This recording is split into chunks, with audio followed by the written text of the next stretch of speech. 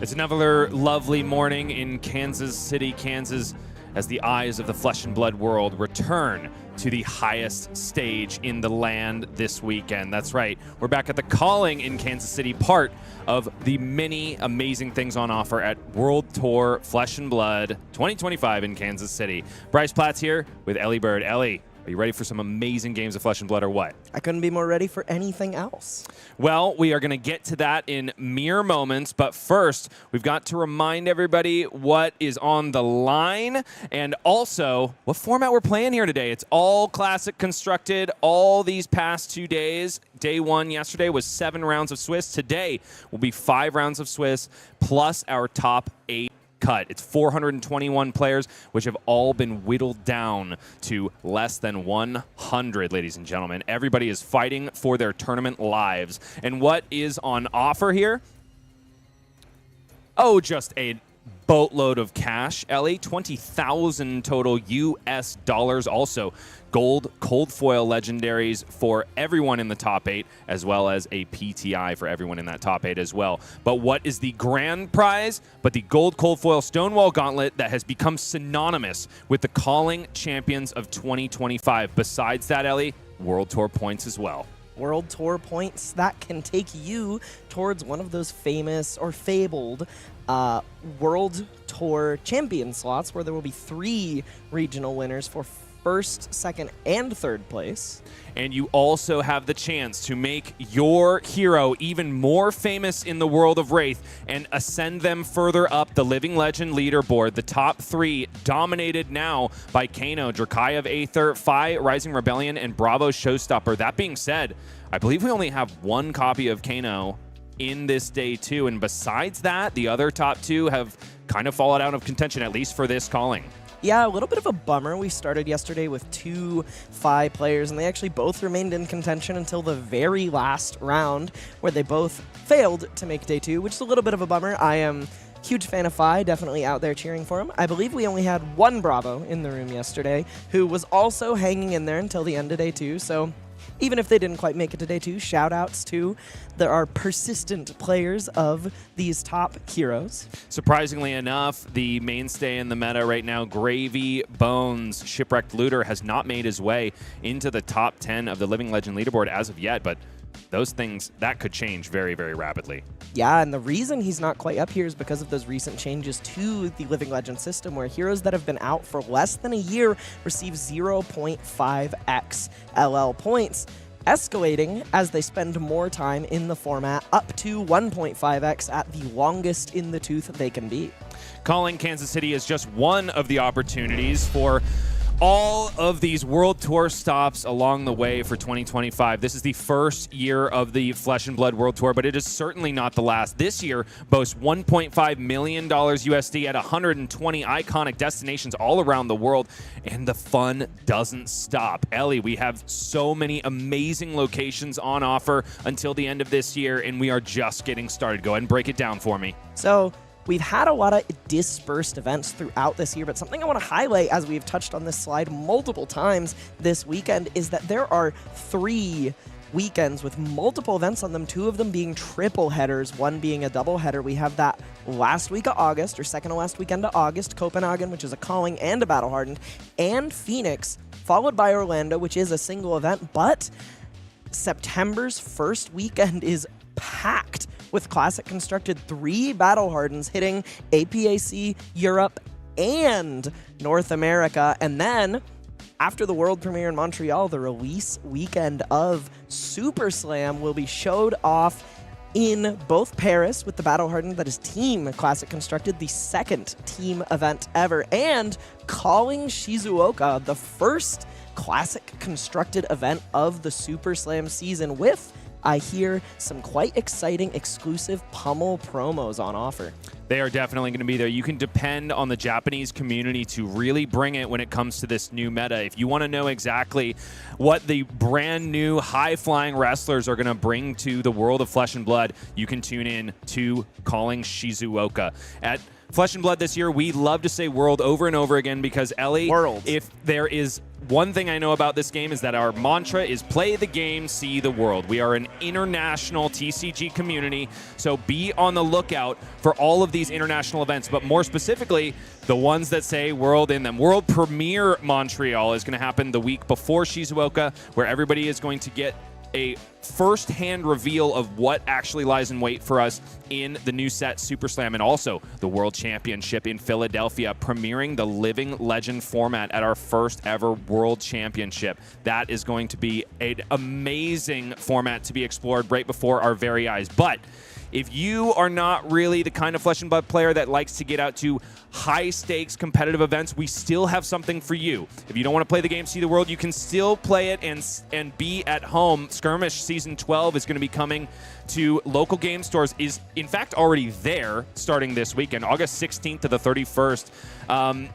At the end of this month, it's going to be running all weekend long. We got 3 formats for you, but more on that in a minute, because there are also incredible prizes to talk about. Who cares what we're playing unless we know what the bling we're competing for is? A lot of incredible mats, all young heroes from the high seas meta, also Scurv, Stowaway, and Cold Foil. What are you fighting for, Elly? Definitely that Scurv Stowaway Marvel. I think that hero is going to be quite exciting when we get back to that teased Silver Age Project Blue kind of format. Definitely something I'm looking forward to. And if I can't quite make the finals and win, there is still something cool for those who make top 4, those Cold Foil Cerebellum processors. It's first printing in this treatment, and just for coming out, you get a copy of Flying High, an extended art rainbow foil treatment, so that you can have a shiny Eugene C style Rhinar deck. Okay, I know what you want to win, but how do you want to win, Elly? We have 3 different formats that you can play in this skirmish season: Blitz, Living Legend, and Crack Shuffle Play. We were auditioning a little bit of Crack Shuffle Play yesterday, and we were having a blast, weren't we? Yeah, I was quite surprised, as I've stated, that I had so much fun with that format, but it's really fun. I personally believe that the purest, most fun way to play it is just crack it, take the back 3 cards out as you do to set your game up, and don't look at your deck. Shuffle up, present, cut, and let both players be surprised by the contents. It was quite a hoot. We've zoomed out to the broader Flesh and Blood world. Let's zoom back in right here, right now to Kansas City. This is the metagame from day 1. We've already talked about it, but let's hit it one more time. 61 Gravy Bones, finally eclipsing Arachne Slip Through the Cracks for the most represented deck, but it is still very close. 31 Iras that are trying to answer the top 2 meta decks, also 24 Syndras, and a handful of Warriors. Verdance coming in at 27 slots, really kind of trying to target, as we mentioned, Elly, all of the other aspects of the meta, all the level 2 decks that are trying to target Gravy and, well, really Gravy Bones. She does okay into Arachne Slip Through the Cracks, and we're going to have a very exciting conversion rate announcement for her, but I'll put a pin in that. Elly, take it away. What else did we see? We also saw a fair bit of Syndra and Dash.io, and a little bit of carnage in those brackets from what I understand, as well as quite a few Oscilios. Again, as we said, these kind of top decks that are looking to prey on the top decks, followed by, I think some of these heroes are a little bit more of mainstay. I think this metagame looks just fine for me. Syndra, Dio, Oscilio, Kasai, all just pretty stable players looking to show up, enact their game plan, and accept their relatively flat matchup spread. But did they enact their game plan? This is the day 2 conversion. We got 29% for Gravy Bones, 25% for Slippy, 41% for Verdance Thorn of the Roads, and 38% for Syndra. Honestly, one of the first huge impacts that Syndra has actually made since she has been touted as an answer to Gravy Bones. So Yuki likes to get really upset about the way people talk down on Syndra, because that hero, just since she came out, she performs at every single event she shows up to, and people always down talk her. They're like, no, Syndra's not even that good into Gravy Bones. That hero struggles into Arachne, like blah, blah, blah. Here she is with one of the highest conversion rates in the room. So a disclaimer I will make while talking about these is that I think there's a big delineation between the heroes with large sample sizes and smaller sample sizes when it comes to conversion rates. When you only have 4 of a hero, like Rathe and Puffin down there, for example, a 25% conversion rate is very different from Aracne Slip Through the Cracks, who also has a 25% conversion rate, but there are a few heroes in this medium sample size bracket that have performed to a stellar extent. We have Prism with 7 people converting to day 2. That is 50% and the highest conversion rate in the room, followed by some of your favorite heroes, Oscilio and Fang, also rocking a pretty high conversion rate relative to their sample size. We have to shout out those one-ofs in the day 2 conversion. First, to commend them, a Leviah Shadowborn Abomination has made their way with a very off-key build of Leviah. It's that Romping Club fatigue-centric build. And also Puffin Hightail, who we saw in the hands of Emanuel on stream yesterday, who is without a doubt the Crank Master based on his performance. The other one that we have to mention, however, is Dash.io, who comes in at 4% conversion rate. Only one makes it in. That's in the hands of Connor Bryant from Runaways. And this is just coming off of a win at Calling Auckland. That is the carnage I stated on the previous slide, Bryce. That is brutal. 4% of a hero converting means that sometimes, no matter how you feel about the metagame, sometimes the pick's just wrong. And before we push to our standings, I have to mention who I am touting as the people's hero, Eugene C. on Rhinar Reckless Rampage, the one copy. We saw him on stream yesterday. We saw him intimidating out of Nick Butcher's mind at Calling Kobe as well. He is still live, and he is the one copy that you see before him. But let's take a look at how they're actually shaken out thus far. All X and 2s are going to make it into the top 8 here, folks, so that is the big number to watch. We're going to be seeing losing outs all day this morning, so the highest stakes are where we want to turn our eyes. Yeah, and turning our eyes to the current standings, the 3-4 XO players is actually 4 separate heroes. There is Tom Bui at the bottom on Aracne Slip Through the Cracks, B. Budnick on Verdance, Thorn of the Rose, Guy Cohen, who is the winner of Calling Dallas Fort Worth 2023, then on Dromai, now on Fang, so clearly a bit of a draconic hero stand there. Also 7-0, and British boy wonder, Jacob Clements. It seems that if Guy Cohen is in the central time zone and playing a draconic hero, he is going to have a good day. If there's any pattern that we can draw from this. Also got Cody Williams hanging out from the Team Runaways at 10th spot. 2 Prisms have made their way into our top 10. We also saw Dagan White on Kasai and Anthony Vero Serenzio on stream alongside Jacob Clements at the tail end of yesterday. Page 2 coming up. I will say that is, people joke about really specific superpowers, like opening jars of pickles or something. Guy might have the most specific superpower you could possibly imagine. Perhaps the most relevant. I mean, what is your mediocre superpower? Mine is that I go downstairs really fast. Mine's not a superpower. I just like to do karate poses when I'm home alone. Okay. I call that a superpower. I'm sure Yuki would attest to it as well. A lot of other big names on this page, too. Justin Koo, Emanuel Corps-Ortiz, our Crank Master, who I mentioned earlier. Nick Webb, another Fang who dared to bring the Drakai Blades and is doing quite well. Austin Kim on Verdance. Michael Hamilton, you ever heard of him? No. He's in 18th spot on Gravy Bones. I haven't either. Ethan just told me he was something to watch. I already talked about Florian Christian Logan, who I casted in the finals of Calling Sao Paulo, and he is on the road once again, going to try to see if he can take down another Calling Crown today. Also want to point out Elaine Cow, 14th place from Canada. Just like Justin Koo, pretty far to come. Justin has obviously come farther, but both players out of their element in a largely USA-dominated field. Still hanging. Pretty exciting stuff. Speaking of hanging, in the 30th spot, Evan Dasher, our one copy of the top 3 heroes in the Living Legend leaderboard on Kano Drakai of Aether, currently sits at X2 and is on the verge of being kicked out of this Calling top 8. Let's see if the people's anti-hero wielding the one Kano left, can get some LL points on the man with the smirk everybody loves to hate as the day drags on, or if his flames will be extinguished by all of the watery grave monsters in the field. Very scary for 26 through 30 on this page, but we've also got a handful of X1s who have a little bit of space, one safe haven before they have to win out for the rest of the day. I'm looking at you, Brody Spurlock, Evan Herndon, May Hayden, Jesse Kennan, and Andrew Lorenz, all folks that have the ability to go undefeated, but they don't have to today. Ladies and gentlemen, besides all of that, if you are not on the edge of your seats, go ahead and proceed there now. I'll wait.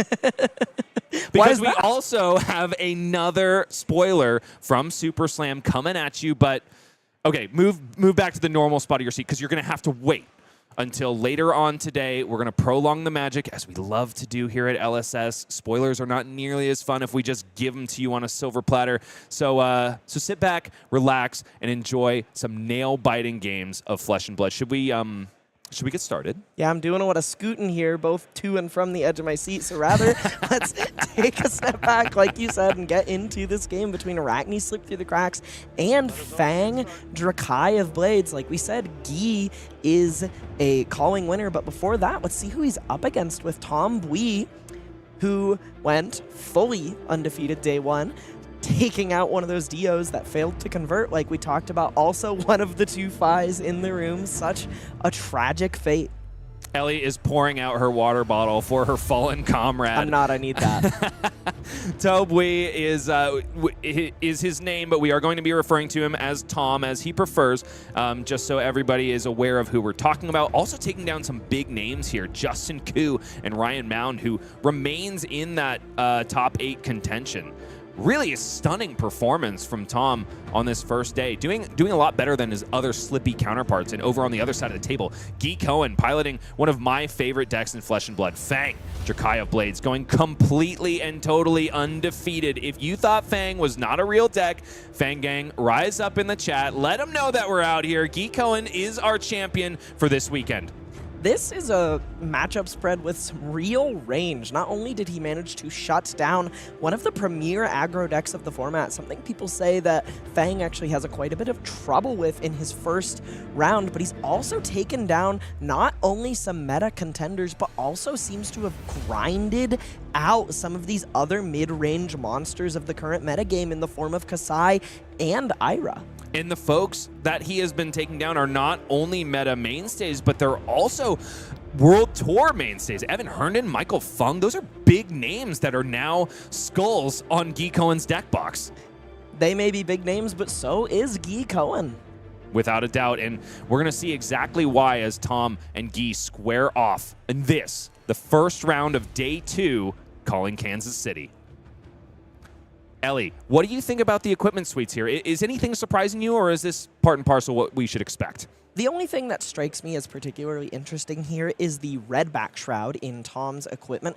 I know there's been a little bit of contention back and forth between whether Slip Through the Cracks wants tunic or red back shroud, and I think it also kind of depends a little bit on whether you are trying to get multiple tunic counters or just play a fast and loose game and use Redback Shroud to fire off Bonds of Agony as soon and as powerfully as possible. Tom is starting this game off with an Art of Desire body, but Guy Cohen having the greater start, I would say, with a smoke out hitting that combat chain, marking Tom immediately on this turn 0. Also blocking out with Valiant Dynamos, as you are able to do, because almost assuredly Guy is going to be swinging 2 daggers on the next turn, so no damage conferred here. Tom ends with 1 card in hand and 1 in arsenal as both players draw back up. Completely no fear on those blocks, too. He blocked cleanly and exactly 3 on both stealth attacks on that turn against a hero known for packing something like 20+ attack reactions, and he didn't even have more than 1 defense reaction in the hand. Guy has the dream start for Fang right here. One of the biggest risks is the number of resource cards that you have at your disposal. You can't run that many because they become fairly useless once Fang becomes online and gets 3 fealty tokens, thus making his daggers free. Guy has himself a pitch card, a pledge fealty, which is going to create his first fealty token, which is always the hardest one to get, and then he's also got himself an affirmed loyalty. So once the second dagger swing comes in here, paid for by a yellow in the pitch, Guy is going to start this game off with 2 No, nay, 3 fealty tokens because Tom has let this first dagger hit, thereby consuming the mark and generating another fealty token. This is as good as it can get for Fang. You would know. I would, and I'm honestly drooling at this starting hand from Guy. This is something that I only can dream of. Second dagger swing for 1, and like you said, the Affirm Loyalty hitting the table, generating 3 fealty straight off the rip, covered up by a sink below, so not going to get any more damage through there, but probably pretty content to start the game with his hero ability online, but he has to worry about a different axis involving those fealties in this matchup. He has to worry about getting his hand shredded to bits by cards like Mark of the Black Widow, Bonds of Agony, and other ways that Arachne Slip Through the Cracks can disrupt your hand. If Fang loses all his cards, the fealty Jenga tower will also come crashing down. So I'm very curious to see how he's been navigating this matchup. I mean, he's 7-0. He's clearly got a plan to protect the cards in his hand, the cards in his arsenal from this Command and Conquer, and those ever important 3 fealty tokens. Guy already being online means that he can simply throw all of these resource cards in front of the onslaught from Tom Bui. So Relentless Pursuit no longer needed to pitch, honestly not necessarily even needed to mark, blocks out that Kiss of Death. Now he has to face down that Command and Conquer, but he's got a Glint the Quicksilver and a Fridge of Armor with which to work. This is the real reason that Fang is such a good deck when it comes to value. Once you are online, not only are those daggers free, but you also have access to that seemingly unending Warrior Fridge. Literally unending sometimes in the case of Valiant Dynamos.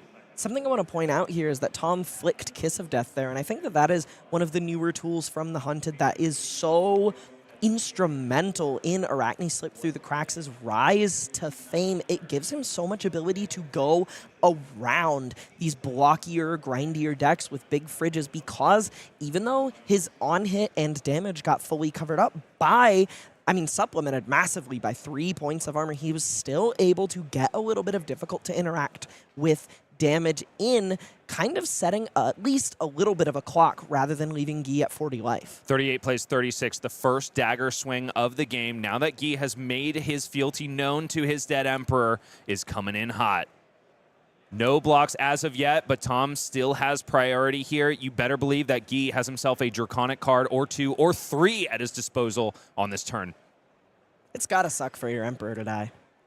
Yeah, but it also probably put the fuel on Fang's fire, right? I mean, I don't think he's the warrior that he is without a little bit of pain. You think he got that full suite of armor after or before? He was probably wearing it. He probably didn't really know how to use it yet. It was the hunt that inspired it. His training with Syndra in the grounds of the Volcarian Palace. Are they Volcarian? Volcorian. Volkai Palace? They're Volkai? Or are they Drakai? Oh, that's true. Well, Volkai or Drakai, it matters not, I believe, is it's all the same to me as the flavor text on Outland Skirmish said by Kasai. Okay, well, Kasai. So Volkai and Drakai are different things. I believe Volkai is the oppressed slave caste. This is mentioned on Brand with Cinderclaw, where it says, to the Drakai, a mark of shame. To the Volkai, it's a sign of brotherhood. Are you literally calling up flavor text by name? This is insane, You Elly. don't. When I'm drafting, I just read the flavor text when I'm thinking. I do too, but I don't memorize it. You don't?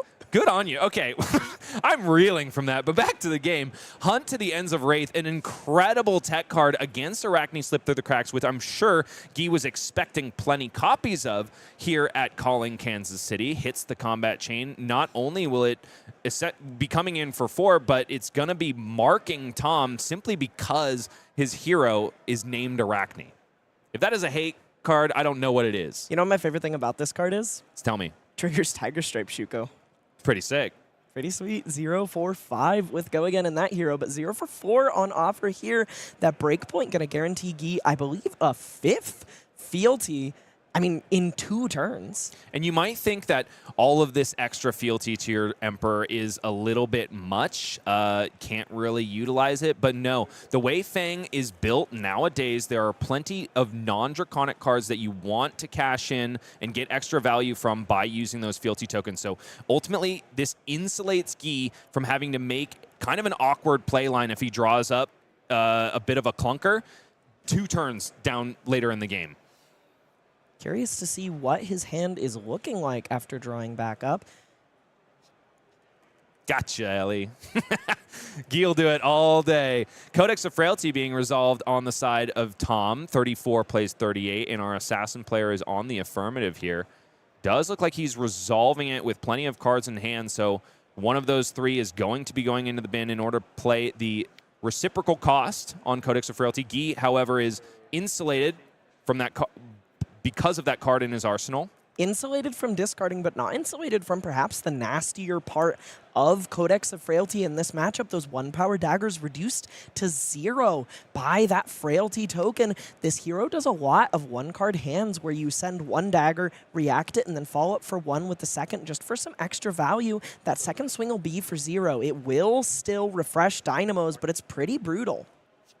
Guy lines up Valiant Dynamos and Affirm Loyalty as the blocks. He is expecting it to go 3 over because he's holding back a smoke out at the ready to stop exactly this, the Razor's Edge that comes out of the hand of Tom Bui, but there is still a Take Up the Mantle lurking in the hand. So does Guy have the second defense reaction to cover it up completely? It doesn't look like it based on that hand. I think we're going to see some damage come through, but will Tom convert this Mark of the Black Widow into another card? Looks like no viable options in the graveyard as of yet. Doesn't have a Bonds of Agony at his disposal. No bonds, no prognosis, nothing more disruptive than Mark of the Black Widow. Perhaps a bit of saving grace for Guy, as it could threaten to shred those draconic options out of his hand and make that big stack of fealty come crashing down. He does have the third defense reaction, the sink below. Absolutely manic here is Guy Cohen on the defense, and this is exactly why I've been saying through day one that Warrior tends to be a little bit favored into Assassin because their number output is just going to be better. They're going to do the value game better, and they also are able to pack in these defense reactions to play the mid-range game plan and stuff some of these bigger attack reaction turns from the Assassins. Guy Cohen leads off with an Obsidian Fire Vein with 2 cards in hand. For a big old goose egg, attacking for 0 here, blocked for 3 with Command and Conquer. If there's a Draconic React on it, it typically would fully cover this, but Guy Cohen has the end of the hunt, the end of the line for Tom Bui, or at least is being threatened 2 damage over, going to generate a 6th fealty, and has another card in hand to mark him again and crack in for 4. I was talking about how brutal that frailty token is, and Guy said, I don't care. That's 1 value. Here's a 2-card 10, getting in for 5 and followed up by 4, and he'll get to swing his dagger again for 0, though it won't do damage. It will turn his Valiant Dynamos back on. 5 into 4, 9 into 1 from the Valiant Dynamos. 2-card 10 even through a Frailty token. My goodness. I think people are sleeping on this deck a little bit, Elly. I'm sure you do think that, Mr. We just played 3 games of 5 versus Fang outside the booth before starting the broadcast today. 31 plays 37. It's back over to Tom, who was able to keep 2 cards in hand and 1 in the arsenal. Now, this is the game plan that Guy wants to play for as long as humanly possible. He has reached that fabled 3 fealty and thereby is sitting squarely in Value Town. As long as he can just make this game go long, the more value he'll generate on these free daggers. Right now, Grains of Bloodspill plus Valiant Dynamos equals a blocked out Mark of the Black Widow. Tom bluffing that attack reaction in hand and following it up with an Infect, hoping to punish Guy for putting out blocking equipment on that first chain link.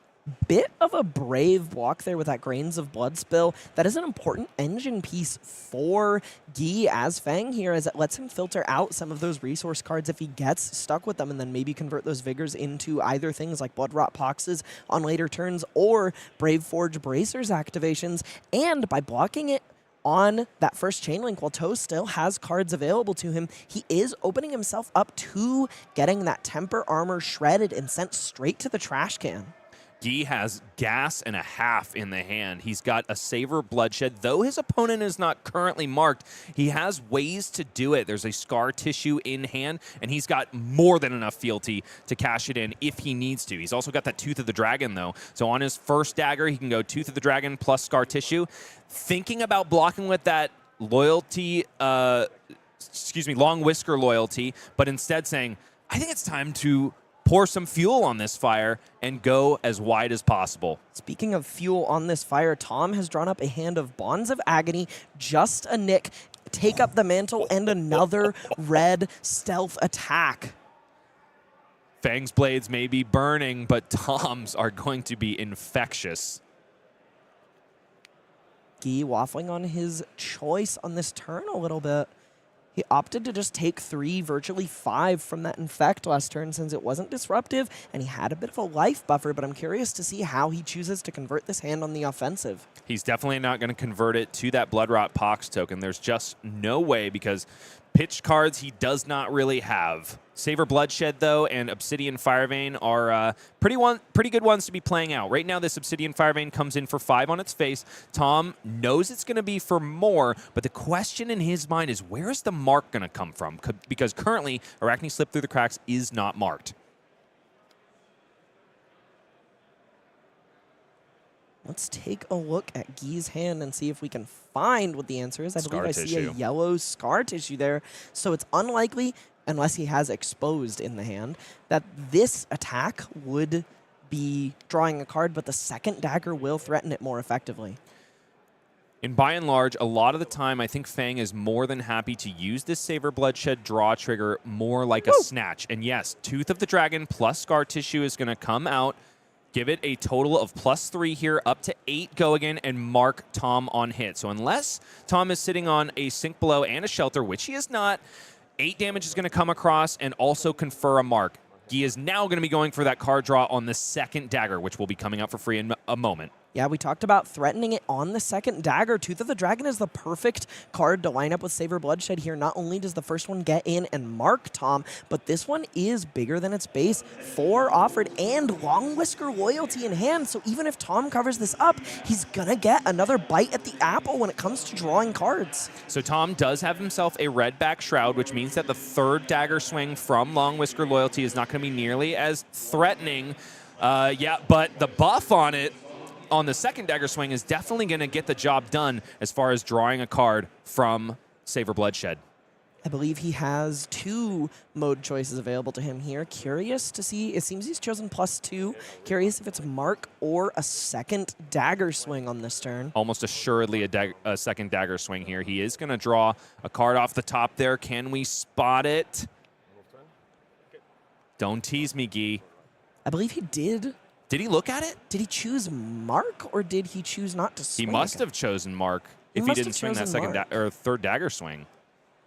He must have chosen mark. It's not a bad choice here. I tend to like just the extra value on more dagger swings, but if Guy did decide to mark his opponent, then he's setting himself up for future Savor Bloodshed turns. Our favorite thing to see on the other side of the table is a Bonds of Agony after your opponent nearly entirely refused to block on the previous turn cycle. You know this is going to be big and nasty. If you haven't had your day ruined by this card yet, Guy very well might and show you what it's like. If Tom is able to play or activate 3 or more Draconic Chain Links Draconic Chain Links! Wow, I'm really Fang-pilled at this moment. You're such a 3 or Fang more fan. attack reactions this chain link, it's going to get +3. And when this hits a hero, look at their hand, choose a card, search their hand, deck, and graveyard, and banish up to 3 cards with the same name. Can be different colors as the chosen card, then they shuffle. So I want to talk about something here. I want to break down how you're supposed to block against Bonds of Agony and what Guy is going for here. When you are considering the size of Bonds of Agony against Arachne Slip Through the Cracks, you have to consider 3 possible things. The only amounts these attacks ever go up by as far as cards in hand are concerned is 5 in the form of Justinic and 3. So what Guy has done here is he has hedged for a Razor's Edge and for Tom to take advantage of these multiple on-board attack reactions, bumping its base power up to 4 and giving it +3 up to 7. So he shoved 3 armor, holding a Sink Below in the hand, looking to cover Bonds going to 7. The problem here is that Tom had not only the other option, but both of them. So had Guy even blocked for 9 to play around Justinic or 9 with the Sink Below, he would have gotten a little bit stumped here as this Take Up the Mantle comes in to push this unpredictable attack reaction-based card over. The tragic thing here for Guy is that he is holding on to 2 defense reactions in the hand, a Sink Below and a Shelter from the Storm, which normally would cover... Oh! No. The damage calculation He's was blocking wrong. 3. He's blocking 3. No, so I know. Even if it was 11, he could cover this. No. So he has a yellow sink below in the hand. It's yellow sink below. Yellow plus shelter Whoa, from the storm. well, you could have started with that. Sorry, well, I was getting there. I was going to say that Guy was 1 short, but in this case, it is perfect damage block out on that Bonds of Agony. Guy taking a bit of a risk there, throwing the fridge in front of the first Bonds of Agony because, of course, the risk in doing that against Arachne Slip through the cracks is that they just proceed to the second chain link and send out something even more punishing. The second chain link here, though, is Leave No Witnesses coming in for 4, Guy cashing in that Crown of Providence to sink the arsenal away and deny a lot of value from Tom. Things are coming up all Guy right here, and he's still got 10 life points ahead of his assassin counterpart. He also managed to find a blue on top, one of the few resource cards in his deck, as Tom connected with that Leave No Witnesses, denying him any silver with which to purchase those Black Tech Whisperers, Redback Shroud back. A lot of unfortunate breaks for Tom. 30 plays 20, and Guy is swinging more free daggers. Number 1 comes in for 1, but that's not all she wrote. Guy has been stripped of a lot of cards from that Bonds of Agony play. Nevertheless, he's still holding on to 3, showcasing once again the power of, showing the power of the Warrior Fridge. 1 card drawn out of the hand of Tom, and it's another Hunt's End. It's the end of the road, traitor. That's a flavor text I know pretty darn well. Not on this version of the card, this gorgeous extended art rainbow foil treatment from so the we're Hunted. quibbling. We're quibbling here. Oh, I love to quibble. Oh, my 3 goodness. coming over from the first Fire Vein, and the third copy to match the 3 damage of Hunt to the Ends of Rathe coming in here with that same breakpoint. All 3 of these have generated a fealty thanks to that 4 power breakpoint. This card is showing its stripes in this matchup that it's designed to be hate for. 1 Obsidian Fire Vein coming in for 1. Ostensibly the last attack here on the combat chain for Fang. And I love this play from Guy. He's pocketing a Draconic card so that he can insulate himself from those incredibly disruptive hands that Slippy can send his way. The one thing that can go against Guy in this commanding lead is for all of his cards to be stripped away from him and for him to lose 9 fealty. One of my favorite things about Fang is that when you send that last dagger and you're just holding up a reaction, if your opponent chooses to block, you can often just juice them a little bit on the value generated by the block by just arsenaling the reaction instead and threatening them with it next turn. Guy going into his turn with 5 cards for the first time in quite some time. He has a Hunt's End in the arsenal, an Oath of Loyalty, and a Savor Bloodshed, as well as a Twist and Turn in this hand. So a little bit awkward if it weren't for that absolutely massive stack of fealty he has going on in his arena right now. Oath of Loyalty comes in for 4, go again. Nothing but Draconic cards can be played until the end of this turn, but of course with 9 fealty, as you mentioned, Elly, that is not going to be a problem for Mr. Guy Cohen. And he's going to resolve his 3rd Hunt's End this game in definitely the first half of the deck. I've been talking about what a dream of a start this has been for Guy. This is an amazing first act to the game, second act, and if he can get Tom below, say, like the 10-8 life threshold, you're really going to see exactly how end states play out for Fang. Because at that point, the opponent trying to block just can't make a right decision. There are no correct decisions. Like I mentioned with the, oh, you blocked 4, I'll just arsenal my attack reaction. When you don't have defense reactions, you can't play the same game as Warrior. And as the game goes a little bit longer, as your life total gets walked further and further down and you run out of defense reactions, you start to run out of options as the hunters close in and circle around Arachne for his traitorous crime of killing the Emperor. So Guy, after resolving an Oath of Loyalty on this turn, is so happy to just cash in 2 fealty. This is the most fealty rich I think I've ever seen a Fang on stream or otherwise. So these 2 non-attack action cards, which are not normally Draconic, are totally Draconic and thereby meet the condition of Oath of Loyalty. This Obsidian Fire Vein coming in for 8. Before any Draconic reacts are played even, so that Hunt's End in his arsenal still going to give +6, sending this massive dagger to an even more titanic 14. He's got himself a Shelter from the Storm as well, which he can pocket for later after playing out that Hunt's End. I think in general, in the Fang Slippy matchup, you want your arsenal to either be a zero-cost Draconic attack reaction or instant, or a defense reaction. That means you're probably going to be insulated from disruption that will strip all of the cards from your hand and thereby make it so that you can hold on to those fealties until the bitter end. Both players taking stock of what's in each other's graveyards here. I'm sure Guy is considering how many copies of Bonds, Mantle, Nick, etc. are still available. Toe maybe thinking about how many copies of Hunt's End are left for Mr. Cohen. He's about to find out, unfortunately. One, and I have it right here. Because after this Hunt's End is going to... After playing the Hunt's End, this dagger is not going to be a measly 8. It's going to get all the way up to 13. Showcasing just how powerful that card is and why it has such a big drawback. One of the reasons I was mentioning that it is a total dream that Guy is able to resolve all 3 of these Hunt's Ends, especially so early on in the mid-game, is that normally they show their ugly head when you haven't quite gotten online and you're forced to either pitch them or block with them in order to reach the end of your quest and get those 3 fealty tokens. Tom, you got to pity him in this situation. I often feel terrible for my opponents when I've got them really high rolled and, to death. You're an apologize when I win kind of guy? No, I don't actually say it because I know the optics on that. Sure, but sure, I do sure, sit sure, there sure. and I kind of commiserate and like, yeah, you can't make a right decision. Yeah, here. dude, there is no right choice. Saying no blocks might be the most right thing he can do here. There's no way he could possibly cover up this attack for a massive 13, leaving him with only 3 should it connect. It does look like he has a Shelter from the Storm in his hand right now, so maybe not the full brunt of this attack making contact with his life total, but still plenty of punishment for Slippy.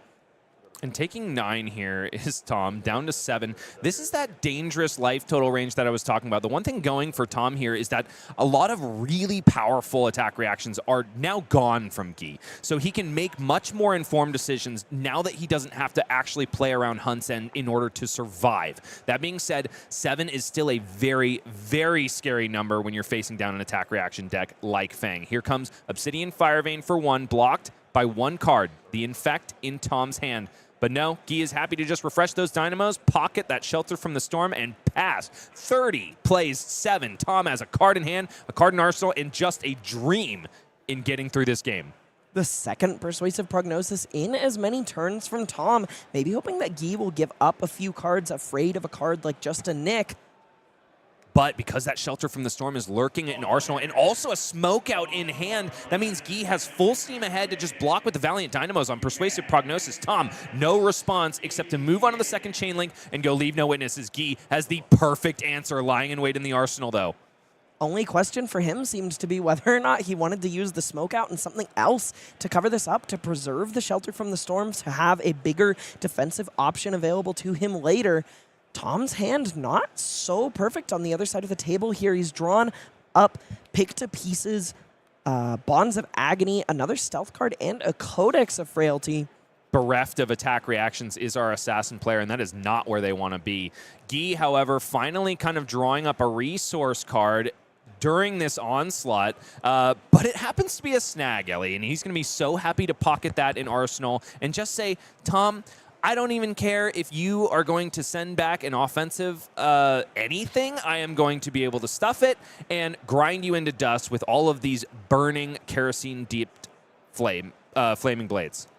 Snag is such an interesting card in the Slippy matchup for basically any hero that runs it. It creates these situations where you're stuck with this blue no block, which is often pretty undesirable in a lot of the decks that are trying to be proactive against Slippy, but it is so capable of generating such a massive amount of defensive value. Here we're seeing it filtered away to Brave Forge Bracers just to get it out of the hand and get a little bit of value out of it. Guy maybe seeing into the future and knowing that Tom doesn't have any way to pump any of the things waiting in his hand, or just that he's pretty willing to take his licks with a 24 life buffer, but that card is really capable of being either the worst card you've ever seen in your entire life or a block 14. And you know, in this situation, Guy's probably thinking that there's just never going to be enough cards in Tom's hand for him to threaten that 14, especially when Guy was holding back a card in hand and a card destined for the arsenal. He also was holding on to another defense reaction, so probably thinking that it will be better to convert the smoke out rather than hedge for Bonds of Agony that might never come. Something that happened at the end of that turn that I want to talk about is Guy sent a dagger for 2, and Tom just gave him 2 cards to block for 6. That's kind of the classic warrior vice grip. Basically, every single weapon-focused warrior is capable of doing this to opponents where you reach basically a fatigue end state because there's no correct blocking decision, so they'll just fold the hand, and you'll pretty happily take what you've kept to the bank and just do it again next turn, put them in the same pincer. Obsidian Firevein for 0 here, thanks to that Frailty token. I'm sure Guy has plenty of gas here. He covers up that Leave No Witnesses so cleanly with Valiant Dynamos and Smoke Out. 30 plays 6. And Tom's moments here undefeated at Calling Kansas City are numbered. There's just not that much time left. This could be the very last turn in this game. Affirm Loyalty, pumping up to 3, giving Tom a little bit of information, knowing that there are not any sidesteps in the hand of Guy Cohen's hand. He much rather would have had a Tooth of the Dragon there, but no blocks called, and Tom has the response. Shelter from the Storm blocks out the second dagger, which is bumped up to 3 by Searing Gaze. Does Guy have a follow-up here? It's usually hard to go more than 2 links wide, especially after all of the hunt to the ends of Rathe have been used up for Guy Cohen. Taking a minute to think here. He does have a For the Drakai here. 4 damage. Following this up is brutal.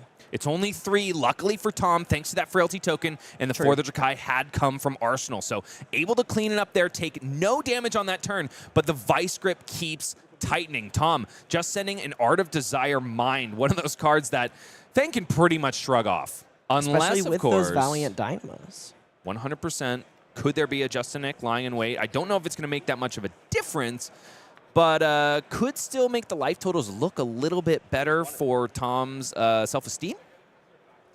How many turns has it been since Guy took damage? I lost count. We're in turn 8. I would venture a guess that it has been 4 turns, 4 or 5 turns. 3 or 4 turns. Justinic is going to end that streak of taking no damage. Hitting for 2, gonna banish 2 cards off the top for 2 bites at the apple of the mind here. Looking to draw some cards and gain some life. Guy having blocked with a blue, he banishes 2 reds. Leave No Witnesses connects, looking for reds, finds blues. This attack looking for blues, finds reds. Not only is Tom completely outclassed in this matchup, he's completely outclassed in the quality of the top of not only his deck, failing to find attack reactions, but the quality of the top of Guy's deck is completely unforgiving to the Chaos Assassin. Here comes one of those feel-bad moments. Cut from the same cloth, Tom is going to reveal his hand, show off an attack reaction in the form of Razor's Edge, and thereby become marked. Honestly, it doesn't matter a whole lot for Guy at this point, but it does give unending information about what is in Tom's hand. The main thing that Guy cares about right now, not a single defense reaction in there. He has full steam ahead. He's also got himself a copy of Glint the Quicksilver, which means that this first dagger is going to be an incredibly feels bad moment for Tom because he's probably going to fold the majority of this hand and just add more fuel to Guy's fire. Definitely a bit tragic for Tom that basically the first hand he's drawn in quite some time, capable of sending a serious amount of damage Guy's way, is not only while he's at 6 life, but completely exposed for all of its lies and deceit to the warrior on the other side of the table. So we talk a lot about Kodachi Lock, right? Yeah. The Warrior's version of Kodachi Lock is a lot different. And I wonder, Elly, if you can break that down for us. Yeah, I talked a little bit about this earlier. Rather than putting your opponent in a position where they're at 1 life and they have to give you a card on these attacks for 1, with Go Again, you get into this pincer attack, this vice grip, where you basically just put an attack on the board and your opponent doesn't have the buffer left to say, show me the reactions you have in your hand. So he's going to start having to fold extra cards, and Guy's just going to run him out of cards in deck. His graveyard is already a little bit bigger than his deck, so as he's at least halfway through it, and Guy seems pretty content to use the commanding lead he has of this game to put Tom in that unanswerable question in that unwinnable position where you are forced to block for attack reactions that Guy then doesn't have to play. And this is the effect of running low or running out of those defense reactions, and this takes shape exactly here. Blocking 9 on 5, and Guy sidesteps it, replacing the card in his hand with the reprise ability of Glint the Quicksilver, and I suspect we're going to see another dagger swing here while Tom has only 3 block left in the hand to work with. The waves are breaking, making way for Guy Cohen's rise to another undefeated round after day 2 of calling Kansas City, and this is gonna be so close here. It's a block for 4, up to 7. 3 damage is gonna leak through. Not only is 3 damage coming over here, but Twist and Turn says if this dagger attack connects, Guy gets another attack with the same dagger. If he has another reaction in the hand, this is the death knell. This is the end of this game, I do believe, for Tom Bui. It all depends if there is another attack reaction. Tom should be at 3 here. He adjusts the life totals, 28, plays 3. And Long Whisker Loyalty is going to close it out in massive fashion. Overkill right there, because another Draconic Blade could come right after that. Guy Cohen showcasing at 8-0. Exactly why Fang is touted by some happening to be handsome casters, that Fang is an amazing choice into this current metagame. I agree, Bryce. I think you are a handsome and fantastic I wasn't caster. talking about me. Oh, you're talking about Sam? No, I was going to say Mitch. Oh, okay. Does He's he like a Fang enjoyer. Yeah, He's yeah, a Fang fan? Yeah, All right, yeah. Well, the Fang gang's influence on the casting booth grows exponentially as I have been converted by that fantastic game we just witnessed. Turn away from the light and look towards the fire, Elly. Drop That's those also Bolton light. cards. What? That's also light. Well, technically, but it's Yeah. not. All right. We're quibbling again. You know what we don't want to quibble about is the Smashing Guardian set that just dropped last weekend. Woo, his Mastery Pack Guardian, a set that has been touted as Guardian Savior for a long time. And after seeing some of the incredible tools, looking at you, Test of Iron Grip, I am a convert as well. Master your class with a 130 card set, all brand new, all 4 Guardian, and featuring a not brand new format, but a very fun format, and Elly and I can attest to this after playing it yesterday. That's crack, shuffle, play. Go ahead and just grab 3 packs of Mastery Pack Guardian, crack them open, remove the last 3 cards, shuffle them all up together, and have a whole lot of fun. And you can also have a whole lot of fun opening this product with some exciting, shiny cardboard that you can hit not only some legendary equipment that is going to influence the metagame to come for sure in the form of Base of the Mountain, but also some incredible Marvel treatments of heroes new and old. Val the Seismic Impact and Jarl Vitradi both on offer, as well as, I believe, Young Bravo. I've got my eyes on that fabled ley line of the old ones, though, Elly. A card that can really turn the seismic tides in the Guardian's favor. One that can generate so much value turn over turn, especially when those crush effects are not being respected completely, because all you gotta do is block it out enough so that they don't deal 4 damage, which means that oftentimes Guardian attacks are leaking 1, 2, 3 damage here and there, and ley line of the old ones can go to value infinity. And what's it going to be generating, Elly? Seismic Surge is available in 3 new extended art cold foil Marvel treatments in Mastery Pack Guardian. Which one's your favorite, Bryce? Mine is the one on the right. Oh, I was going to say right, but now I don't want to. You can no, I'm going to say me. left now because it continues with the Fang vibe. It also kind of draws up in my mind the Anvilheim is the word I'm looking for. And I love dwarves kind of working together and forging the most iconic weapons of Flesh and Blood. Honestly, it makes me think a little bit about LSS's partners to the south, Weta Workshop, as well. Ooh, great reference. They built that Prism statue available at a lot of conventions, and we're also involved in those iconic weapon keychains. So the Seismic Surge is not even the coolest thing about this set. I think it's probably this testament of Valahai. Elly, you've already talked about exactly how powerful this piece of equipment is, but tell the people at home one more time. So this equipment is 5 points of armor on the board. Perhaps might as well be a little bit of a Valda spec. It's pretty hard to get up to 6 Seismic Surges in basically any other Guardian, but if you can pay it off, you will be paid off with 5 block in the form of this Guard Well shield, and it may be a powerful piece of cardboard, but this is also a powerful piece of art, and the incredible Marvel treatment includes on the back an alternate art of it being forged for the first time in the Fires of Anvilheim, which you seem quite fond of. It's pretty cool, honestly. I was an Ironforge fan back when I played World of Warcraft. I was definitely a Dwarf Paladin main, so it speaks to the inner child in Bryce over here. But speaking of inner child, I absolutely love this card game, and we're going to continue with more of it with a Dash.io match, the one that remains in the meta after that day one cut. It's going to be in the hands of Connor Bryant, and he's going to be trying to go fast as he can into the top 8. We'll be back with more kerosene-dipped blades, more slippery assassins, and more flesh and blood after this.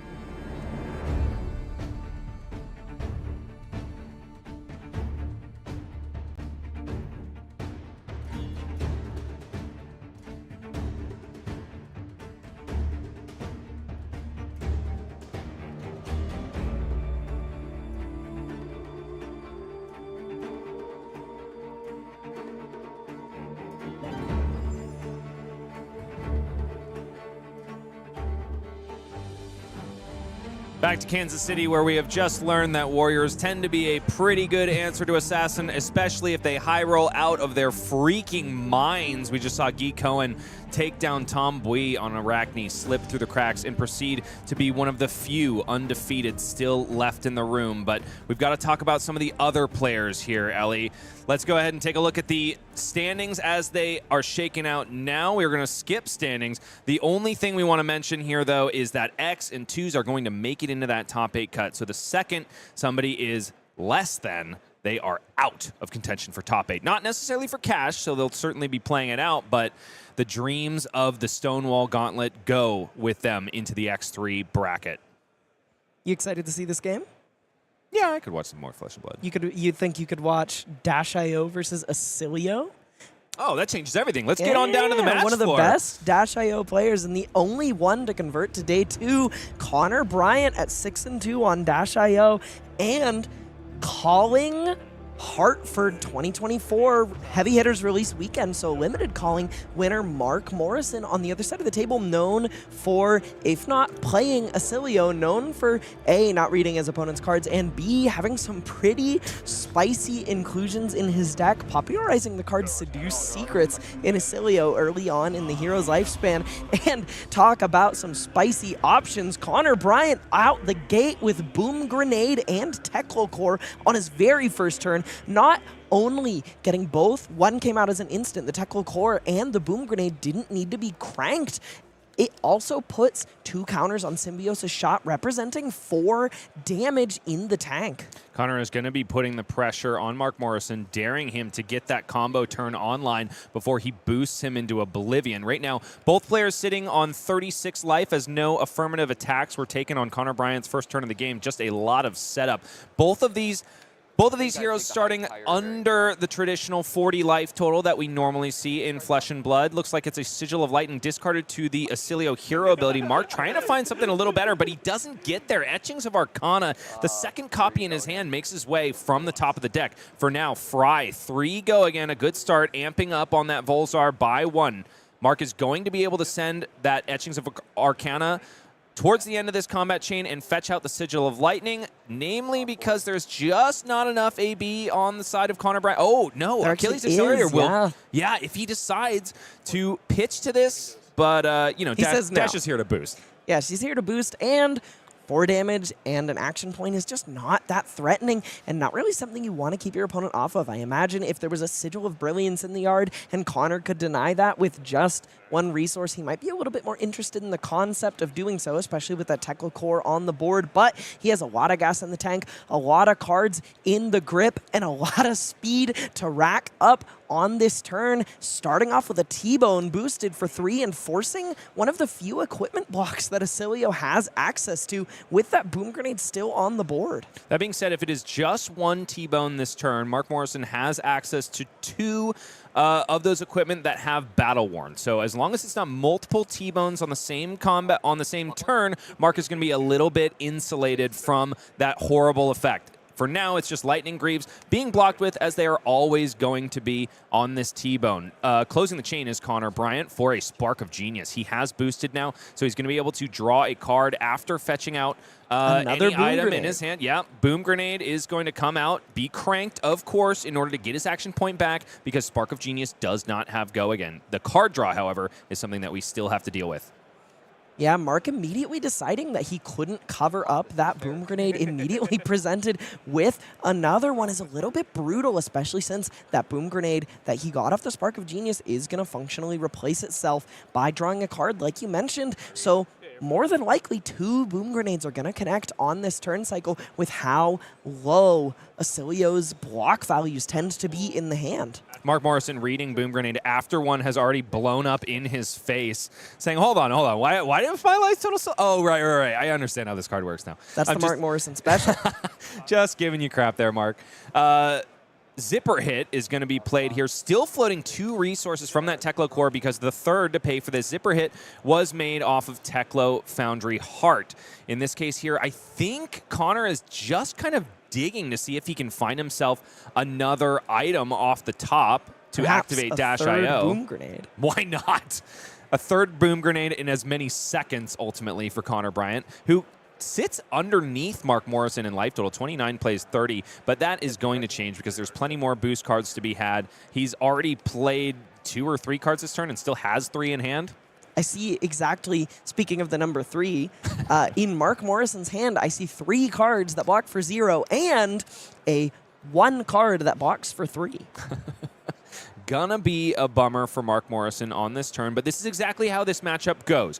Both players are trying to unga-bunga their way through this matchup. It just depends on who does it first. Dash.io is definitely the more consistent at doing it with all of these high-efficiency boost attacks, but Mark Morrison can come out of nowhere, send 1,000 watts of power towards his mechanologist counterpart, and blow them out of the water. But being blown out of the water first is the Constella Intelligence, taking 9 after having already taken 6 on this turn. 10 cards, or 10 points of damage have been levied towards Mark. It just doesn't stop because Fast and Furious comes in here. Connor has Crank, so this is going to be 4 go again. And I happen to see the card that he revealed off the top, Cerebellum Processor. He has the resources to cast it off the top of the deck as well. Sorry, 15 damage has already been taken by our Oscilio player here. And here it comes. The brainwaves are flowing for Connor. He's hooked himself into the mainframe, cranked as well. That Cerebellum Processor off the top, lying with 2 action points here, one of which can certainly be cashed in to draw the card on the top of his deck, which he is able to look at any point because of that Dash.io hero ability. This is exactly why she is touted as one of the best aggro decks in the format, but Connor, the only Dash.io to be able to make day 2. I believe the top card of Connor's deck is Null Time Zone when you're playing against a combo deck that is one of the most brutal pieces you could possibly find, capable of sitting in the arena for up to 3 turns and denying a card being pitched, blocked, or played from hand. You thought Tom had it bad last round. Mark Morrison is just facing an onslaught and also disruption from an aggro deck. What is going on? 5 more damage on the table. Mark at 16 on Connor's first real turn of the game. 5 damage converted, and there's still more to be had. 0 to 60, boosting, of course. This one only coming in for 3. A little bit of a reprieve for Mark Morrison because it is in the yellow. And being that the Null Time Zone is in the hand for Connor Bryant, just going to shoot that Symbiosis shot to clean up this combat chain. Another 2 damage. What did Mark start this turn at? 30? 36. It was 36 Full at life the beginning. Total. Full life total. 25 damage has crossed the red zone to Mark's life total. Mark showing everyone why he kept as many cards as he did. Not only do they not block, but he has some important combos set up here. This Sigil of Brilliance is hitting the table. Gonna draw a card at the start of his turn, and he's going to make use of this Ether Bindings of the Third Age to get some amp going. I imagine what he's looking for here is a copy of Mind Warp. He needs to stanch the bleeding here a little bit to find some space to combo, but instead he finds a different yellow card. The card I mentioned earlier, Seduce Secrets, is in Mark Morrison's hand right now. I was about to say, how popular do you think it's going to be after that top deck? Not. Instead, deciding to filter out the Null Shock instead of the Seduce Secrets is Mark Morrison. The draw up for him was a Gone in a Flash, which is good. He's got another combo piece at the ready, but with Connor sitting on a Null Time Zone in Arsenal, you can expect that this game will end, yes, in fire, but also kind of a fart for Mark Morrison because he's not going to be able to go off on that combo turn at all. Going to be forced to go a little bit here with that Gone in a Flash in his hand, most likely. Suspect it's possible he sends it across for 4 with go again and uses the Seduce Secrets functionally as another 0 for 4. He has an Etchings of Arcana in his arsenal as well, so the option is available to him to send 4, use the amp 2 from Ether Bindings and 1 from Volzar to send a relatively large Etchings of Arcana and grab the Sigil of Brilliance out of his graveyard. Can help him find a little bit of extra card draw and block value thanks to Flash of Brilliance, but that's not where you want to be. This is a combo deck. When you have to spend your resources like this, especially on your second turn, you are just already with your back against the wall. Flesh and Blood is a very grindy game, but it can also be in a very explosive game if you are in the right archetype. Mark Morrison doing another really good setup turn, but setup is not what he needs to be doing when Connor Bryant is just shoving boom grenades down his throat. Connor also has drawn up another copy, the third boom grenade in not even as many turns that we have seen this game. Probably going to be very happy to just resolve it at action speed because Oscilio, known for blocking, he is not. For now, Gone in a Flash comes in for 4 go again, gets bounced by that Sigil of Solace, as you mentioned, Elly. Currently only amping 1 on the Volzar, but 2 remain on the Aether Bindings of the Third Age. Mark now almost assuredly going to be following up with that Etchings of Arcana and getting back Sigil of Brilliance. I suppose he can also get the Seduce Secrets out of hand by pitching it to Volzar, as he presently does not control a Sigil. Lets him put that Gone in a Flash in his arsenal to set up the ability to combo off on his next turn if he gets one. What do you think about activating Oscilio? Because his ability is once per turn, not once per turn cycle. So Mark does have the opportunity to get rid of the Seduce Secret. Do you think he's going for Arsenal? I believe he's already used his Oscilio on this turn cycle as he drew that Seduce Secrets at the start. But when he did so, he turned his hero sideways, which, as of High Seas, means something very different in the game of Flesh and Blood than it used to. I do think he did Arsenal that Seduce Secrets, keeping the Gone in a Flash in hand after resolving the Sigil of Brilliance. So another setup turn for Mark Morrison, who is up to 14. He's done something a little defensive on his side of the board. 20 plays 14. The life totals look pretty close, but the board state tells a very different story. Cerebellum Processor expends the last Steam counter on it, and so does Tekla Core. 2 free resources for Connor Bryant, who sinks 1 immediately into activating Dash IO, ripping a backup protocol red off the top, which is going to help him go even wider on this turn. He's got plenty of resources, a blue in hand, but he is also a little resource hungry with a heist in hand as well. Tekla Foundry Heart is there to smooth turns like this out a little bit, and with 2 action points, he can dig to find a blue to make that backup protocol a little bit more attractive to use. This is the power of Dash IO. If you don't like your hand right now, wait a couple seconds. Mark can do nothing but look down towards the mat and laugh as the 3rd boom grenade hits the arena from the hand. And activating backup protocol red immediately is Connor Bryant getting one of the most efficient boost cards there is. Zipper Hit in the red, of course. A card that he has casted multiple times this game, but hey, one more mechanized-powered punch to the face is coming the way of Mark Morrison. 5 go again.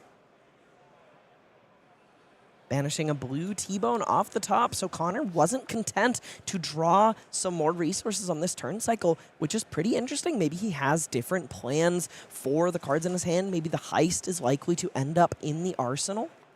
So Mark does have himself some blocking cards. He's also drawn up the dream of Electromagnetic Somersault with 2 attacks in hand, something that was way easier for Aurora to do than this Lightning hero. Oftentimes, it doesn't quite line up that way, so Mark probably going to be very happy about that little bit of defensive value that broke his way, but with what we know is in Connor's hand, it's not going to be enough to stop the boom grenade. That is for darn sure. But it will generate 5 points of blocking value.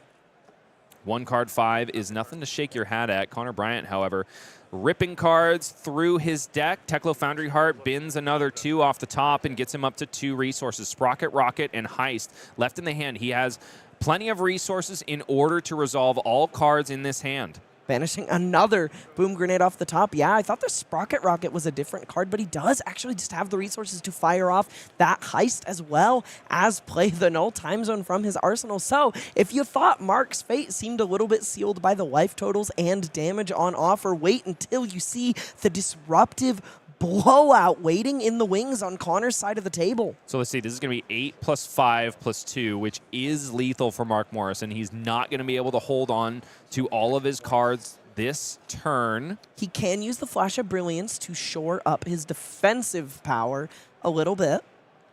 Yeah, what do you think? Is he going to block with the Flash of Brilliance and discard a Lightning card to get Sigil back? So he picks the Sigil back up and then draws a card. Yeah. As well. Yeah. So he ends up with +1 card, though one of them is the Sigil of Brilliance. He's not going to block.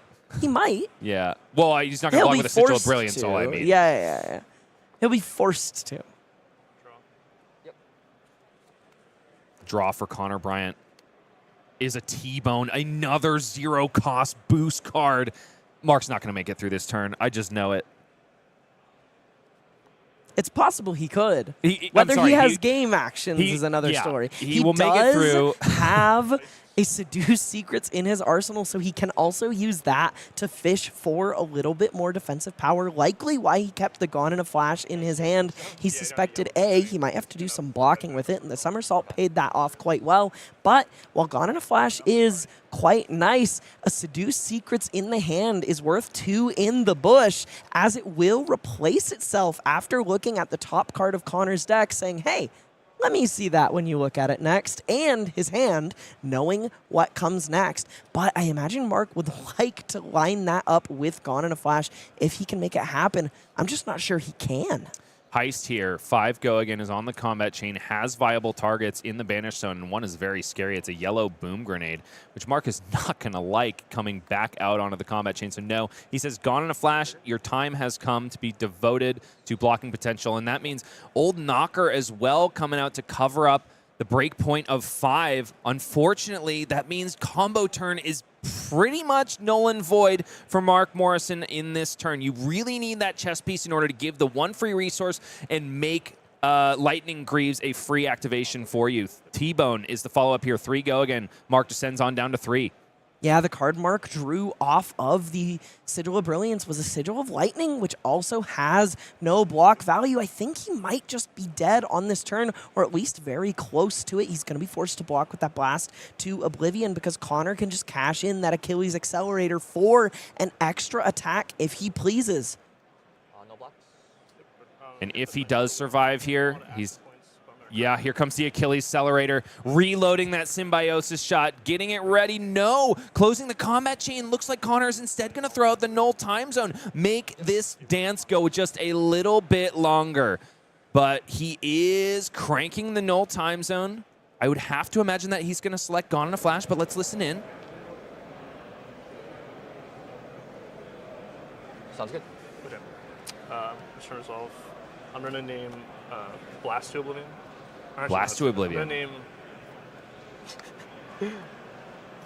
Okay. I'm going to name Gone in a Flash. Yeah. All right, all right. Mark engaging a little bit of the Morrison mind control on this turn cycle, putting the Gone in a Flash that he does not have in hand or arsenal on top of his graveyard to influence what Connor names, even though Connor does know 2 cards in Mark's hand on this turn cycle. He says, no, I tend to think that Oscilio has not enough blocking cards. Mark does, as you mentioned, Elly, have the option to draw different blocking cards, both from the Oscilio activation and the Seduce Secrets in Arsenal. Looks like the first thing to go is that Sigil of Lightning. Has he found more blocks? Yes, it's Flittering Charge in the hand, so he can definitely cover up this Symbiosis shot and have a little offensive capability to throw back Connor's way, but Connor is just going to be drawing up 4 cards again and doing it all over. He has 6 points of armor for 1 combat chain on the board. If the chain is broken, he has another point available to him, so 7 life functionally on the board, and Mark is at a 19 life deficit. A little bit of offensive power isn't going to get him there. He needs a miracle to find a way to win this game against the Miracle Child herself, Dash. Okay, so it's not looking good, right? But Connor Bryant has just drawn up. He has no arsenal, and he's got a maximum velocity in hand. So I do think that this is going to be somewhat of an off turn for him. If Mark is able to find blocking cards, he may just make it through 1 more turn cycle. That being said... No shot. Okay. Come on, man. He's at 1. He's at 1. I know. No shot. That's not going to happen. He does not have outs on the defensive side. I'm trying to throw Mark Morrison a little bit of a bone here, and Elly swats it out of the air as it flies at Mach speed. Flying at Mach speed is that armor to the combat chain. Mark going to leverage the Seduce Secrets in his arsenal to functionally draw 2 cards here thanks to Blast to Oblivion's triggered ability, putting Sigil into his hand, drawing a card off of that, and then Seduce Secrets is triggered, or rather Resolution effect, also going to draw him a card, but a little bit like certain other card games where you look at your opponent's hand and just decide to go to the next game. Mark stares death in the teeth, drawing another Seduce Secrets off the top. Oh my gosh. The nice thing for Mark is that he got to see exactly how he's going to die on the next turn. And this is still alive. Knowledge is power, Elly. Curses. Knowledge is power. And I did say there might be a little bit of a reprieve, but no dice because Connor Bryant did not drop a maximum velocity. It was a pulse wave harpoon instead, and he's got plenty of resources to boot. So here comes Expedite. Could put the nail in the coffin, but can Mark draw a blocking card? No! It's Channel Lightning Valley. We're going to go into the well once again. Seduce Secrets, take another look at the hand in the top of the deck. What happened to the other one? It died. The flavor text while we're on that of Fate Foreseen says what has been, beware, what has been seen cannot be unseen. And Mark feeling a little bit of his Fate Foreseen on this turn cycle as he has looked at his opponent's hand and seen exactly what was going to kill him. But what was truly mortifying to look at was the cards he drew off the top. Finding 4 non-blocking cards and digging 2 deeper only to find 3 more block value available to him. The next attack is lethal whether Connor knows it or not. That was one of the most amazing interactions on stream where Mark Morrison did his second Seduce Secrets in as many turn cycles and goes, wait, what happened to the Tekla core on the top of your deck? And Connor's like, I boosted it. The fist bump is extended, and we've gone through all of the pleasantries. It's all over, folks. Boosting beats lightning, at least in this case. Dash.io still alive. Rise up, Max Ferocity, and everybody else who enjoys Max so much, because Connor Bryant is going to see if he can get it done and provide the few bit of LL points that he can for this calling. Elly, is there anything that Mark could have done better on that? Take Seduce Secrets out of his deck, perhaps. I do think Mark navigated that game quite well. Just Oscilio is the kind of deck where things really need to come together, and they need to come together at the right time and in the right order, which didn't really line up for him. A little bit tough. He didn't quite draw the cards to block where he wanted. I do think some amount of it is a consequence of deck building. He is playing Fry, a card that does not block, and what seems to be a higher non-blocking instant count than maybe is usual. I saw 0 copies of Consigned to Cosmos drawn. That card does block 3 and is a 0-cost shock, so maybe a combination of deck building choices and a little bit unfortunate. But if you want things to come together just right for you, perhaps consider trying out the next Flesh and Blood set, Super Slam. It's a set of heroes and heals, Elly. If you want to get in the ring with one of these revered or, heck, reviled heroes, then you get 3 minutes with them, and you can swing off the top rope, do some body slams and some suplexes in whatever way you like. Get cheered, get booed. It's all on offer at Super Slam. We've got ourselves the world premiere coming up on September 12th to 14th. One weekend after that is, of course, the pre-release. Be on the lookout at your LGSs for those dates as they are available already. And then, of course, release day, September 26th, which is going to be on full display at Calling Shizuoka. Look at that Toughness token, a completely new card available, kind of themed towards Tough Nut. This new token generated by cards in Super Slam increases the block value of the next card you defend with at the start of your opponent's turn. Tough Nut is the latest beloved bumbler in the game of Rathe, and I think he is going to be a very favored hero for a lot of Brute mainstays out there. Remember that card Rock, Elly? It's online now thanks to Tough Nut's hero ability. But let's turn our gaze to Pleiades, the suspense master. She masters the crowd and also all of those Guardian auras, putting together one massive standing ovation of a Guardian turn and putting on a really fun show while she does it. I am so stoked for this hero. Not only does she look flashy, fun, and interesting, she kind of like what we've seen from her so far reminds me of if Oscilio was designed as a Guardian. It seems like there's a lot of auras hitting the table, leaving the table, and drawing cards as they do so. And what I am excited to do is send a 4-cost Guardian attack with 2 floating, have my opponent block for the pummel, and say, you're in the palm of my hand as I draw a card to Arsenal and put an aura on the board for a future turn. How about block with an instant? Are you excited to do with that? I can already do that as Oscilio. Oh yeah, that's true. Yeah. That's true. Moving over to our reviled heroes, it's KO, underhanded cheat, who's going to break the rules of the game with his hero ability, which costs 4 and taps the hero. Target attack action card you control has 6 base. So you can run yourself under 6 power cards in KO, but nevertheless, he's got himself a blue 6, the fabled thing that Brutes have been asking for years.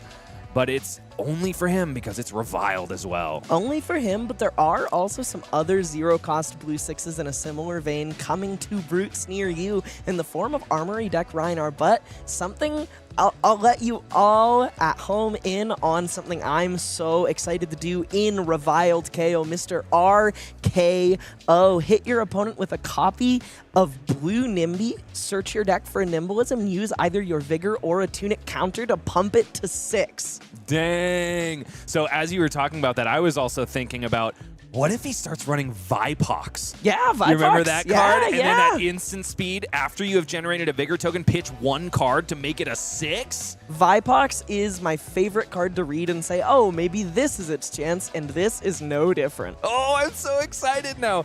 So if there's one thing that I've learned, it's that cheating is the way to win at Flesh and Blood. And if you don't believe me, turn to our other newest Guardian, Lyeth Goldmane. Way eviler and more of a Chad than his brother Victor. He doesn't have access to Daddy's funds. That is a Victor specialization. But what he does have access to is a lot of really bully-esque type attacks. Yeah, bully tactics. We mentioned this yesterday. Pretty interesting. This is a first for Flesh and Blood Intimidate outside of the Brute class, a mechanic from literally the first set ever released, bleeding over into a talent here. Pretty exciting stuff.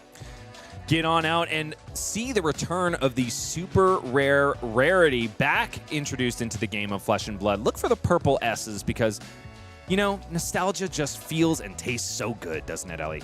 Yeah, I'm super excited for those super rares to come back, specifically because from what I understand, some of those charms and similar signature move type cards are going to be at that splashy super rare rarity. So going to be pretty exciting to kind of I really suspect that the sealed format will be quite exciting because of these super rares. Everyone kind of gets to open their big splashy elbow drop and let it run loose in the arena. It's only Guardians and Brutes, but that's not all on offer. Everyone is going to get exactly what you talked about, their Haymaker, their signature move, 31 expansion slot cards.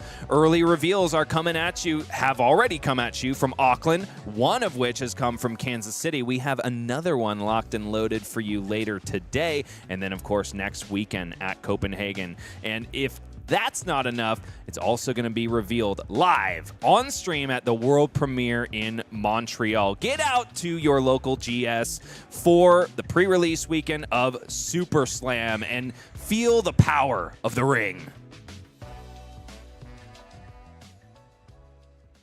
Okay, folks. If that was not exciting enough, there is more Flesh and Blood to be played. The next one is going to be Ira versus, one more time, Ethan? Puffin and Ira. That's the Crank Master Emanuel from yesterday that we saw on stream. And also Naib Mobassir, a man that puts up numbers when it comes to the Scarlet Revenger. He won himself a Battle Hardened in the Living Legend format, despite her very early introduction back into CC. Better to be a crank master than a master cranker is our Puffin player as well. Pretty excited to see. We talked a little bit about the board state yesterday, but ended up running into a boost Puffin. So excited to see how this deck plays out before us this game. There's going to be more blowouts and more heroes in just a moment. And of course, more Flesh and Blood. We'll see you in a minute.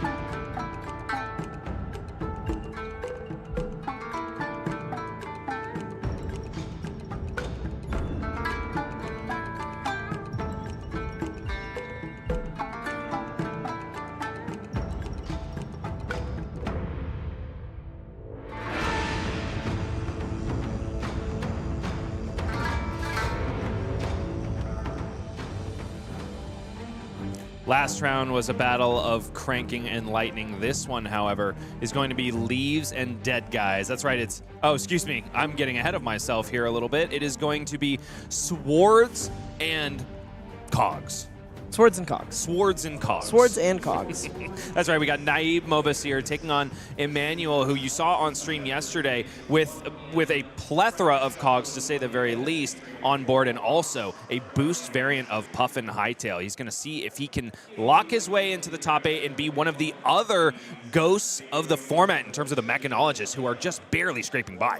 Yeah, barely scraping by, but they are scraping by. We have a Dio, we have a Puffin hanging in here so far, and we're going to take a look at how they're doing overall in this tournament as we take another look at the standings. The only undefeated player remaining was our stream winner a couple rounds ago, Cohen, at 9-0. Dark Horse no longer, and I think he is going to be very happy here because all of a sudden the top 10 is just run rampant with Gravy Bones, and that is exactly the matchup that Guy came to target.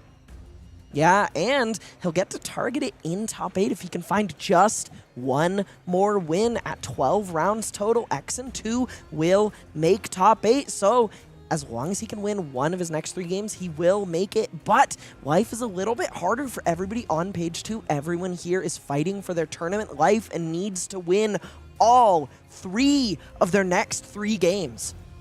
It's a tough battleground for all of these players. Win and ins are going to be on offer in our very next round. Everybody that you see, everyone is still live as we speak. We've got an Arachne slip through the cracks, Naib Mobassir, who we will see in our next matchup. And yeah, the leaderboard is starting to look a lot bluer. I'm seeing so many undead beards as we scroll through these top 30 places. And Oscilio, who is also a fair bit blue, looking like he's actually had a bit of a breakout weekend so far. We saw Oscilio lose last round, but we may see a different story as we go into top 8. They're looking mighty electric this weekend. He is always lying in wait, isn't he? Just channeling that Aether Well from Arya and just waiting to blast people with elemental energy. But we're not talking about Oscilio anymore. We're going to proceed on down to the match floor where the golden cogs will be flying and the edge of autumns will be stabbing. It's Puffin Hightail versus Ira, Scarlet Revenger. Emanuel Corps-Ortiz, who we saw on the in feature match yesterday, and Naib Mobassir, a mainstay of our Ira fandom. But here is the way the tournament has shaken out for Emanuel. Took down a Riptide in round 2. A brave soul takes his first loss to Michael Fang,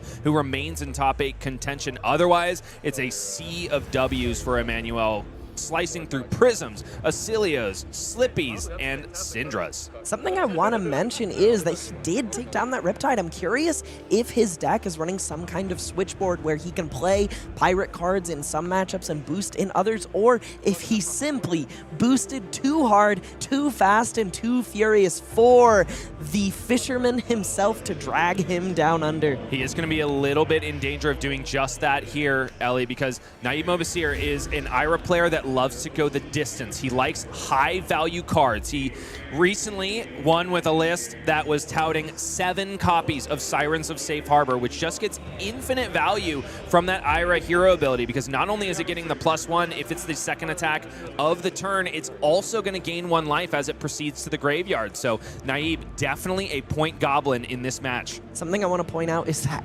gorgeous Marvel Ira there on Naib's side of the board from those 5th anniversary packs distributed at Worlds Osaka. Super duper gorgeous card. One of my favorite pieces of art in Flesh and Blood, but one of my favorite cards in Flesh and Blood is the weapon he has presented, Edge of Autumn.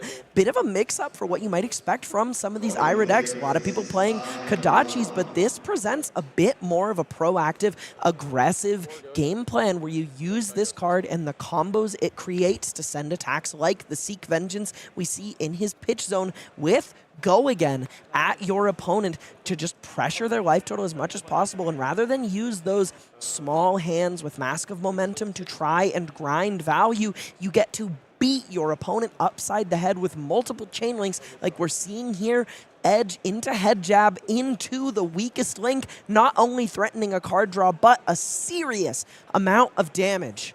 I want to take a minute to highlight that head jab that made its way onto the second chain link. It's Growl. Naib loves himself some tigers, was definitely a Zen player back in the day at the height of his fame and power.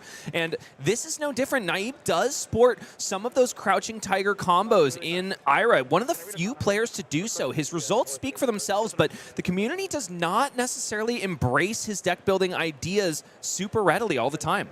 I'll tell you a deck building idea he had that I do embrace was in Lexi meta, he was playing Kodachi's Phi with copies of Tiger Eye Reflex to defend from Arsenal and generate a crouching tiger, which you then lead with on your turn and then send Kodachi Breaking Point, threatening the Rupture ability on Breaking Point thanks to the chain link generated by the crouching tiger and a card draw. Kind of the same ethos this deck is operating on here, where he is looking to send some punishment his opponent's way and threaten both a disruptive effect and a card draw on the same chain link.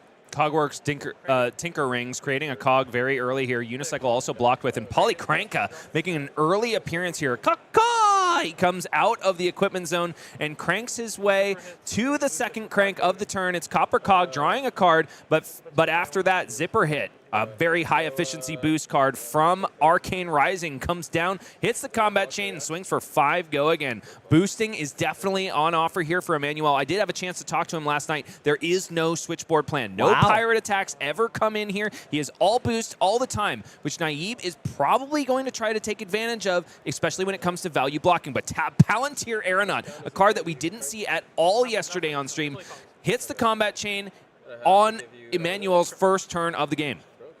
Likely going to be used to take a piece of equipment off of Naib's board here, as so there are 2 cogs on the board and Unicycle is there, so it is possible and live for him to use Aeronaut to destroy a piece of equipment. If he gives up those pouncing paws, they're going to go away, but if he blocks with anything else, it all has Blade Break, and Emanuel won't even have to activate Palantir Aeronaut 3 times and use his Unicycle to do so.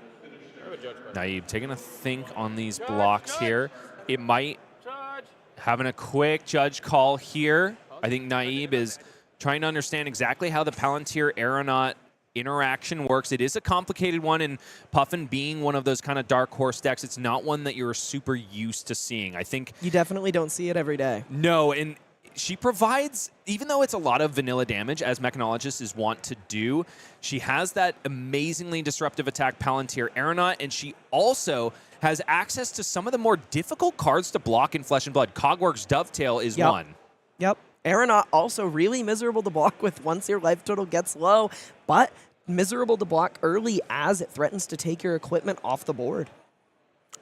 We're going to head back into the match because the judge call has been taken care of.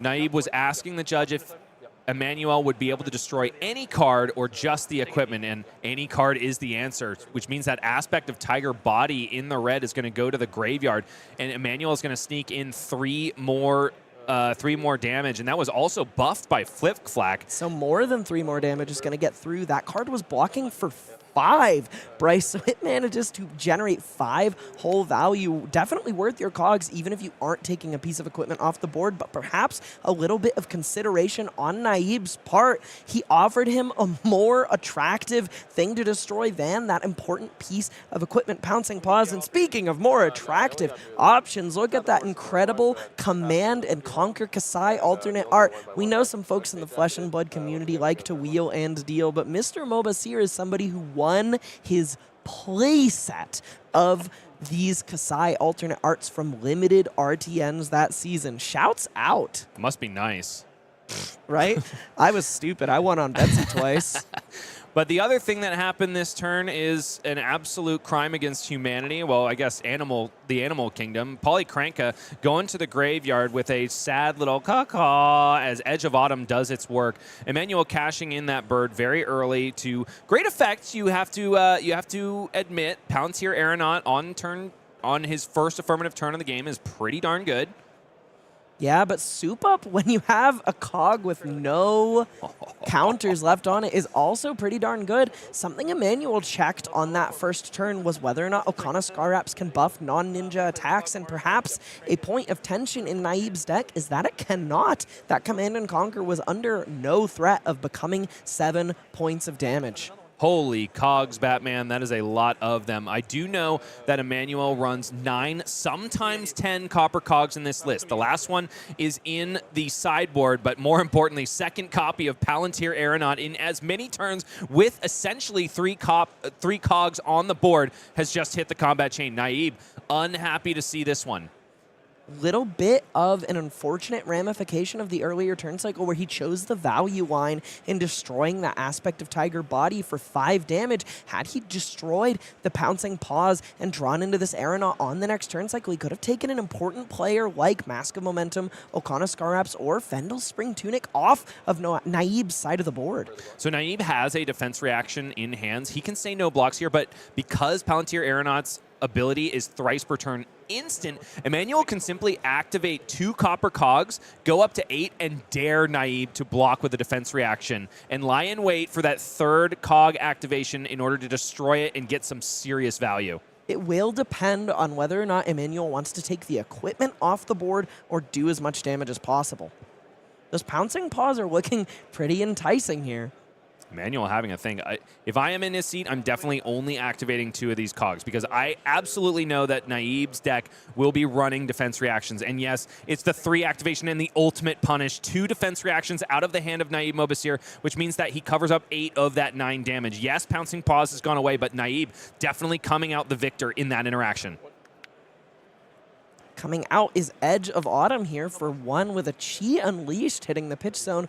A little bit more of that Crouching Tiger synergy, perhaps why Emanuel decided to go for that value, or rather than the value option, destroy that Pouncing Paws because of how much value it's capable of generating later in conjunction with some of these Crouching Tiger synergy pieces. So one of the things we normally see from Ira is Kodachi 1 for 5. Right? Naib's list, however, because it's running Edge of Autumn, is likely going to be doing more 2-cost attacks like this, which works in his favor, especially into aggro like Emanuel's deck, because those 2 costs are usually the more disruptive pieces that are available to Ira. In this case, Weakest Link coming in for 7 could totally derail the game plan of a deck that runs a lot of no-block items like Copper Cogs, 2 of which are in the hand of Emanuel.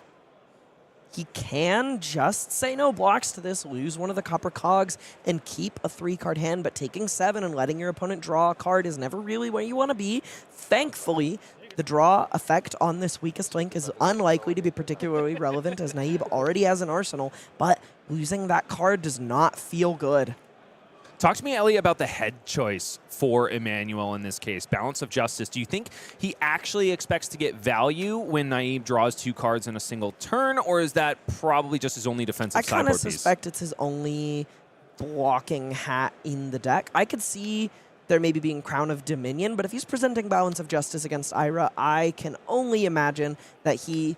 Well, okay, let me correct myself. If he is hedging for the possibility of Ira to be playing Whirling Mist Blossom, that card could be relevant, but only in an incredibly catastrophic scenario.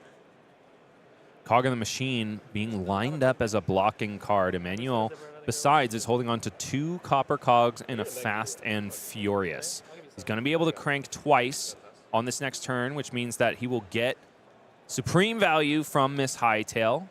He will be drawing a card, but the top of the deck has to cooperate. He has seen so many Copper Cogs at this point. You would have to imagine that whatever he draws is going to be something he can use on offense. We're going to play this guy and crank it? Yep. Copper Cog the Gonna first. lead with that Copper Cog rather than the Cog in the Machine.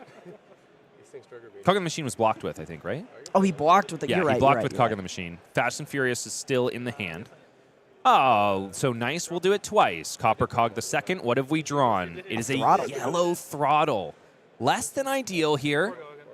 Especially when you banish the 0 to 60 on the next card in your deck. A little bit unfortunate. Could have had that sweet 2-card 11 on this turn. Fast and Furious on the combat chain has 4 power thanks to the fact that Emanuel has cranked. He's not the master cranker for nothing, folks. 1 damage leaks through after Naib blocks with Chase the Tail. Remember that card, Elly? Remember those Pouncing Paws that went straight to the bin a couple turns ago? I can't imagine that Chase the Tail is likely to be chasing much of anything except for being a 1 for 4 with no go again. Yellow Throttle makes its way into the arsenal for Emanuel, and Naib comes out swinging that Edge of Autumn once again pitching a Tiger Eye Reflex. If I haven't said it enough, Naib loves his kitties, and he's really trying to resolve them and unlock some powerful Crouching Tiger combo effects. But in this case, it's Edge of Autumn doing all the combo work. It's Sworn Vengeance on the combat chain.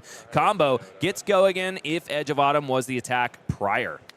Curious if he's going to use his Tunic counter on this turn cycle or if he just has a 1-cost in his arsenal. But something I want to talk about here is a lot of these Ira decks are forced to play 0-cost blues and yellows because of the condition on Harmonized Kodachi. And Edge of Autumn, it's a real point of power for this two-handed sword. You know, you lose the second swing, but you can pitch any card to it. You can even send it off of Tunic to gain go again, and that's really powerful when you want to include cards like Tiger Eye Reflex in your deck list.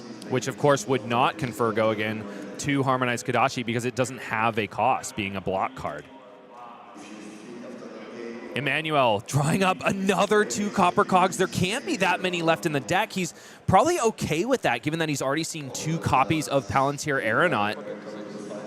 He is going to activate the Okana Scar Wraps here just for an extra point of value. One of my favorite things about this hero and with this new gear is that you basically get 1 extra point of value each turn thanks to those gloves if your opponent doesn't block your Vengeance attack. And Tunic counter cashed in. Sirens of Safe Harbor, this iconic Naib special in Ira that you mentioned before the game began, coming in for 6, but generating 7 points of value thanks to the life gain it will confer as it enters the bin and threatening Mask of Momentum drawing a card. A lot of people remember Sirens of Safe Harbor as draft chaff from the high seas. Naib Mobassir says, no, it is worth running 7 copies, my friend, because Ira can make numbers happen.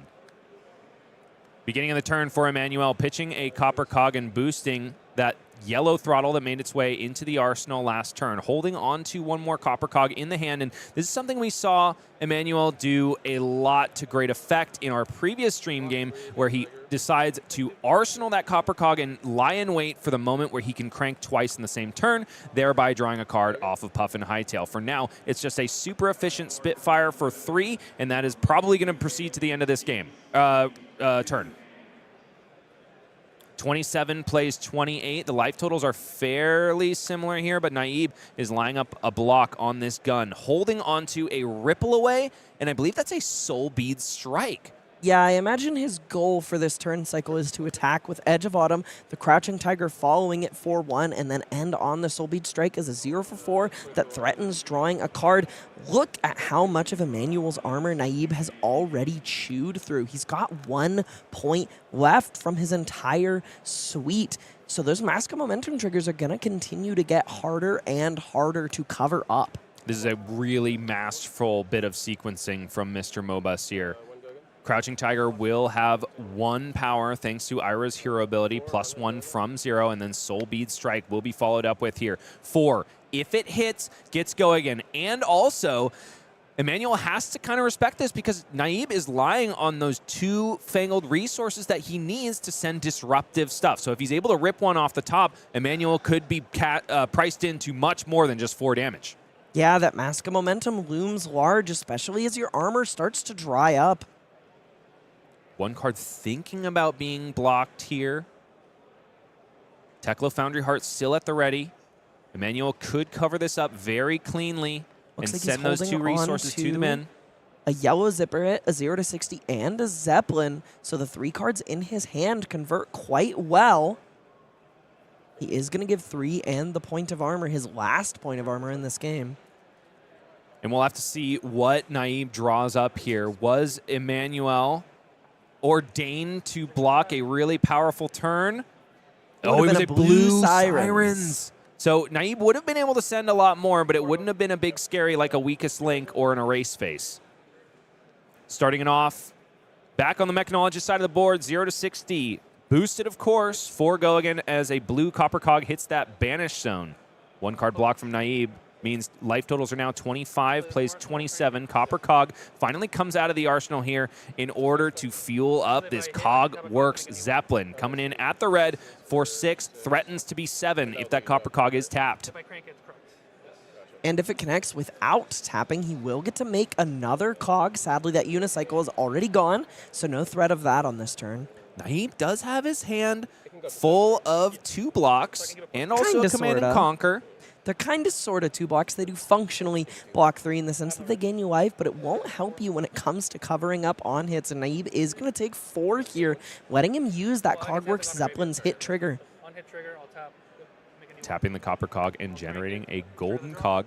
Cranking it, of course, is Emanuel, and I love this sequencing because he started off with that copper cog. Because this golden cog has been cranked, draws a card off the top, hedging he his bets found- for an amazing turn, and it's a blue zipper hit. An item has, of course, died. So Soup 2 up. go again here.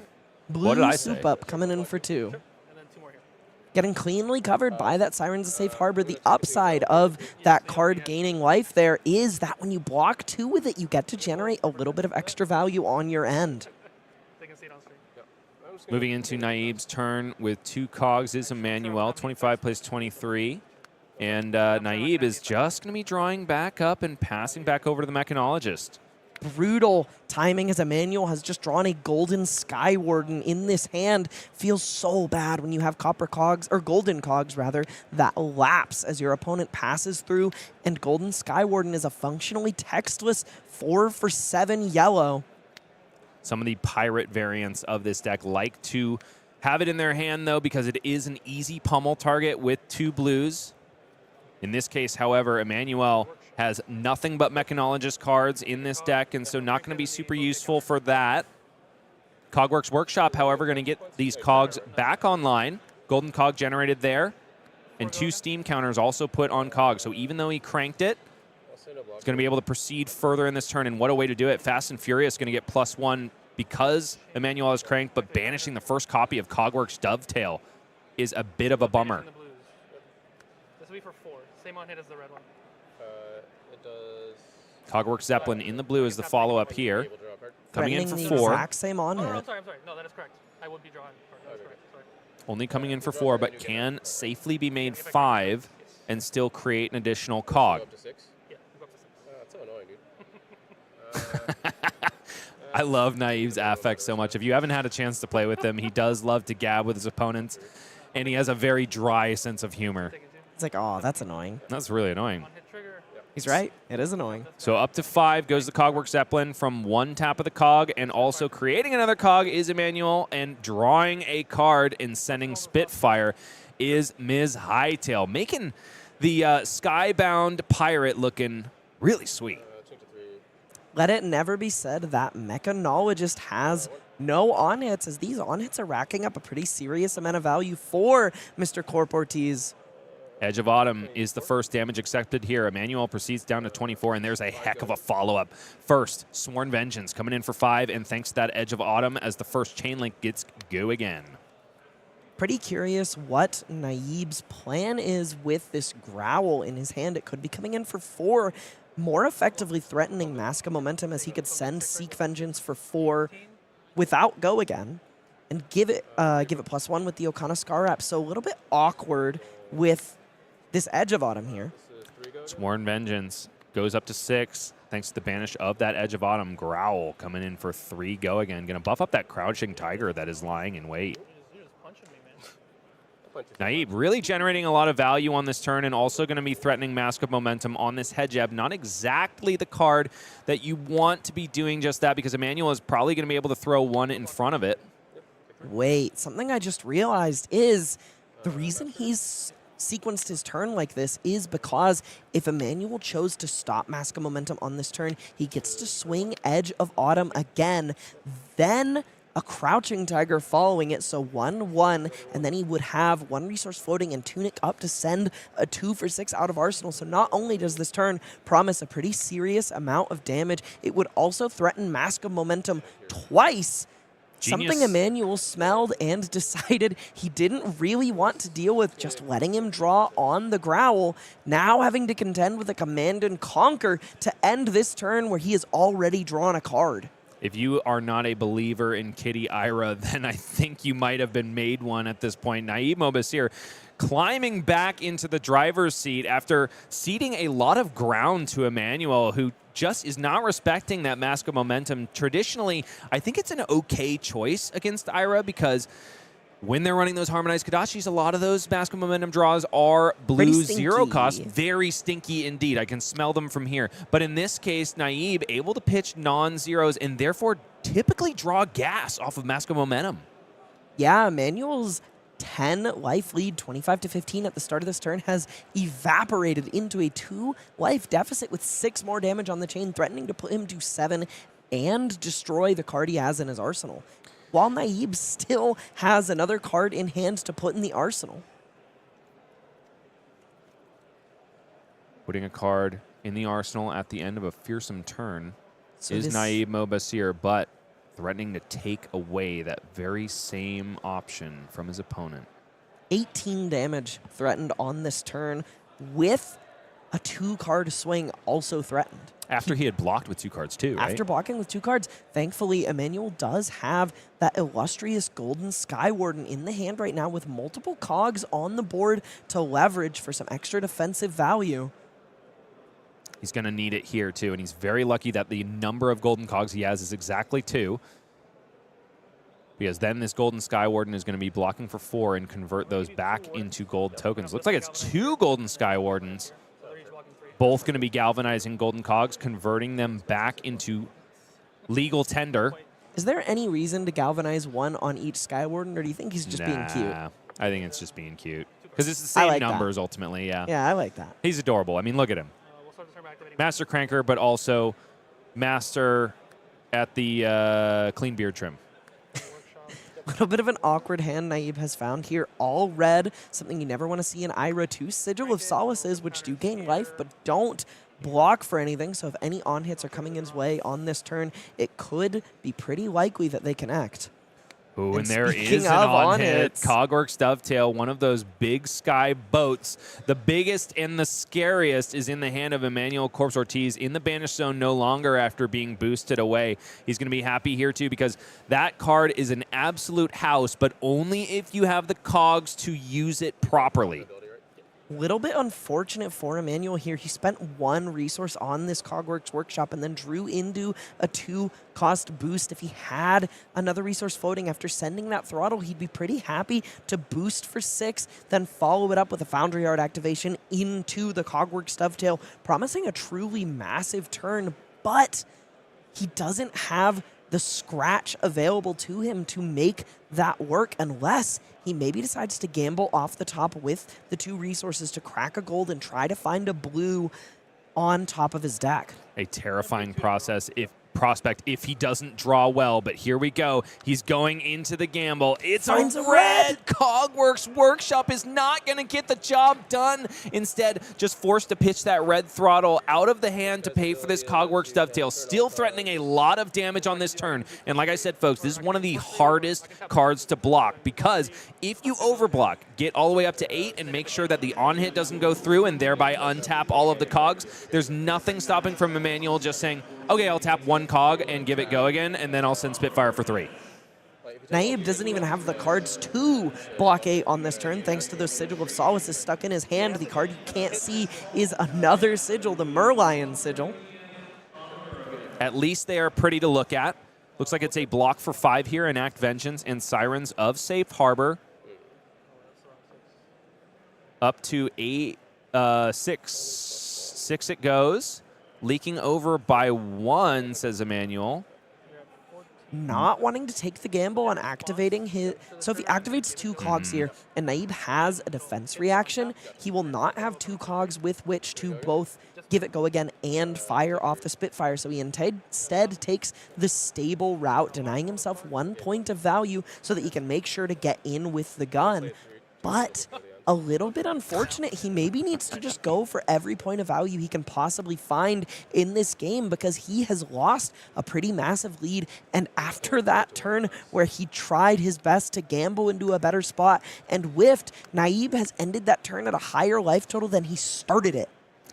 You know, the nastiest things you can do in Flesh and Blood are not necessarily always on offense. Sometimes a good defense can strike fear into the hearts of aggro players who, by the way, in this case, just drew up another full hand of reds. Unfortunate there. He does have a bailout card in the form of Cog in the Machine in the arsenal. So he can pitch one red here and go back into the deck and see if he can find himself the resources that he needs. Those soup ups are online. That double red soup up is 2 0 for 4s with Go again because a Cog has left us on this turn.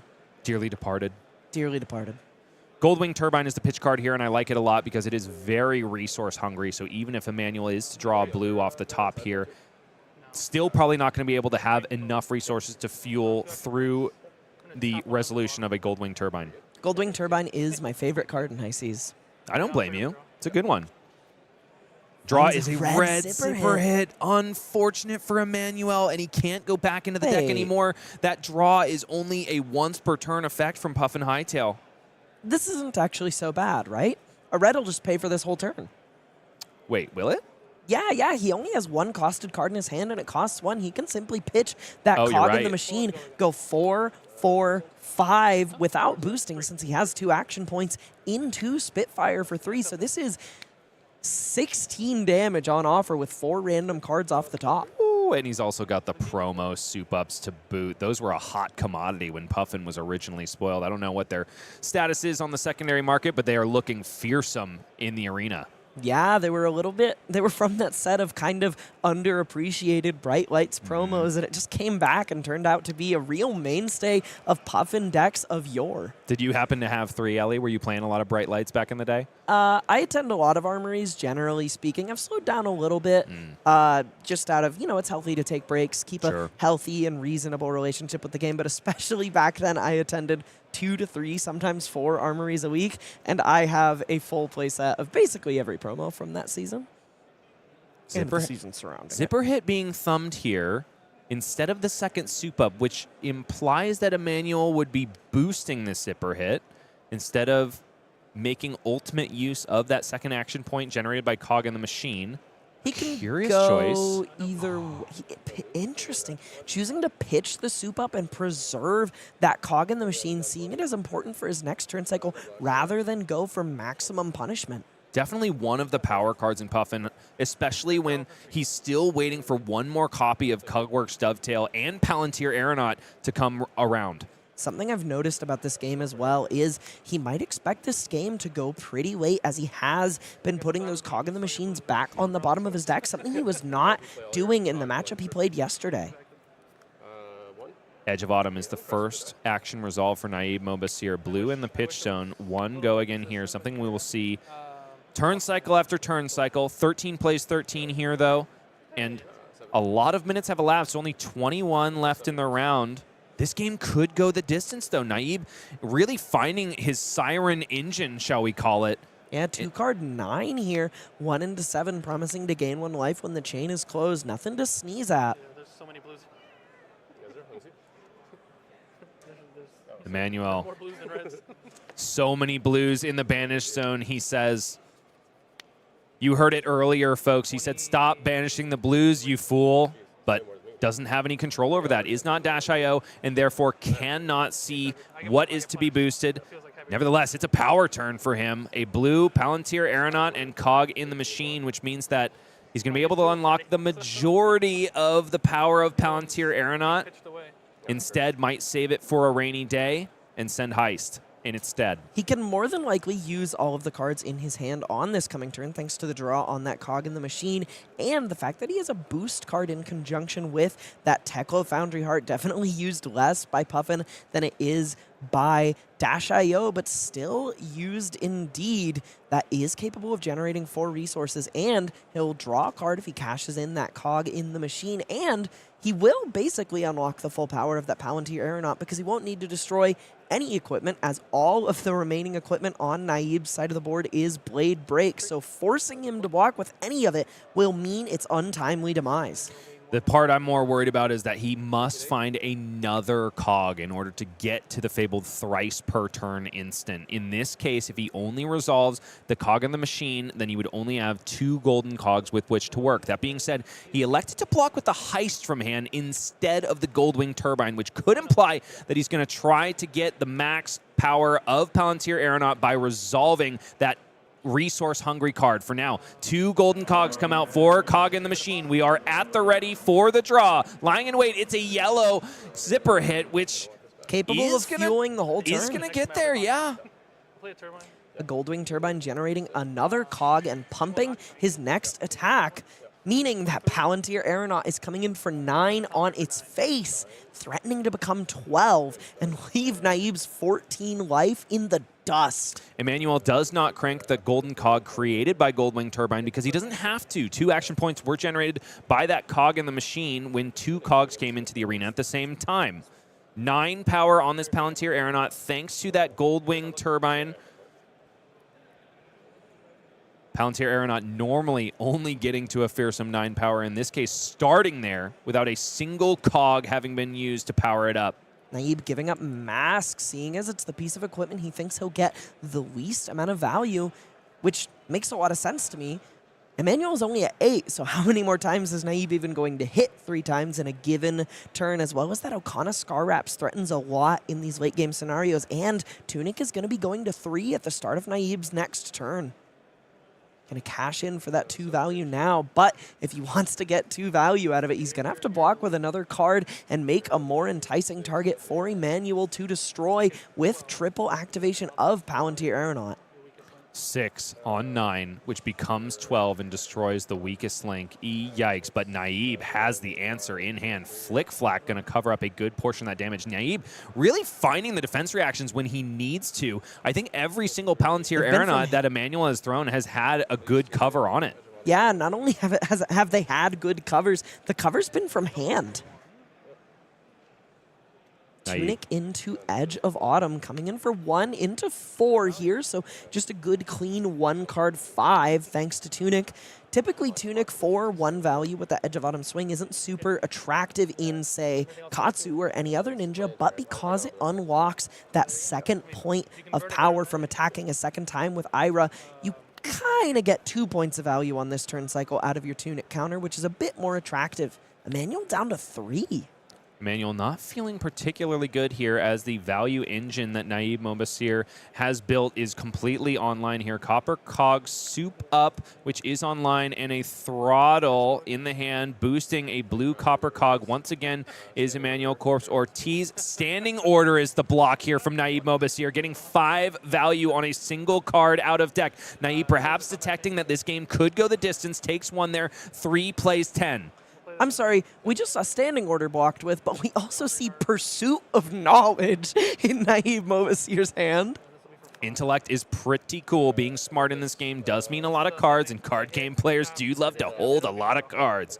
Cogwork Zeppelin is the follow-up here in the yellow, so coming in for base 5, but 2 cogs on offer, ready to push it all the way up to 7. Emanuel would much rather only push it to 6 so that he can unlock yet another Copper Cog and swing Spitfire with the remainder. Yep, Copper Cog the first being tapped here to get this Zeppelin up to 6, conferring 3 damage there and tapping the golden cog in order to create a golden cog, crank it, and then send Spitfire for 2. Also gets to draw a card off of Puffin's triggered ability and finds another Zeppelin to stick in the arsenal. I believe another Zeppelin of the same color even for his next turn, but he has to get there. He's down to 3, and this turn is going to be Edge of Autumn into Command and Conquer. Naib says, oh, cool, you're drawing cards to fill up your arsenal? I have just the answer for that. Edge of Autumn into CNC for 7. I love when you arsenal cards. Emanuel with that 3rd copy of Cogworks Dovetail. This is the turn that he wants to be able to put Naib in the tank, but he's got to get through that CNC. Not only is it a fearsome on-hit, but he's also at 2. This is much more than lethal damage here. Emanuel must respect it with cards from hand. There's no more equipment value to be had. brutally. This asks 3 cards, taking away any of Emanuel's hopes of doing anything other than firing off a Zeppelin on this turn, which isn't quite enough, especially he's only going to have 1 cog left at the start of his turn, and Naib is at 5. The maximum damage he can threaten is 7 with the 1 in hand, assuming he takes 1 and loses the arsenal, and goes to 1, a dangerous place to be against a ninja, or he blocks 3 cards and sends only 6.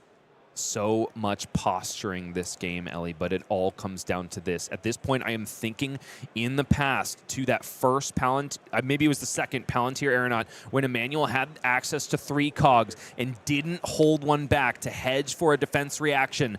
That amount of value could be spelling the difference that we see now, the disparity, 3 life between these players now. Okay, all 3 Palantirs got at least. Always feels a little bit bad to be at the mercy of the decisions you made earlier in the game, but Emanuel is also at the mercy of the size of his deck a little bit. Very few cards left to work with. Both his Banished Zone and Graveyard look a little bit bigger than his deck. Naib counting it. I believe he said 13 cards remaining. With great power comes great drawbacks, and boosting does mean very efficient, wide turns, but it also comes at a cost, folks. Deck damage is a very real thing here, especially when you're facing down the supreme value engine that is Naib Mobassir, so experienced on this Scarlet Revenger, showing its prowess in the 9s in this metagame. Emanuel in a really tough spot here. If he gives up 3 cards, he takes an extra card out of his deck, but if he only gives up 2, he goes to 1, promising his deck will be lit on fire in the future by the Edge of Autumn sitting on the other side of the board. It is a question simply without a good answer. 2 cards at the ready to be blocked with Emanuel.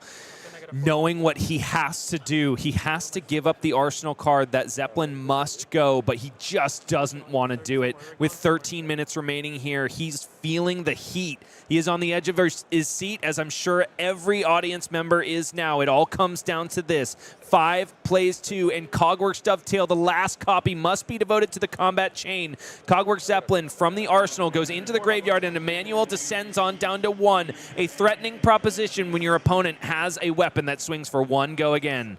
Oh my god, and Naib has drawn into double defense reaction. Not only does he not need to respect the Zeppelin in the slightest, it's impossible for it to threaten him.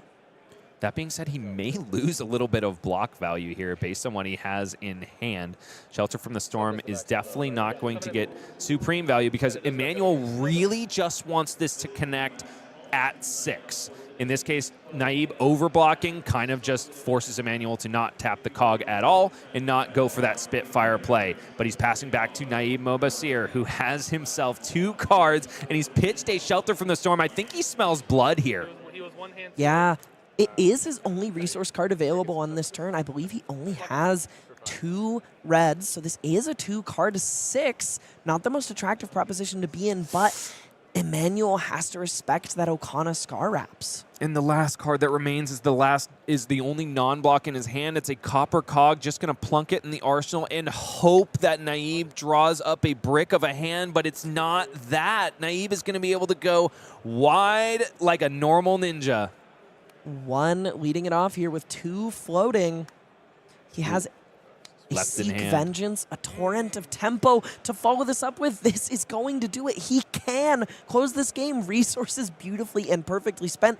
Chase the Tail was never online with this game, but it is more than likely going to be what closes it, as even if Emanuel could survive there, it would be able to finish the job. We have a winner, folks, and it is the Taiki Scarlet Revenger, brought by Naib Mobassir, not just to this event, but to many before. But I think he's got a lot of believers now, Elly. I certainly have become one.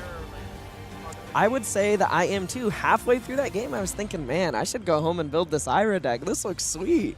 To his credit, though, Emanuel has made me a huge believer in Puffin Hightail. I mean, if there's one thing that he was doing that game was putting up numbers. And if certain things broke his way, I think there was a world where he comes out on top. But alas, those Sirens of Safe Harbor just generating what felt like infinite value. And if you want infinite value, you can proceed to your local game store and get yourself one of our many Armory decks now on offer. We're at this point at closer to a library than a product line. We've got Armory deck Ira at the ready for you, added to the cannon, and it was put on a great show in the last stream match. We saw exactly 2 of these cards in Naib Mobassir's deck, Enact Vengeance and Okana Scar Wraps. What I will say is, though we see 2 of these cards in Naib's deck, I think Iris of the Blossom may be the only card in the Armory deck outside of the chess piece that Naib's deck is not playing. Let me tell you, if you want value from an Armory deck product, both Katsu and Ira play every single main deck card from this Armory deck in maximum copies. Since you said play, let's talk about Pleiades, the Armory deck. It's in stores September 19th with the release of Super Slam to welcome our newest revered Guardian to the game. Pleiades Superstar offers supreme power, not often seen in Guardian. You like drawing cards? How about taking extra turns? That is on offer for our Superstar in Standing Ovation. A Standing Ovation, that card will receive the first of its type of effect in this game, and at just a completely on-rate stat line, one of those powerful, talented Guardian pieces. Really, really excited to play with this deck. So, Elly, we have the old, we have the new. How about the old guard?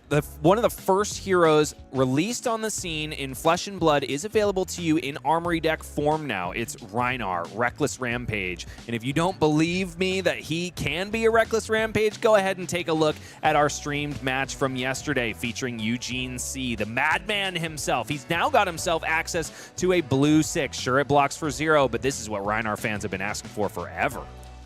I will say, I have said in the past, if I could keep any hero in the game of Flesh and Blood forever, it would be the Reckless Rampage himself. But Alpha Instinct threatens to do anything but that, powering him up and promising that he may pick up some LL points for the first time in quite some time. You can play the old, you can play the new, you can play the meta Dark Horse, or you can just play the best deck in format. Arachne slipped through the cracks, who is already looking very fearsome based on our metagame breakdown today. And heck, if you've ever sat across from one and gotten hit by a Bonds of Agony, you know what I'm talking about. But he's going to get some extra support on December 12th, 2025. You can look forward to meeting madness. And when I'm not talking about Nasty Barbacoa, I'm talking about the newest, the only Chaos Assassin action card.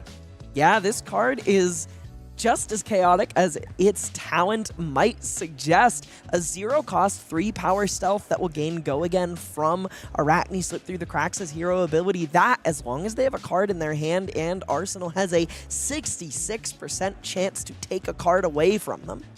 Elly, I have absolutely loved what Armory decks have done for this game. I honestly love to just grab them and then run them into each other with they're a lot of fun. Casual fat players, right? Yeah. I love playing Armory decks out of the box. It reminds me of some of my first experiences with Flesh and Blood, where I played Blitz decks out of the box into each other, but so much more refined, accessible, and just so much better of a jumping off point for actually getting into Flesh and Blood's premier CC format. The only tragic moment about Armory decks is the moment where you have to start stripping cards out of them and putting them into your meta contention decks. Speaking of tragic, we're about to watch some lose and outs, folks, and that will be coming up after. More Shattered Dreams, more Verdance versus Gravy, and more Flesh and Blood after this.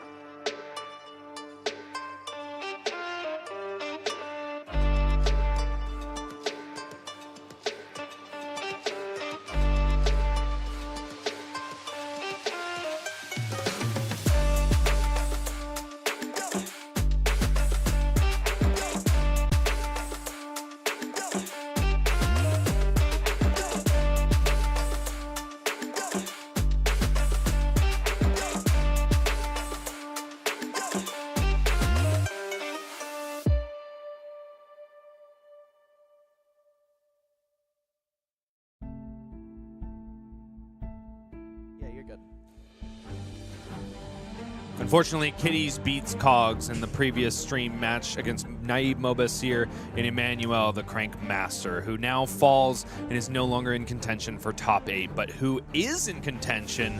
Let's go ahead and take a look at those standings. We do have our first lock, ladies and gentlemen, and it's not what you think. It's Cohen on Fang, Drakai of Blades, a truther in my corner, 10-0.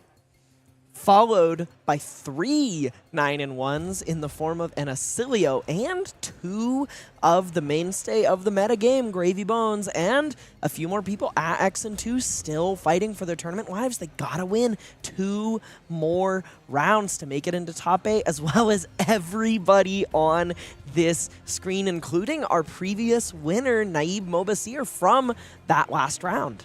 I'm giving this leaderboard elevator eyes because at the 20th spot is one of the people that'll be in our next feature match. It's Evan Bridges, the heel of Pasadena. He is one of my best friends in the card game, but also I hate losing to him, Elly. And why is honestly, it's really hard. Well, he's a great guy, but I'm just going to say he's not fun to lose to, and it's all his fault. Sure. So it's going to be hard for me to root for my own teammate, even if it is a man hailing from my own neighborhood. That's messed up. Yeah, well, I think if you've met him, you know what I'm talking about. I have, actually. He, at Pro Tour London, I paired up into him. I was dead for cash. He was X and 4, or X and 5, so still playing for cash. And he blew me out so hard on the first turn of the game while he was playing the Giga Fatigue Scepter Florian deck that I just kind of sat there and thought, nah, man, I don't want to play the rest of this game. You got it. Save me from this cesspool. And that's honestly how I feel every now and then. But tilting him in Armory is such a fun experience. Let's see what happens to him here. Let's go ahead and proceed down to the match floor and see my favorite heel in the game, the man you love to hate. It's Evan Bridges on the right side of your screen, piloting the mainstay deck in the format. Gravy Bones, Shipwrecked Looter, lying at 8-2, same as his counterpart, Tyler Zeringue, at X-2 as well. Both of these players are in a lose and out situation. The stakes could not be higher. Win, loss for Tyler Zeringue, falling only to 2 prisms in the format, taking down a lot of big names, Peter Bedensek being one of them, and then winning against a Vincent, who it seems to have gone very deep in this tournament at round 9, and also a Mario who just could not break it in. Now it's over to Evan Bridges. That Vincent is actually a good friend of mine, Luke Hillard from Texas. He was quite bummed to lose, but the Verdance matchup just doesn't break your way. Speaking of matchups that don't break your way, looks like Evan managed to lose to a Victor round 3. I've heard rumblings of a Victor managing to take some games off of Gravy Bones, so curious to see what his approach is and if he can find his way into the top tables. And we're going to find our way into the arena here as we go to the first turn of this game, where Evan has simply played an Oyston Heart of Gold and passed the turn. See what I mean? How he lays his cards all evil-like? Just drives me insane. 40 plays 40. Back over to Tyler for his first turn of the game. Pitching an Autumn's Touch is Verdance Thorn of the Roads. This is definitely a matchup that has long been touted as Gravy Bones favored, but I definitely think that those high conversion rates hint at the fact that Verdance has found a way through. Yeah, I think she has, and I think the way a lot of Verdance players are approaching this matchup is actually by fatiguing Gravy Bones, but I also think a big part of that game plan involves having Talishar so that you have a 1-card ally clear and Evergreen in your deck list so that you have inevitability. And I do think he's going to just send this Autumn's Touch face here, maybe implying that his goal is to just run at Gravy Bones as quick as possible and try to kill him. We saw Majin Bay do it at the first event where Gravy Bones was legal, U.S. Nationals. Previously this year, we do have a Verdance that is reigning as our national champion in the United States, and perhaps Tyler is going to put on a similar show. Yeah.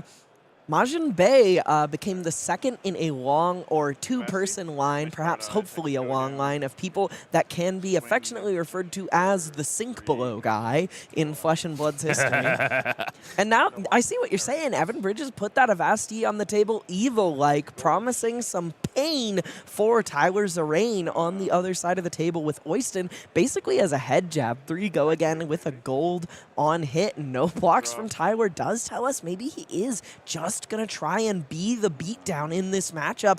But Evan has something to say about that with 5 cards in his hand, 1 going to the bin, but basically still in his hand as Chum finds his way to the graveyard to be played later. I do believe that Evan missed a gold generation there. Avasti should have generated one off. It did, and he utilized it already. Okay, cool. He used it to activate Gravy immediately. Okay, cool. So unfortunately, I can't give him crap about that later, but You can still call him evil. okay, fair enough, and I will do so several more times on stream. Pitching a red sloop is not what Gravy Bones wants to be doing, but activating Mage Master Boots straight away for a Limpet hop-along activation of Gold-Baited Hook, and here comes Chum Friendly First Mate. 3 allies on the board for Evan Bridges. So we talked about this yesterday while watching Jacob Clements and Anthony Vero Sorrenzio play the Gravy Bones mirror. Limpet has found her way out of a lot of Gravy Bones decks, so this is a little bit of that classic Bridges spice where he's including a lot of cards in his deck list that people don't typically expect to see or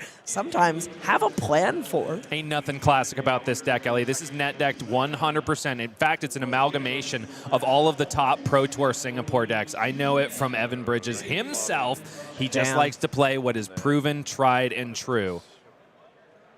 That's so funny. At Pro Tour London, when we played, he actually told me, quote, "Yeah, me and my friends don't like to solve the meta. We like to attack the meta and find the weird thing." So it's funny that you say that. He's the exception to the rule. Everybody else at the AGE Pro team will not play the best deck. Evan, however, after taking Kano to Pro Tour LA, said to me verbatim, "Okay, I'm never playing anything but the best deck ever again."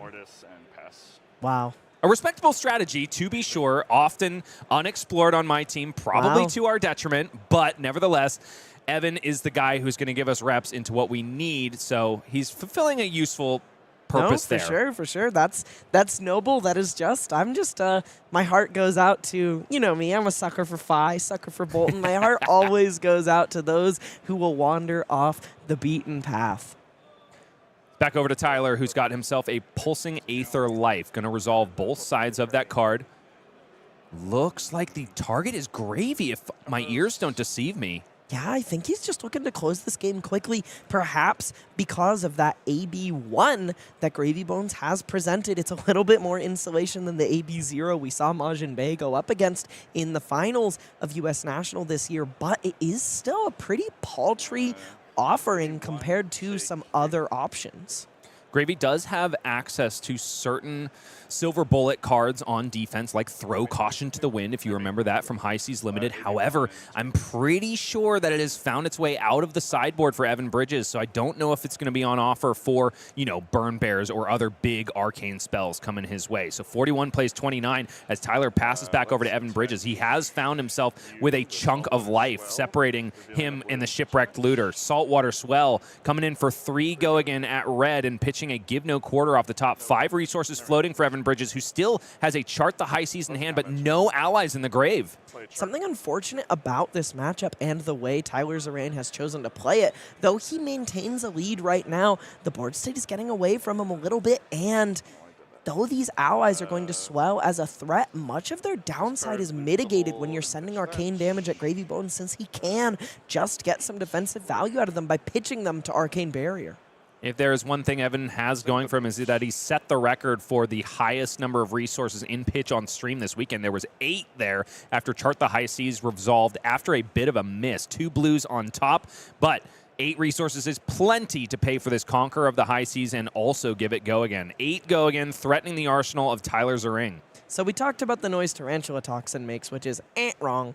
The noise to me in my head Conqueror makes is as the boat crashes onto the waves from the arsenal. Coming in for 8, actually getting fully blocked by Tyler Zeringue, using that Stonewall Gauntlet, kind of its a classic application we also saw at US Nats and Pro Tour Singapore, where it's often used in this matchup against Conqueror just to cover up that +1 that it gets from High Tide. I definitely thought you were going to come up with a sound for missing of Chart the High Seas, and I thought it was going to be womp womp.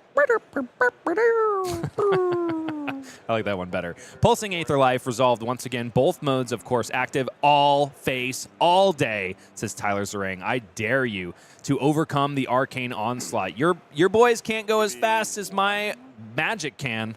Take 3. Curious to see if that is how this game pans out. Maybe one, take one. He does get to block 2 on this. His life total is steadily being walked downward with Tyler in the lead. Let's hook. Tipple. Hooking is Evan Bridges very sinisterly and drawing himself up. I think that was the 3rd copy of Conquer the High Seas that he's seen. What a response Tyler has here. Mental block, perfect for covering up this blue tipple and Pondered. denying that hook hit trigger. Say that 3 times fast. Hook hit trigger, hook hit trigger, hook hit trigger. Okay, my Ponder bad. token generated after mental block does its work. 1 damage prevention floating. Rootbound Carapace going to come out and get, I believe, the 2nd decompose of the game for Tyler Zeringue. He really wants to get online fast because all of those pings of 1 arcane damage from Verdance can go anywhere, folks. Any target, which means that Verdance essentially, once she has 8 Earth cards in the Banish Zone, becomes a Gatling gun against these zombie boys. The current count is 5, following the classic pattern of decompose 2 in an action, then the Earth card goes to the graveyard, helping you decompose the next time. And I think he's gonna hit 3 decomposes on 2, like in 1 turn cycle. So 2, 3 Earth card decomposes. He is now online by turn 4, pretty quick by an Earth Hero standards. This is pretty much how you're going to get it done if you're going to beat a Gravy Bones as Verdance. And Tyler looking so comfortable in that seat. He's not shaking in his boots whatsoever. He's just chilling, hands folded, perfectly unaffable demeanor, staring at the board saying, all right, here's 8. What are you going to do about it? And Evan says, I'll take all of it. A massive life lead for Verdance and a Ponder trigger. Quite a bit of gas in Tyler's side of the court here. The ball is in his control. How many more metaphors can I misspeak? He is absolutely dancing on the driver's seat. Elly, the answer is at least 1 more. And even though Tyler looks very stalwart, Evan Bridges is starting to tremble in his britches, even though he's resolved a Conqueror of the High Seas, down to 17 life, and definitely feeling the pain here. He knows that I will be the first to give him so much crap if he loses to a Verdance, a favored matchup on stream, that he is feeling the tension in the room. It is palpable. Yeah, generally speaking, Gravy Bones is not down by 18 life when he has resolved 2 copies of Conqueror of the High Seas with 3 allies on the board. But Verdance is here to let you know that much like people have downplayed and down-talked Syndra, this Earth Wizard is not to be forgotten in this format either. Glad to take her chances and find her dubs against the Titans of the format. And a handsome, perfect block comes out of the hand of Tyler. Evan finding himself a Sawbones Dockhand, hoping to shore up some more of that arcane damage, effectively making it so that he has kind of sort of AB2 on the board, because you can always tap that Sawbones in order to shore up 1 point of any damage that comes to your face. Yeah, that is one of the most obnoxious creatures to hit the board in this matchup. Sawbones representing that pseudo Arcane Barrier against both this hero and Kano can be incredibly problematic for these Wizards. He is the silver bullet, and Tyler's gonna have to answer that ASAP. I kind of suspect we may see this Cadaverous Tilling in his hand sent straight at Sawbones. That's an interesting prospect. Evan would be very happy to be able to shore up effectively 8 points of value on his Sawbones. Embodiment of Earth is going to be activated here. Evan has the opportunity to activate Chum and force an attack on that friendly first mate, but does not take it because he doesn't have any allies in the hand. Yellow Golden Tipple in the arsenal for Evan, though. And here comes Cadaverous Tilling. Yes, straight at Sawbones. Good call, Elly. You can't let that guy stick when the...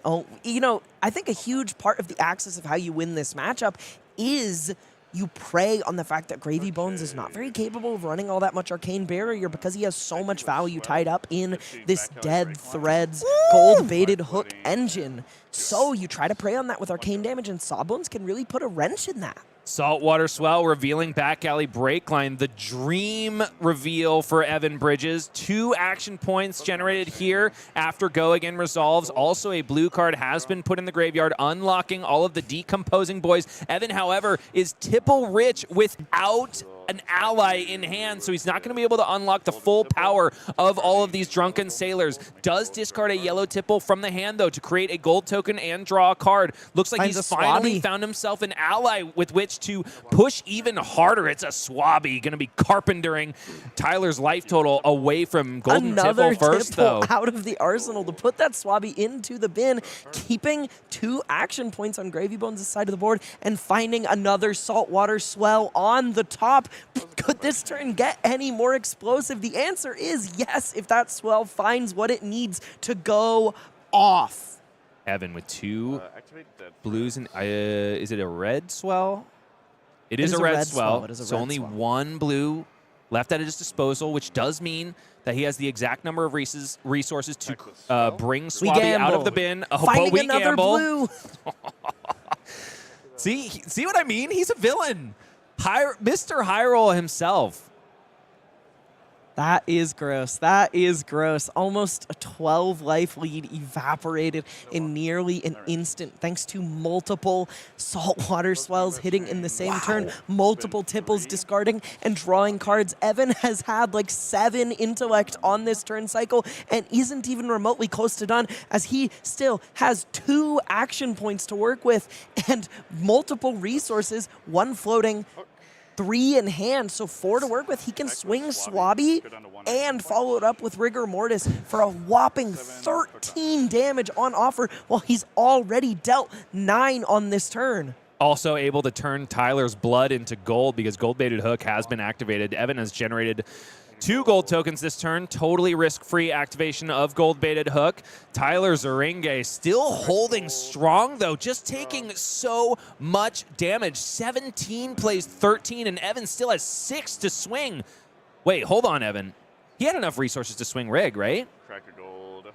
He does, but I think he's going to draw another card just for the road really quick. Does find a Rigor Mortis, maybe not what he wants to see, and finds a Fearless Confrontation off the top. So the train of luck does have to stop somewhere, though we may see this card just used for more resources.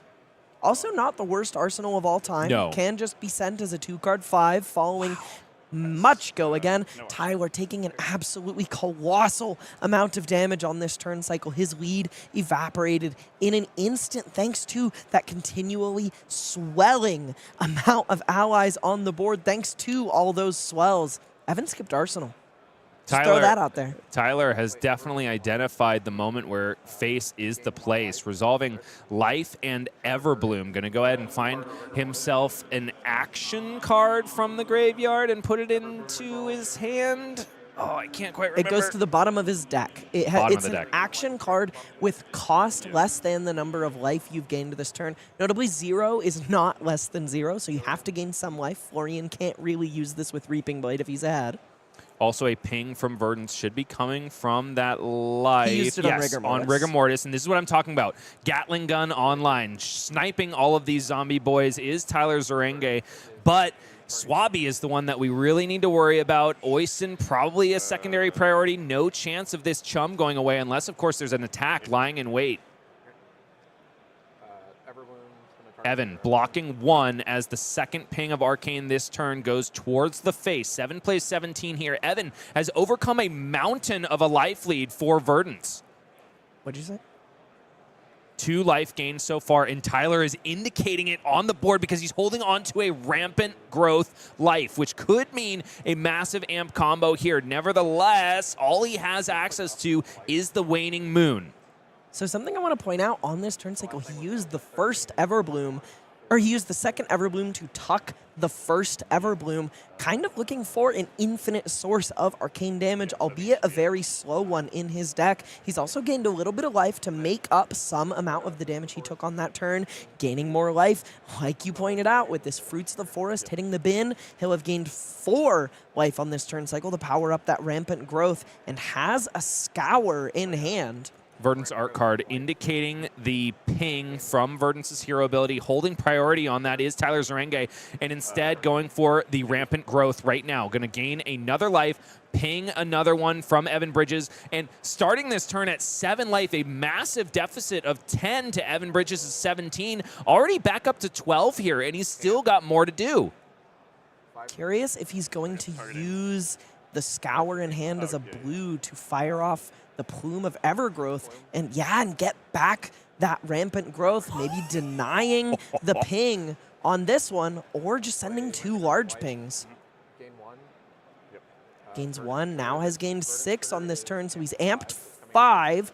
That first ping. This ping comes in for 6. Evan is taking plenty of damage here, although getting some defensive value out of the blue in the pitch zone. Evan, all of a sudden, eclipsed in life by Tyler Zeringue, who seems so confident in this exact spot after taking upwards of 20 damage on the previous turn. 7 damage of Arcane on this ping of Verdance. This measly 1 after 2 resolutions of Rampant Growth life. This is something to be said. And he has Storm Striders still available to him. If he can find a Burn Bear, he has a reach of 9. Evan's only able to cover up 1 point of damage here. He is in true lethal range if Tyler can just find the Arcane spell. Let's see what he finds off the top. No Nothing Burn Bear in this hand. No Burn Bear, but they are definitely in the deck. Mere turn cycles away is Evan Bridges from ultimate disaster, but we saw him put up so much damage on the previous turn. Can he do it again in order to put Verdance back in the dust from whence she came before she can close the door on the shipwrecked looter? Activating Gravy Bones. Is Evan Bridges going to discard one of those allies? Found another one, so Sawbones goes into the bin. Can Evan establish the I don't know, Hippocratic Oath dead guy in order to shore up some more damage that is surely coming his way on Tyler's next turn? Sawbones won't save him. Tyler's capable of presenting 9 in 2 sources, so Evan can cover 2 of that, 7. He'd need 3 Sawbones on the board, more than he has available to him to stay alive from exactly Burn Bear, though Sawbones might be able to insulate him from something else like Blue Emeritus Scolding that is also more than likely in the deck. I imagine the mode Tyler is in right now is just block and block and block until you can find the combo, but Gravy makes that pretty hard. When you leave this guy with 4 or 5 cards to work with, he can send some serious punishment like we saw. Tyler's 10-ish life lead just absolutely disappear. Tyler not blocking at all on the Swabby, maybe looking to send across this Command and Conquer and follow it up with some life gain and a ping on Fruits of the Forest. Command and Conquer. He needs to take some cards away from Gravy Bones, or he's just going to mount far too powerful of an offense for Tyler to deal with. And this is so difficult for Evan because he's got himself 2 blues in the hand, but they must be dedicated to block if he wants to keep that arsenal card around, which means that only 2 allies in the hand is not going to be super great, especially when you have no gold to speak of. Evan's turn is going to be lackluster to say the least. 2 allies in hand, 1 in the arsenal, and no way to cycle them away. Does look like he's going to at least be able to get some defensive value out of these allies. Yeah, pitching that Whaler Humperdinck away to preserve 1 life on that Arcane Ping because he just can't go any lower. Let's check the hand. Does he find the spell? No, not really. Quite, Still no not spell. Quite. I don't hate resolving a Heartbeat of Candlehold here, though. But or the first felling of the crown of the game. Exactly. That's probably the card that Tyler is really upping his eyebrows at. For now, he's got to deal with a swing of Swabby. Normally a powerful play, but Evan is just biding time for salvation that might never come, waiting for the moment when Tyler draws up the Storm Striders combo and is able to put him back into the sea from whence he came. 5 plays 8 here and 7 damages on the combat chain from the Undead Carpenter Swabby. A little bit of an awkward hand for Tyler here, too. He's found Scar for a Scar, which blocks 2, Rampant Growth and Heartbeat, but no blue to power them. So that Felling of the Crown itself is pretty awkward because he can't just block that Rampant Growth away. What do you think about the option for Evan Bridges to just activate the hook on that turn and see if he can buy the entire hand from Tyler's ring? I don't think Tyler's ever going to give it, but Evan might as well get a gold out of it. Oh, this is such an interesting approach here. Rather than using the Felling to fire off a Heartbeat and then use Rampant Growth to send a massive amount of arcane damage, he's prioritized just getting 1 arcane damage and 1 life gain while sending across a Felling of the Crown. So still, he is prioritizing reducing the amount of options available to Evan so that he can find the necessary space to get to that Storm Striders kill combo. But something I'm curious about is how much damage does he just present if he fires off the Rampant Growth here? this card. So he sends 3 pings for 1. Decomposition for the felling of the crown here. Evan is block forced to 7, bottom of a take card and also blocks out entirely. Just going to be able to swing Chum on this next turn. 4 plays 4. Definitely Tyler favored at this point. If he can find the spell, yes! He's got Burn Bear in the hand. This could be the very last moment of the game. He's just got to wait. Cross his T's, dot his I's. Evan Bridges completely shields down at this point. Storm Strider's activated. Burn Bear coming Evan's way. Evan has nothing to do. It's Rigor Mortis in the arsenal. No throw cautions to the win. Evan, the villain, Bridges falls in the face of an unfavored Verdance, Thorn of the Rose. Something really interesting about that previous turn cycle, we talked about his hand being a little bit awkward there. If he had a blue, he would have been able to find lethal without the Storm Striders because he would have gained 4 life and generated 3 pings total. So you generate 3 pings off of the heartbeat. You've gained 4 life, so using the Rampant Growth, you get to send 1 ping across for 5. If he had a blue, he could have used Waning Moon to send 2 across, which, after Evan AB's 1 on each, is exactly lethal. So not finding that blue could have been catastrophic.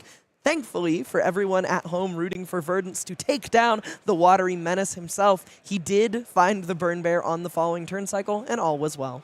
Yeah, nevertheless, showcasing the fact that Felling of the Crown is just so good at setting up that Storm Striders combo, right? True. I mean, hey, early, mid-game, sure, I can take 8 here and there, but late game, yeah, I got to give up my entire hand and then accept you taking another turn to close it out. It's just what Evan deserves, but it's still ugly to see. Is there anything he could have done to save that game, do you think? I think it's really tough. He would have needed to block a little bit more earlier in the game because once you get below a certain amount of life total, it gets really hard for you to actually stay alive through that Storm Striders combo. Yeah, we've talked about Kodachi Lock, we've talked about Warrior Attack Reaction Lock, and also now Wizard Lock with that Storm Striders combo. Ever present in the game of Flesh and Blood and ever powerful. Speaking of power, go ahead and step into the ring for the pre-release of Super Slam.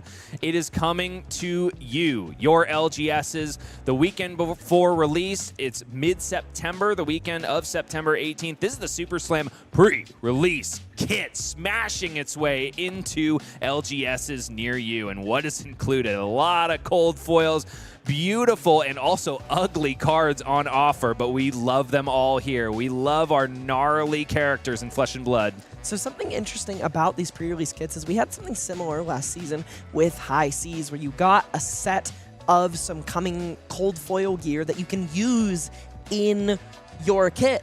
This also adds a card for each class talent type that you can use in your pre-release pool and comes in a nifty box that we did not have before.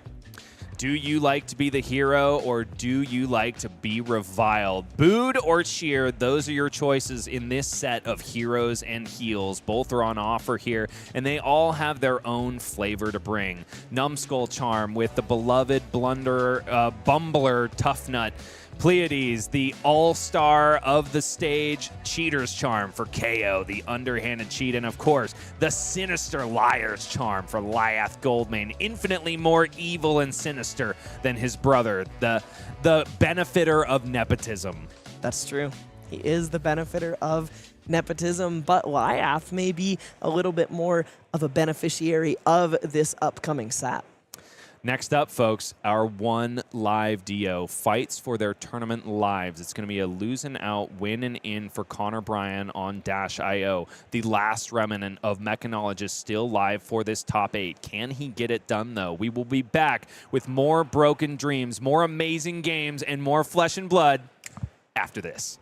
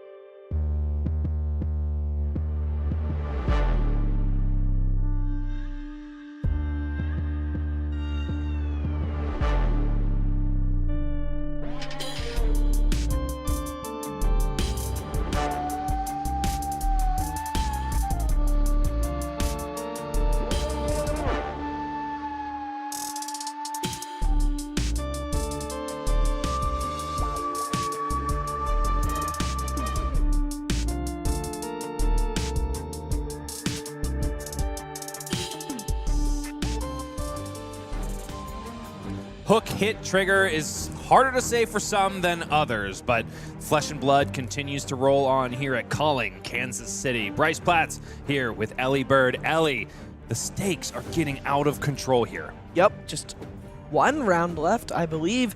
Our final round before we cut to top 8 and bring you some incredible higher stakes games of Flesh and Blood, but we have perhaps the highest stakes one of the whole weekend, a win and in. Hit him with the slide, Ethan, because this is not the only one. We have 5 win and ins right here in the last round. That's not usually how it shakes out when we're making this top 8 cut, and you can blame the people at the top tables for making that happen.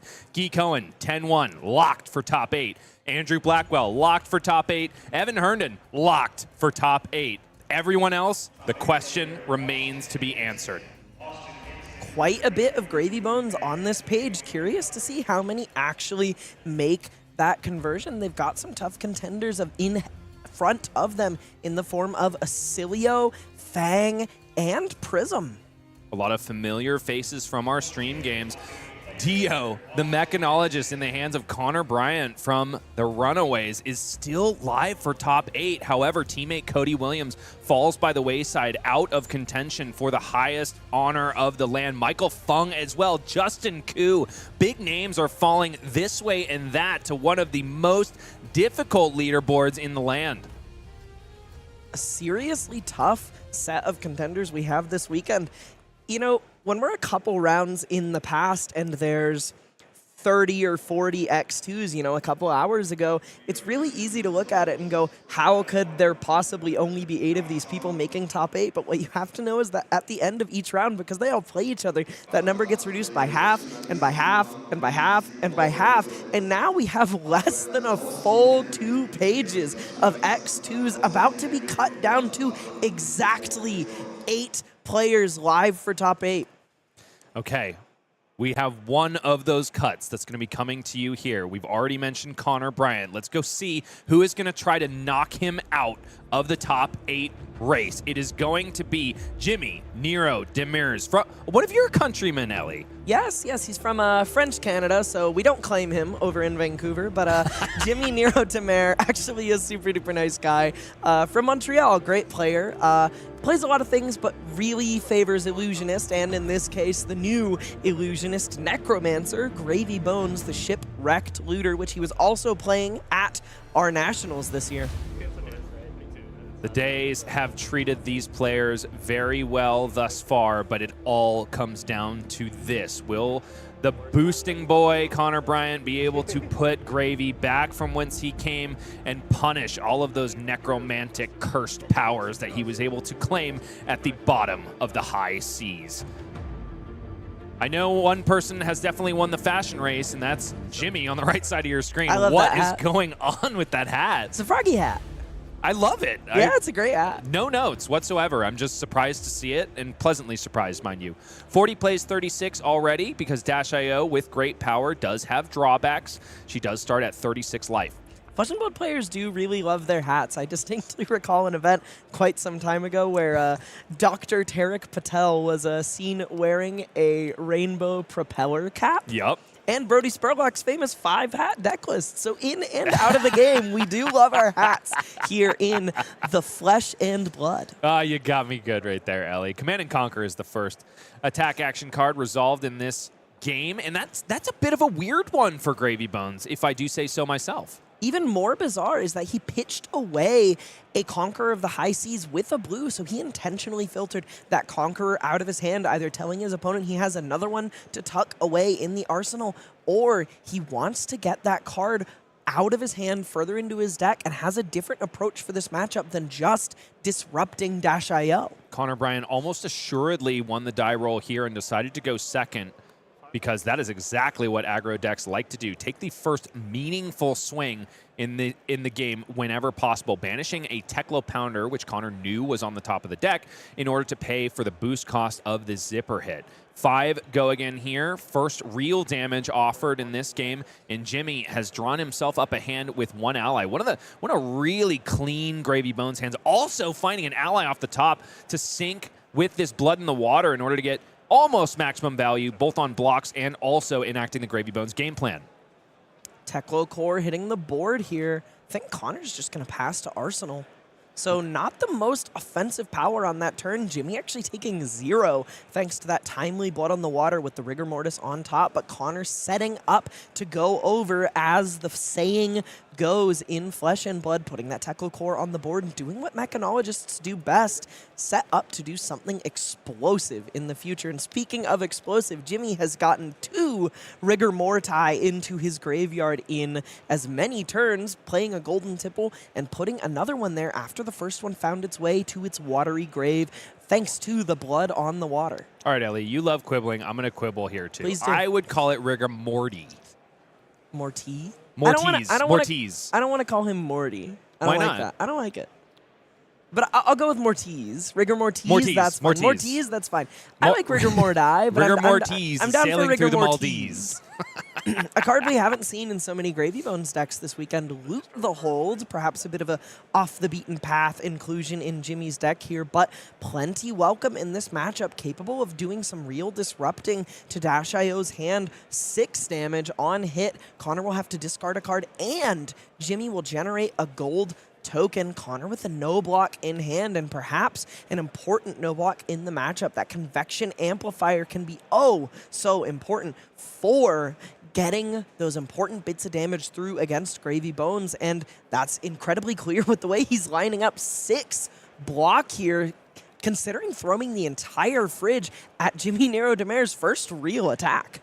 It's an interesting thing because Connor is definitely not in the most ideal hand texture here. Would love to have a resource card, but he was able to establish that Teklo Core on his first turn of the game, and we know exactly how scary Connor Bryant can be when he's got himself free resources. Right now, though, Cogworks Tinkerings, all of the fridge, as you mentioned, Elly, is coming out to play, blocking out the first bit of disruption that comes Connor Bryant's way. And this is especially prescient because a Command and Conquer has already been resolved, and a Conquer of the High Seas has made its way to the bottom of Jimmy Nero's deck. So Connor has a bit of a green light here to use the fridge at the first disposal and just hit the gas from here on.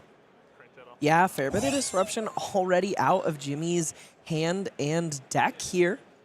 3 pieces of it in the form of Loot the Hold, a Conqueror on the bottom, and the CNC in the yard. Connor finding that Cerebellum Processor off the top thanks to Dio's ability. Going to draw a card and have 6 to work with thanks to that Teklo Core. A little trim on resources, but he has some 0-cost cards to make this hand sing.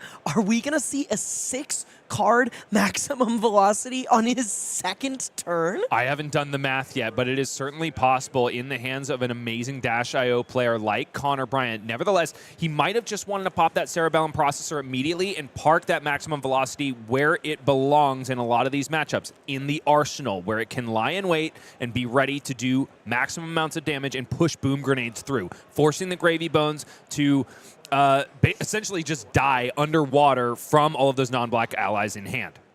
I think he's going to get to basically set that scenario up already, though. He has a Spark of Genius to go get a Boom Grenade, and he has 6 cards on this turn. What more could you possibly ask for? Asking for more than 6 cards for your maximum velocity is a fool's gambit. That is an embarrassment of riches. How about a free resources off my chess piece? Can I ask for that? Yeah, he's allowed. It's right there. It's at his disposal right here and now, but Connor probably wants to see what he is going to draw first off of that Spark of Genius before he commits to the Teklo Foundry Heart. That being said, maybe the top of the deck has him thinking a little bit harder. That's information that only belongs to Connor at this current point. Quite a few allies stuck in Jimmy's hand, it looks like. I think he only has 1 blocking card. Looking at a Sawbones, an Anka, and an Oyston, as well as that red Saltwater Swell. Far from ideal. He has a Gravy Bones activation to filter things away, but he hasn't used it. I suspect there might be another ally on the top. Here comes Spark of Genius, almost assuredly fetching out a Boom Grenade, as you mentioned, Elly. From there, the top of the deck will tell us what the rest of this turn looks like. 1 boost thus far, needs 2 more, does Connor Bryant, in order to resolve maximum velocity.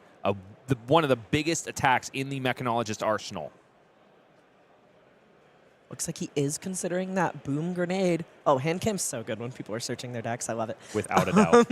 Looks like he is considering that boom grenade, but instead opts for that red backup protocol, maybe looking to get a second zero-cost boost in his hand on this turn. He has that Sprocket Rocket as well with that Fast and Furious, so maybe just looking to fire it off again, use Tekla Foundry Art to get that maximum velocity into the red zone. Currently, Connor Bryant is in the red zone. Still have something to say about that, though. He's got to draw off the top of the deck, as is his right from Spark of Genius. He doesn't have...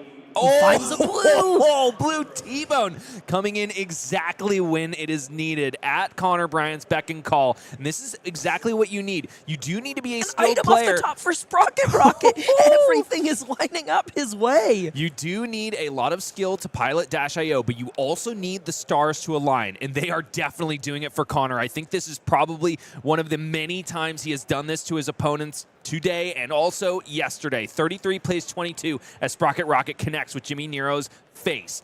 One more boost is needed in order to unlock maximum velocity. And a heist lies in hand to make it happen. Or the backup protocol red on the board. Both attractive options. Nevertheless, activating Tekla Foundry Heart is Connor Bryant, going up to 2 resources at the cost of 2 cards in deck. And they're two big items. ones. However, giving targets to Heist, which is a really nice proposition, especially when your opponent has not been blocking ostensibly because they simply can't. Has Connor drawn 2 cards this turn? He has. He's used Cerebellum Processor and Spark of Genius, so Jimmy's Balance of Justice actually is online. He's going to draw a blue 3 block in the form of Fearless Confrontation and put something else in the bin. So a little bit of block value found here. This heist isn't going to connect. Saving graces for Mr. Demers. Without question, but the follow-up is the real backbreaker. This is what Connor has been building his way towards this entire turn. Leaving 1 resource on the table, so does make me question the choice to activate Tekla Foundry Heart, perhaps just trying to dig his way through the deck and, find the more powerful turns. Items for heist, yeah. Could, of course, as well be the backup protocol red, which would go away at the beginning of the next turn. Could be thinking about pitching that Convection Amplifier, which is a fantastic card, but not when it's plunked in the arsenal and gums up some otherwise really awesome setup turns. So he may just pitch that along with this errant resource to get back a 0-cost boost, more than likely Fast and Furious in the bin. Or Zipper Hit. Either or. I like them both. They both say boost and they both say damage. I wonder if it's even just heist since he still has that Tekla core on the board. An interesting choice, to be sure. Connor Bryant is the guy to show us how to make it happen. 7 damage comes across as the second copy of Loot the Hold is put in front of maximum velocity, stemming the bleeding a little bit for Jimmy Demers. Are we stupid? Is it just Max V back into the arsenal? He did close the chain first. Actually, yes. We are not stupid. We are smart, independent, He got awesome Zipper Hit. people. He got Zipper. We're good. It's Okay, Zipper we're Hit. good, we're It's good. Zipper Hit. Totally not stupid are your caster and co-caster in the booth. And totally not quite dead yet is Jimmy Niro Demers. Actually, not as much of a dent in his life total as we would have expected for a 6-card maximum velocity turn. That is the power of Balance of Justice when you draw 2 cards and turn it online. Basically neutralizes that extra second drawn card. Jimmy starting off with a Murderous Rabble. 4-3. 3 go again here, and a blue will have entered his graveyard. Jimmy is not separating his allies in the graveyard, which I do think is a pretty heads-up play if you're trying to be super competitive, giving your opponent the option to forget about them. But nevertheless, he's got a Sawbones in the bin and also one of the 2 Rigor Mortis that have come out of the deck so far. Something to point out here is that he now knows that the top card of his deck is blue. After it changing, he used Compass and Bodge on the last turn, so he's gained a little bit of info from that Murderous Rabble in addition to turning on Gravy, and that Salt Water Swell is looking absolutely insane here. Going to get 3 extra resources off the top of his deck and put that blue in his pitch zone, letting him fire off some of those extra allies. Also Like has the sawbones he put in the bin on the previous turn. also has himself access to dead threads now that, or no, hasn't. No, yeah, No he ally activated has- Gravy, right? No, that was previous turn. That was previous turn. Never No mind. ally has hit the bin this turn. Okay. He could have dead threads to activate quick dodge flexors on Connor's turn if he so desired. Here we go. Portside Exchange is going to get that done. Anka to the bin and turning into gold. They say that all that glitters is gold, Elly, but how about all that's dead is gold in the case of Gravy Bones? Let's see what the top of the deck looks like in terms of gold when he decides to fire off that saltwater swell. Looks like instead he's going to fire off this Anka, maybe play it out and swing with Rigor Mortis for a bit more damage. Anka pretty relevant in this matchup. Dash.io does a fair bit of drawing cards. I think this playline makes a lot of sense. Save the swell for later, because for now you just have a super clean, in terms of resources, play as Gravy Bones. Sure, you're leaving one on the board because Dead Threads is active, but this is otherwise just a bread and butter Gravy turn. You're keeping life at parity. Your opponent is definitely going to be hitting you in the face next turn, but, you know, when things line up, it's best not to over-encourage variance to hurt you in the end. In the hand of Connor Bryant. 2 items. 2 items. Neither of which are red, though. So not forced to play either of them, nevertheless. Resolving a yellow boom grenade from the hand. Symbiosis shot up to 5 counters here. Cerebellum Processor expends its last steam counter at the beginning of this turn. Unaware if Connor is going to be able to draw a card off of it. He doesn't have any extra action point generation as of yet. Null Time Zone revealed on the top once again. Pretty interesting one in this matchup. You can slam that and name Golden Tipple, neutralizing 9 whole cards in Gravy Bones' deck. It's a rough point to see it, though. It's just at the beginning of this boosted combat chain. Connor would essentially have to let Boom Grenade's potential damage go by the wayside in order to use it, unless, of course, he were to play it off the top from the Dash.io hero ability. I believe that's the only way he could actually play it here, since he doesn't have the bonus action point to draw a card, but he may be able to get that bonus action point to draw a card with Cerebellum Processor by putting it on the table. This deck is insane. When it is humming, it feels absolutely unstoppable, and it makes a lot of sense as to why certain Dash.io players have gravitated towards it and stuck with it. Connor Bryant is one of those. He has been a Dash.io believer from the beginning, and I don't believe he's fallen off of the deck since its inception in Bright Lights. That is persistence. When I had to play that deck against Bravo back in Bright Lights, I gave up pretty quick. 5 damage taken here from Jimmy Niro Demers, after, of course, taking 8 on the previous chain link, thanks to the exploding yellow boom grenade. Or I'm sorry, I think he was just getting life totals caught up. And here comes the Null Time Zone off the top of the deck. 24 plays 17. I do believe he took 8 on that boom grenade. Yeah, he took 8 total. We're all caught up, bottom line. I believe he named Conqueror of the High Seas for that Null Time Zone. Not a bad choice. One of the few cards left in Jimmy's deck that can actually do disruptive things against what Connor's trying to do. 2 Loot the Holds have already been played or blocked with out of the deck. Yeah, Conqueror of the High Seas. Pretty interesting name. I just feel like if I wanted to slow Gravy Bones down as much as possible, I would just name Golden Tipple. I do. Correct. Perhaps Connor says, yeah, you think you can put up numbers with all those go again attacks? Just hold my beer. Here comes a couple boost attacks. He would have been happy as he could be had he named Saltwater Swell with 3 of them on Jimmy's side of the board. 2 in hand, 1 in arsenal. Probably would have forced a defensive turn out of Jimmy, because Null Time Zone, of course, says you cannot play or pitch them, which is why it was so nasty against Inner Chi back in the Part the Mistveil days, dearly departed. In this case, Jimmy could still block with these Saltwater Swells on this turn. Looks like we are going to see that Cerebellum Processor activated. Let's see what he finds.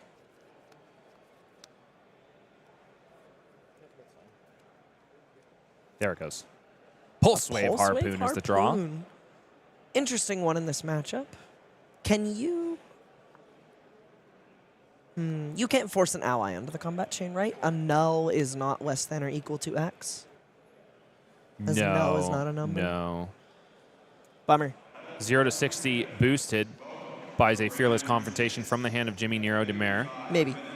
One of those Mastery taking Pack Guardian 4. cards that is making Gravy look so good. Oh, no. Just taking 4 instead. Yeah. 24 plays 13. Connor getting his salty opponent into a very scary range. 0 to 60. Hits Anka. Drag under. And drags him under. Bye-bye. Pulse Wave Harpoon at the end of this combat chain. Gonna get to look at 3 cards from Jimmy's hand, so he is gonna get to protect something. Oh, it's only 3 cards. Only 3 cards. Yep. Connor's saying, whoa, whoa, whoa, I don't see the whole hand. You get to protect something, and I imagine he This will happens a protect that lot. chart, the High Seas, the card he has saved face down. But, I mean, he's got 2 Saltwater Swells in this hand, and at least one of them is going to get taken away by Connor. I imagine the red. It's curious. I am tempted by the blue just because it is the Graveyard Enabler in the hand that you Sure. have seen. Of course, you can assume that Jimmy might hold back another blue Enabler in the hand, which, of course, he has done so. So Connor just trying to buy himself a little bit of life there. And blink and you'll miss it. He used a counter on Symbiosis shot to clear the Rigor Mortis that was on the table. So not only getting 13 damage through on that 4-card hand, he managed to get every ally off the board. So he can't play them anyway, but you definitely don't want to see Conqueror of the High Seas going into the bin for Chart the High Seas. That is definitely a womp-womp miss on that all-powerful Well, you blue can't card. both chart and conquer the seas. You got to pick one. I've seen Gravies do both in the majority of the games I've played with them. Nevertheless, Jimmy unable to do so here thanks to that null time zone established by Connor Bryant. Saltwater Swell comes out of the arsenal, and this is a blind flip off the top. Can Jimmy find the resources that he needs? We will find out once the trigger resolves. I believe he's giving Connor a priority window to respond. There we It go. is a blue. Tip the barkeep into the pitch zone. 5 resources floating. Doesn't have massive resource sinks in terms of the allies that lie in the bin, though. It's just 2 Sawbones and a Rigor Mortis. While true, it does still allow him to play and swing Sawbones, something he was not previously capable of this turn. Dead Threads is active. Oh, yeah, he Yeah. has. He has discarded the Dead Threads. I wonder if we'll see a Gravy Bones activation here, or just some gold used to draw some cards. Yeah, I like this play right here. Finds a And Swabby. Still has a gold available, so can activate Gravy Bones and get that Swabby into the bin. Also has a yellow in Gonna hand, draw so another card. potentially could resolve Swabby Another and swing ally. Swabby. Another ally stuck here. Gonna use Gravy Bones to draw and discard. Finding a Call to the Grave. That's about as good as you can ask for here. Lots of resources still at Jimmy's disposal here. Does not, however, have the Mage Master boots that enable multiple ally-wide turns. So I was gonna say, my Kingdom for an Avastia here. Avastia, one of the more unassuming power blues in Gravy Bones. Effectively a... It's kind of like Lead the Charge. I It's was- like if Lead the Charge blocked 3 and generated a Yeah. gold if you're go again attack connected. Yours is better. I was going to say a blue-dyed Gold Kiss Rum. Call to the Grave being resolved here, Wow, not going and getting utilized. Fiddler's Green to get a little bit more of a life buffer.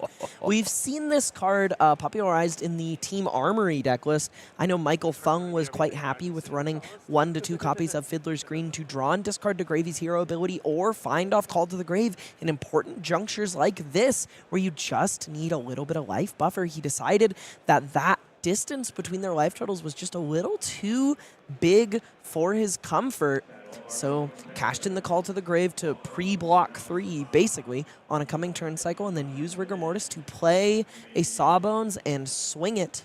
Speaking of safe plays here, Sawbones now, unless Connor decides to respect it, could basically be a defense reaction lying in wait for a boom grenade to come off the top of Connor's deck. If Jimmy just leaves 1 damage on each boost card that comes his way, then Sawbones will insulate him from those powerful on-hit effects. No blocks, though, from Connor Bryant. He likes the hand, and all of a sudden, we are at life parity. 15 plays 15 after a Fiddler's Green discard and a Sawbones establishment from the Canadian.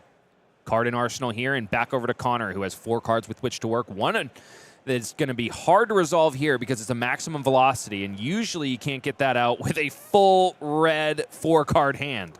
Especially not when your Cerebellum processor rusted away at the start of this turn. Curious how Connor intends to navigate this turn. I feel like I might have just snapped off blocking that Sawbone since it wasn't a particularly high damage turn and just sent like a non-boosted Fast and Furious at Sawbones, then Arsenaled, so he clearly has a plan.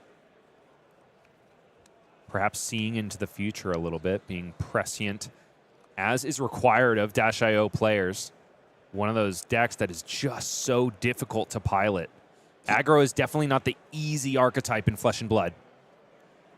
He is boosting 3 at that Sawbones to get it off the board. Perhaps a Tekla Foundry Heart activation to send Throttle face, maybe trying to keep pressure high and then end on a Symbiosis shot. So kill an ally and send 8 at face is pretty good for an all-red hand while still having an arsenal. Proving 3-card 11. Proving that Dash.io definitely deserves respect, despite the fact that Connor was the only of a very large amount of people that represented it in day one. 24 copies.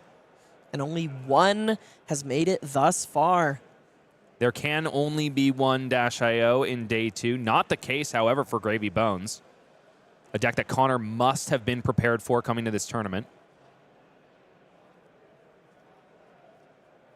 That is a lot of allies in the bin and only 1 in the hand. That Null Time Zone is still on Conquer the High Seas, so that card is a little bit stuck in Jimmy's grip here. He has the 2 blues to fire it off, but he's literally not allowed. If that Null Time Zone in the name of Conquer of the High Seas gets Connor through the next turn cycle and allows him to set up a 5-card hand, he is going to look like a genius. Oh, another Null Time Zone off the top of the deck. What is he going to name? Cranking, of course. We're going to name... What's the call here, Connor? What is going to give you that little bit of space? Naming This time, Golden Tipple. Like I suspected the first time. Hits 9 cards in the deck. And Jimmy does have a copy of Golden Tipple in the hand and also Conqueror of the High Seas. So that's exactly why he's reaching over for the Null Time Zone in order to read exactly what he's in for here. You can only block with them, Jimmy.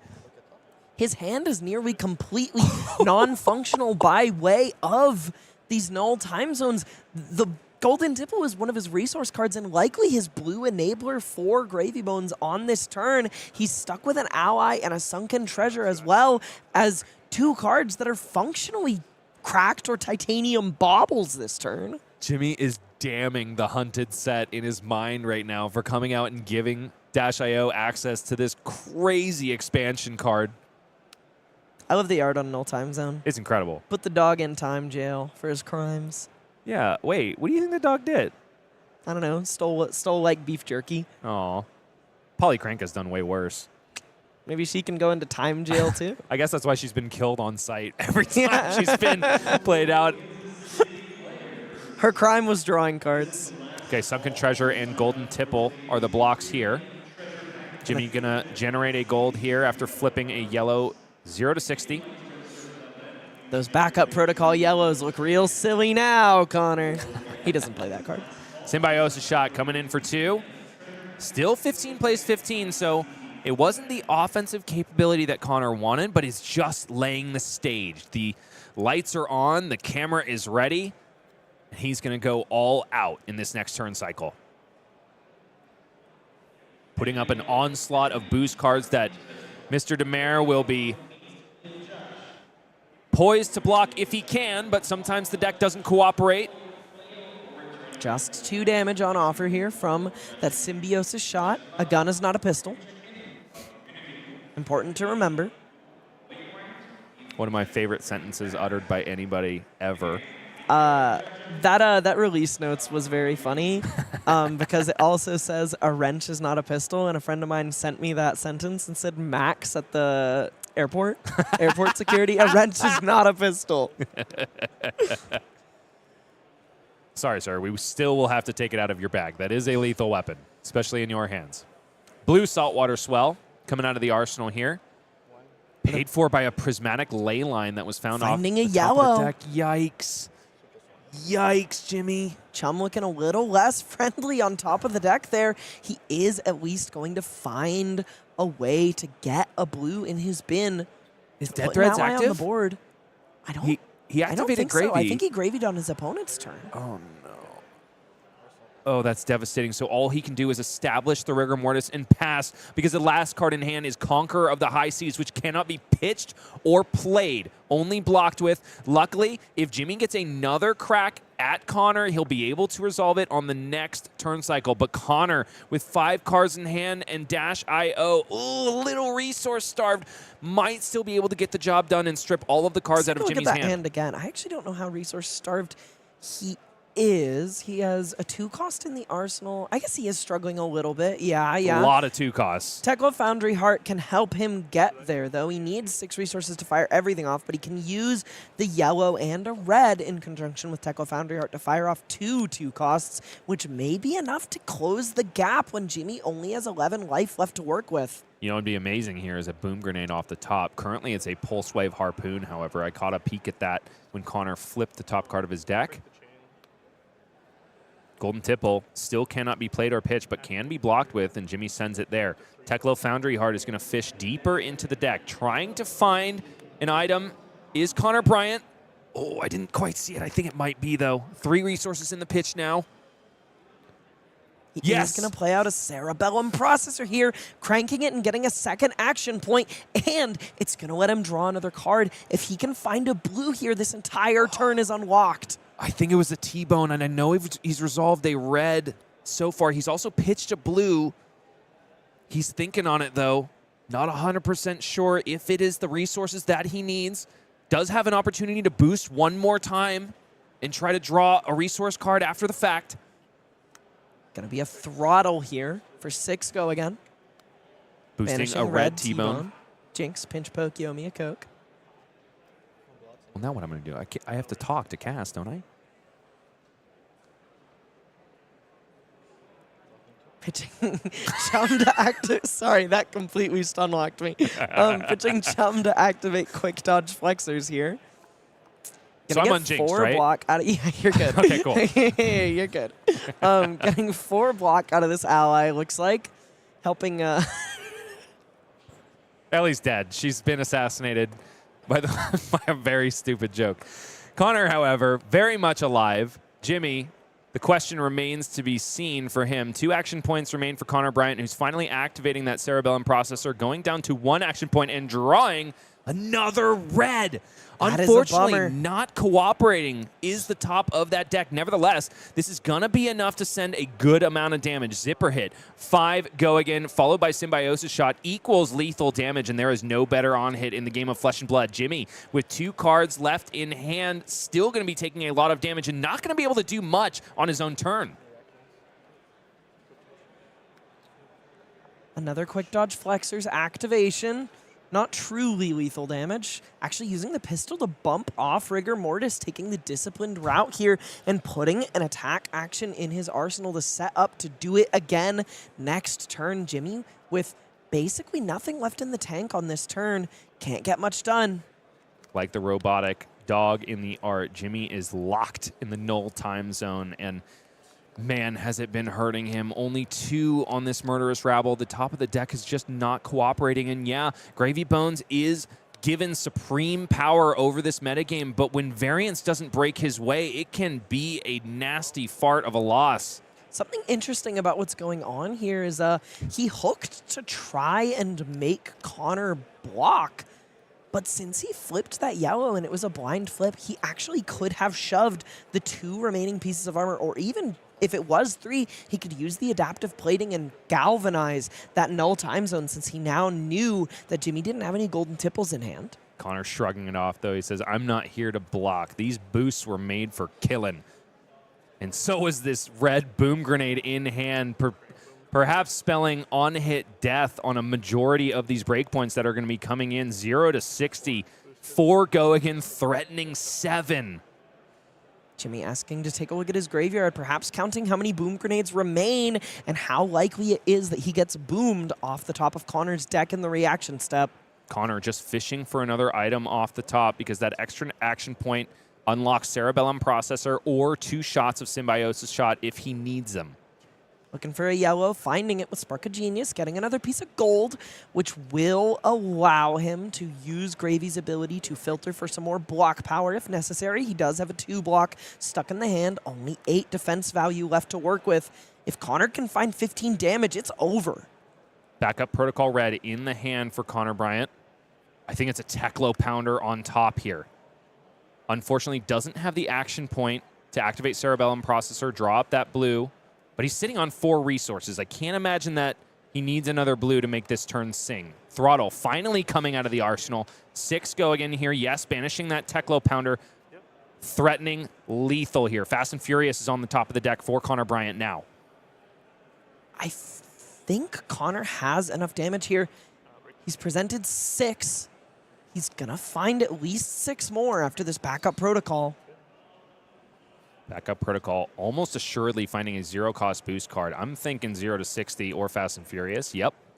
0 to 60 found. I think this boom grenade's going to 4 connect, go and that's again. going to be all she wrote. It's only 2 block left in the Fast hand of and Jimmy. Furious. Niro, Demers. Fast and Furious puts a steam counter on Cerebellum Processor, but it doesn't even matter. This game is not going another turn cycle. Nevertheless, Connor is a little bit worried about what might be lying in wait in the arsenal, but it's just a Conquer of the High Seas that was not able to be resolved because of that null time zone established so many turns prior. Gonna activate Gravy and maybe dig for a defense reaction. Binning the tipple, blocking 3. Boom goes the boom grenade, and Symbiosis Shot cleans this game up. It was a win and in for Connor Bryant. He has made top 8. He is making mechanologist fans everywhere rise up, fists in the air, saying boost is the way. Congratulations to Connor Bryant for clenching this victory for all of the mech enjoyers out there.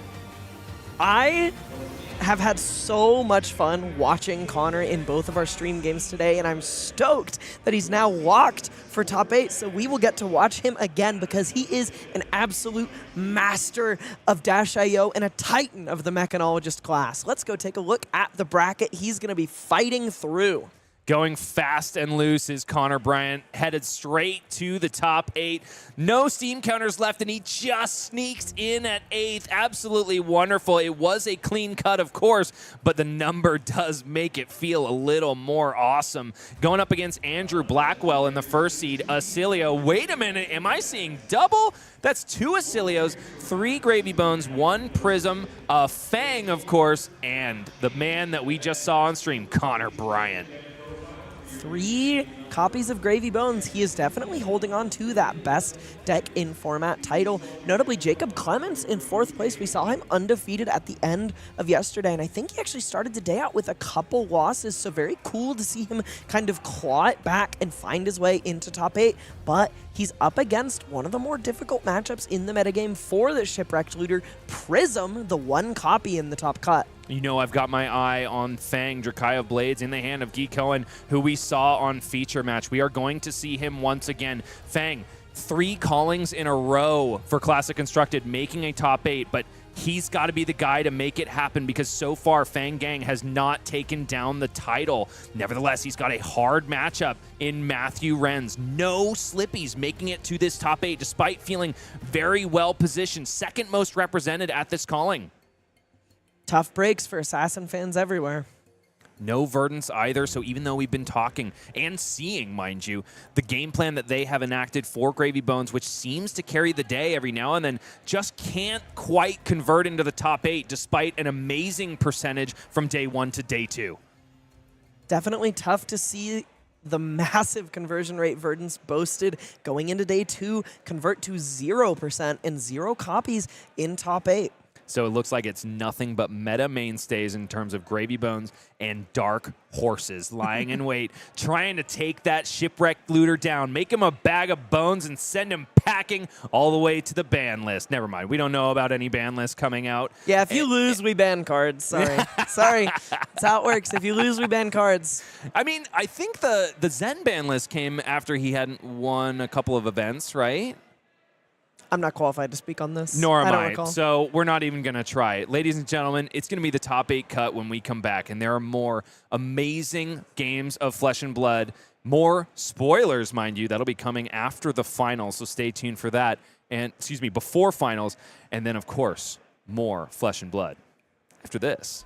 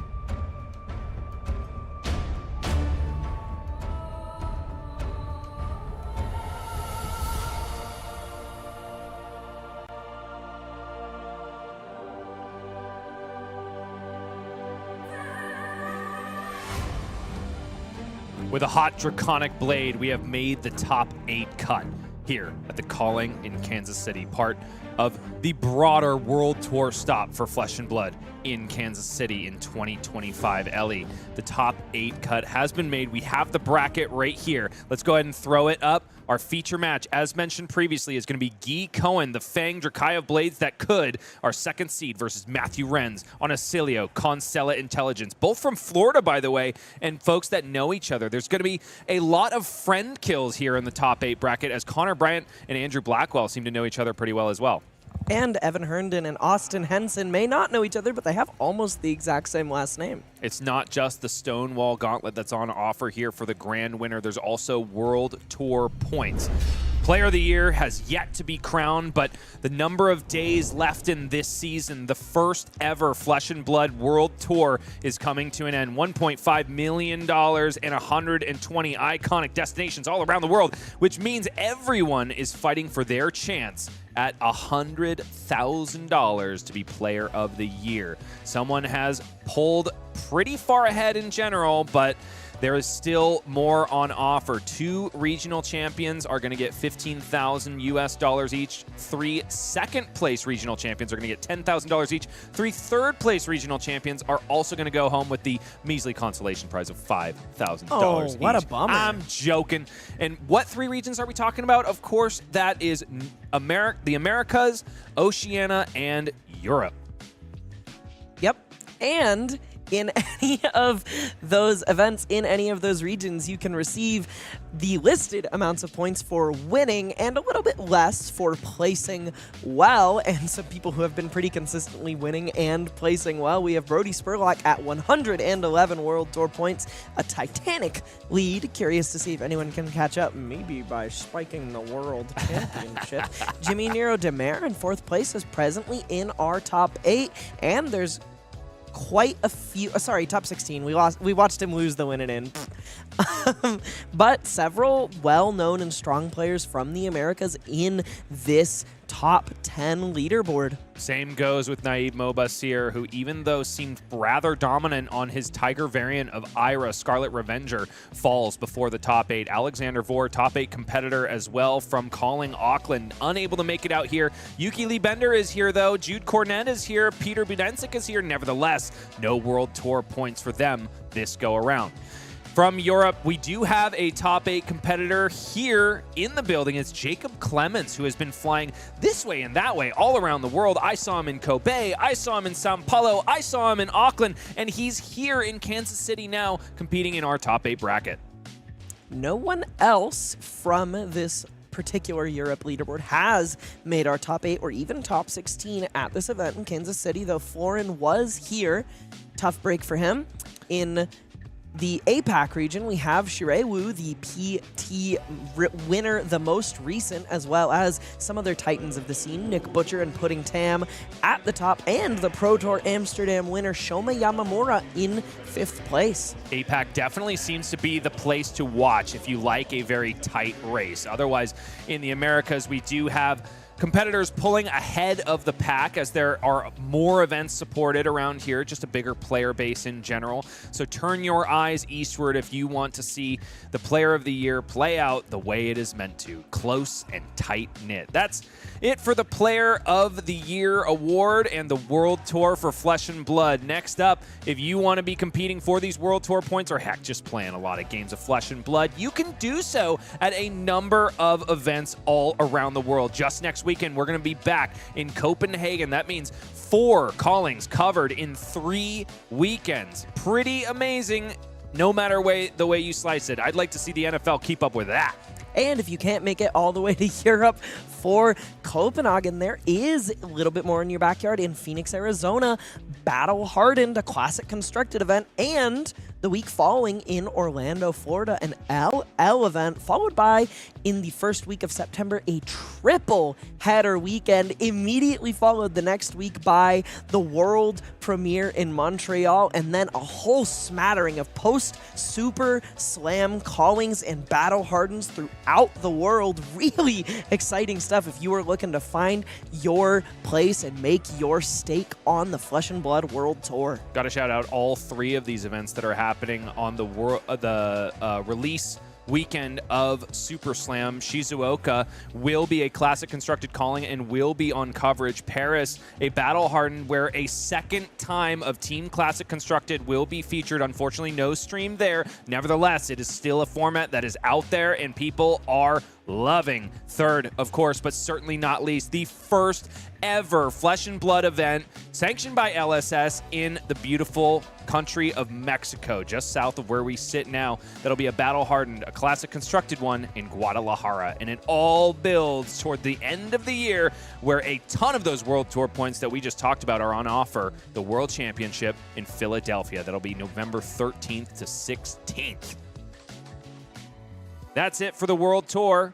But what are the players in this top 8 bracket now competing for, ladies and gentlemen? How about the Lions' share of $20,000 US?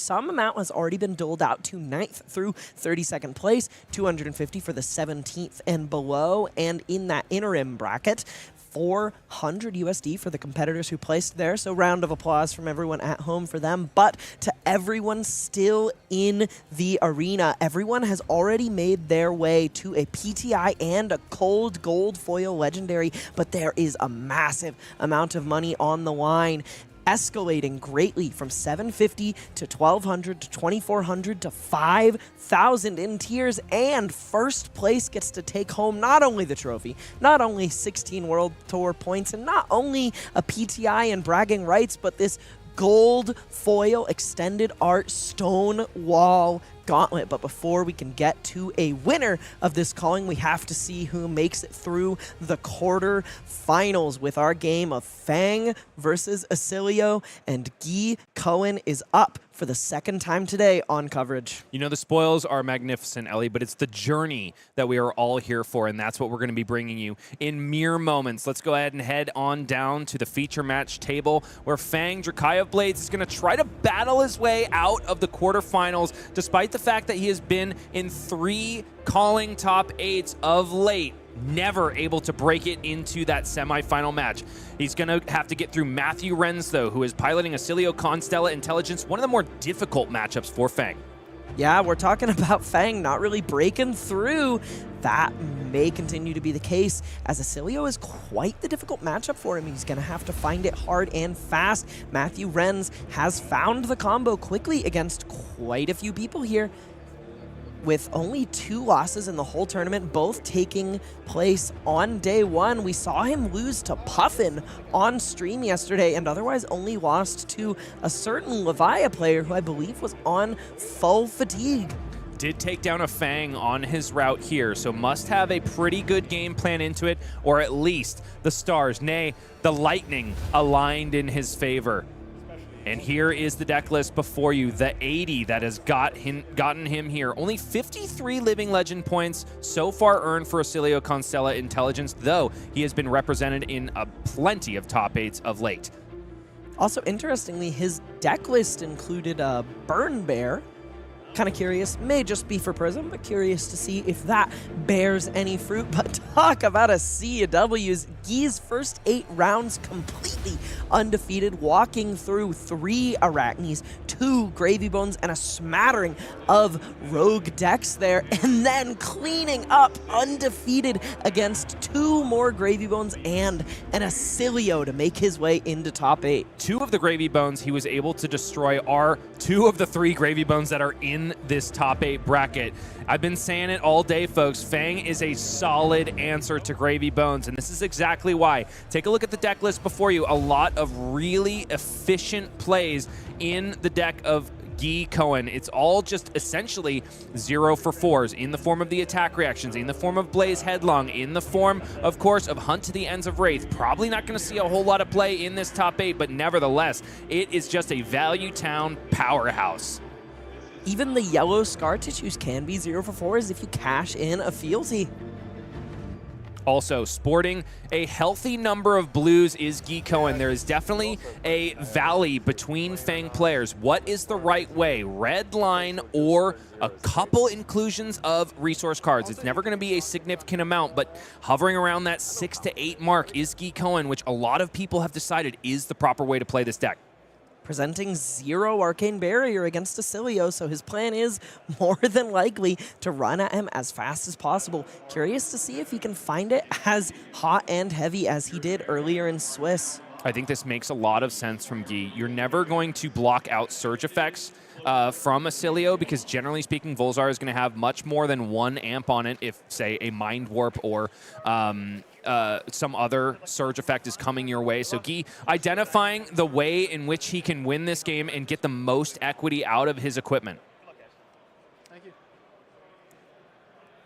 Guy Cohen, though he resides in Florida, was born and raised in Brazil, which is why I saw him at the Calling in Sao Paulo.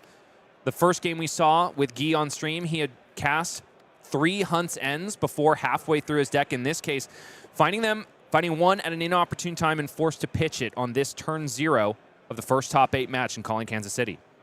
The rest of his hand does have some action, but a second Hunt's End is stuck there.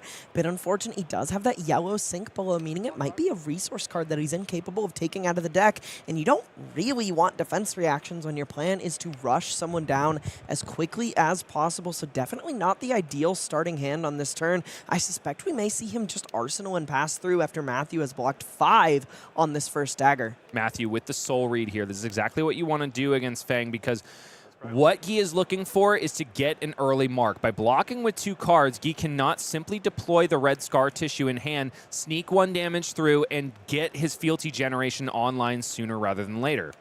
After Mark's game earlier today, I'm impressed that Oscilio was even capable of blocking with 2 cards from the hand, but more where that came from. Matthew not only has a whole host of blocking cards, but has already found one of the most important pieces of the combo, gone in a flash, which I suspect we will see navigated into his arsenal at the end of his turn. However, that isn't to say this turn has no issues, as he has no go again whatsoever for this Flittering Charge. Flittering Charge covered up by a Valiant Dynamo's block and also a yellow Sink Below. Guy showing exactly why that card has made it into a bunch of Fang lists. At yellow, it can be used as a resource card to fuel an entire Fang turn, but in this case, filtering away that Hunt's End that is just useless at this current point in the game. Matthew drawing up. We're looking for some specific pieces. These aren't them, but he does have a Flittering Charge and an Electrostagnetic Discharger Salt, so he is going to be capable of using that to generate a little bit of offensive or defensive value, depending on how the hands line up. That was about 4 syllables over what that card it says on it. And there's a lot of syllables already. Kudos to you, Elly. Oath of Loyalty resolved on Guy's side of the board. 4 go again here, and this is really one of those enablers for the Fang game plan, at least getting online early, but unfortunately, no payoffs in form of attack reactions in Guy's hand. 1 damage comes through. Matthew descends on down to 35. First blood has been drawn. Guy still sitting at a comfortable 40, following up with a Blaze Headlong, just trying to go as fast as humanly possible, but he has got to get online. Otherwise, he gives Oscilio too much space in order to set up a massive combo, especially when Matthew has already found one of those critical pieces. His deck truly is all 0 for 4 so far. Getting only 2 value out of that Glint the Quicksilver is a little bit disappointing. Getting in for 1 and making a Vigor with Grains of Blood Spill. Last time we saw Guy, he had 3 fealty by the end of his first active turn. Now he's been through 2 of his own active turns with 0 fealty available to him. Even though Fang is a house when he has made his loyalty clear to his dead Emperor, in this case, when he's unable to do so, he's a bit of a wilting flower, can lose a lot of value turn over turn if he can't get online.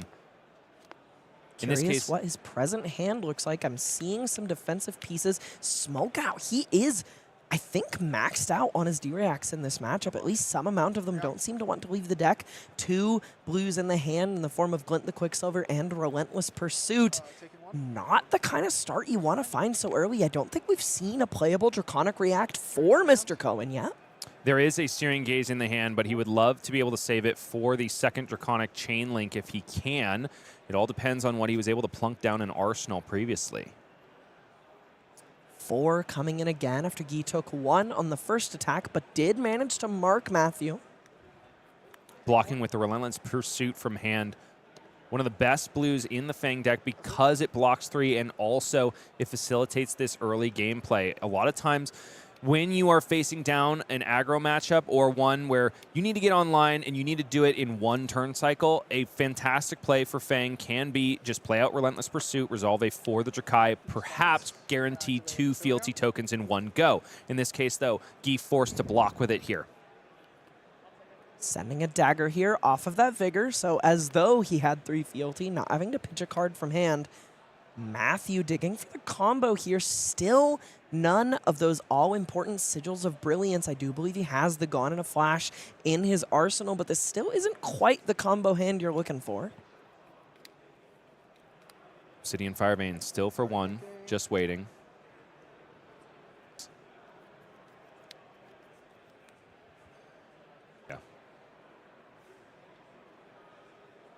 How many cards in Looks hand? like he's considering blocking with one of the etchings of Arcana available to him. Still not ready to go off, but managing to stay pretty healthy, especially thanks to Guy's stumbling start. Searing Gaze at the ready in the hand to confer go again. But won't find a mark as it's the first. Never mind. We got the mark. We found We the mark. got the mark, but it's a red scar tissue here, and this is A-OK. Obsidian Firevein getting up to 7. Dealing 4 and making a fealty as it clears that mark and replaces one on that giant robot's back. Guy is on the hunt here, and because he has been able to find plenty of blues thus far, he's going to be able to create a Vigor token here and probably a second one, yes, as the second dagger connects. But no, Matthew identifying the moment to put on the hurt as Guy tries to get online, blocks with those lightning greaves, and I don't hate that because 1 Vigor token here is kind of okay, can still force Guy to make some inefficient plays. 2 Vigor tokens, though, that means Guy has a free turn where he is essentially online. Gone in a Flash with Go again. One of my favorite things to say in the game of Flesh and Blood. Coming in for 4 here. Matthew has several instants in his hand, a Sigil of Conductivity, and a copy of Consigned to Cosmos. Not only will Volzar be free, it'll be pretty seriously amped on this turn. 4 go again is what Guy has to face down. Has found himself another sink below, but of course it is in the yellow. Not going to cover up all that damage, but there is no on hit. Blocking with a For the Drakai and Valiant Dynamos here for Guy, and that is saying something because Matthew is currently marked. Guy did have the opportunity to block out with the rest of his hand and send For the Drakai as a 1-card play to keep the 1 fealty on board and also force Matthew to do some more blocking to keep him from becoming online in one fell swoop. The follow-up here, though, is Gone in a Flash after Sigil of Conductivity bounces it back to the hand. I suspect his approach here is involving keeping his life total as high as possible so that when Matthew goes for it, since he doesn't have any Arcane Barrier to insulate himself from some of the more painful ramifications of that combo turn, he needs to stay high enough that a big pop-off doesn't kill him instantly. But I don't think that playing on the defensive is necessarily how you're going to be able to win in this matchup. This hero will find it, especially when you are a functionally disruptionless hero like the Drakai of Blades, but he's just hasn't really been able to pull that ripcord and get the engine going. Just like Dash.io, the deck has to cooperate for Fang, at least in certain respects. So far, Guy not being able to find early sources of fealty generation, but he has been finding his resource cards. That could dry up after this next turn. The yellows and the blues are starting to run thin when compared to the rest of the deck, so he does have to get online sooner rather than later.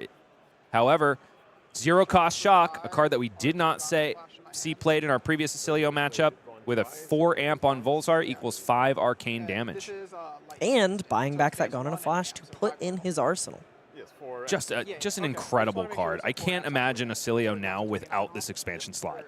Yeah, and it's just a 0-cost 3-block shock. So insane. It's kind of funny. The left half of the card was very clearly designed as Count Your Blessings hate, but Yep. CYB was banned before Consigned to Cosmos was released, or even spoiled, I think. They really thought that card was going to go the distance. Well, it did. Maybe a little too well. That was the problem. The problem was that it did go the distance. Can you imagine 5 Intellect, Lyath, Goldmane going first with 9 Count Your Blessings in his deck? Yeah, I think I'll play 2 Count Your Blessings and Arsenal Pass. Obsidian Firevein paid for by the Vigor token that popped at the beginning of this turn. Currently 1 threatening a fealty token on hit. There's Matthew, a however, sink below in Matthew's hand here. And Something we that is- didn't see from Mark Morrison. you think Matthew sided out the Seduce to Secrets in order to bring in Sink Below? Yeah, that's got to be what happened. Little filtering going on here with the Oscilio hero ability. No blocks. Found himself another copy of Consigned to Cosmos Shock. Guy resolving Okay, so it's Long Whisker Loyalty. +2 is the chosen mode, and Sink Below covers it up perfectly. Fang loves to say 4-4-4. In this case, a Sink Below is going to get the job done in preventing more fealty generation. Another dagger follows it with 1 floating, so if it connects, he'll be pretty glad to spend that resource on a Grains of Blood spill trigger.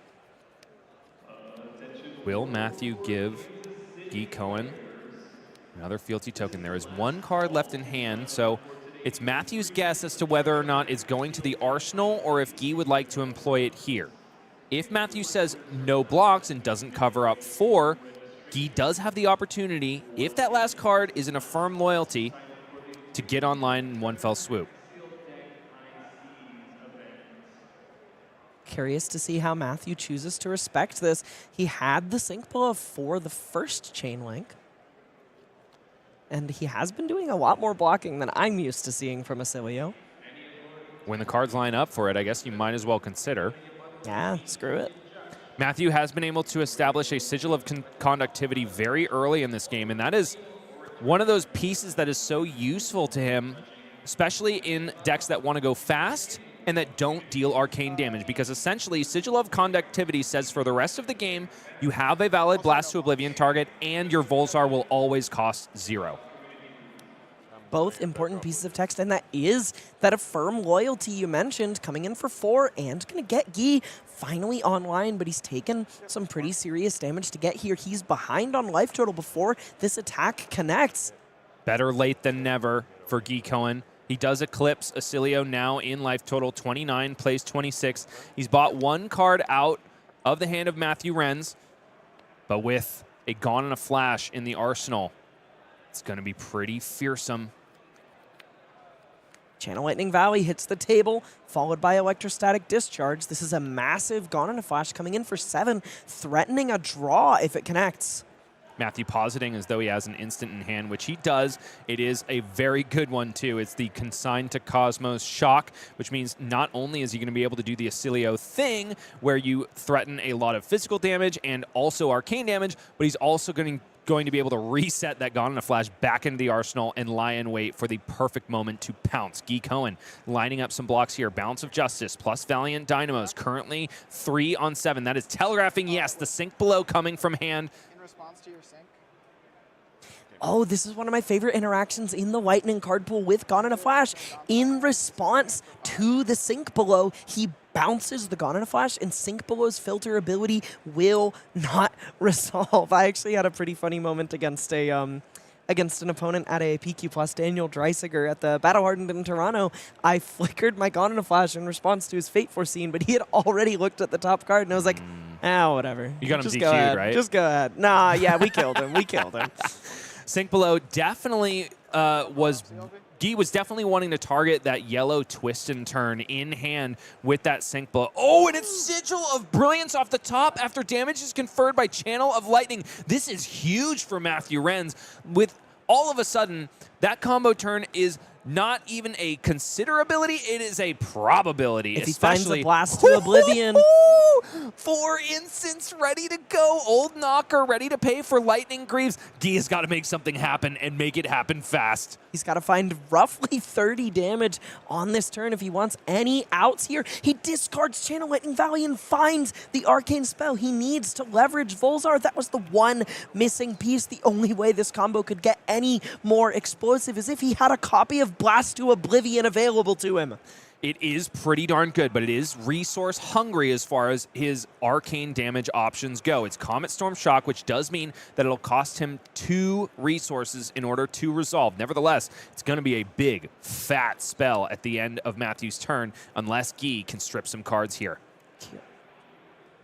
Curious to see if Matthew lines up Flash of Brilliance for a block here to pick up that Sigil of Brilliance and dig a little deeper for something like a Blast to Oblivion.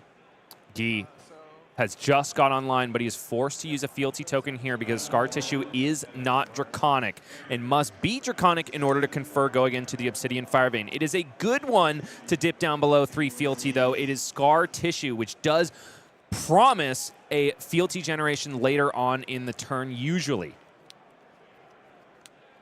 Matthew marked and at 17, but that life total is about to become completely immaterial as we are going into the Oscilio combo turn. A dagger for 2 is not enough to dash Matthew's plans. Ain't no way. Matthew is at the ready to do some blasting. Here comes 2 armors straight onto the combat chain. We're going to see a card discarded, more than likely that Blink or something similar. Oh, looks like he's lining up to discard that Comet Storm to pick up the Sigil of Brilliance, finding another Blink off the top. Because the Oscilio hero ability has been activated and now Flash of Brilliance has drawn an additional card, Guy is able to reset that arsenal off the top of the deck thanks to Balance of Justice, a heads-up addition to this deck list, hoping that he found a 0 for 4 D-React because there is going to be some fireworks here, folks. 17 plays 24, but that is not nearly the life totals we're going to see when Oscilio is done. Looks like another Oscilio activation on Matthew's turn.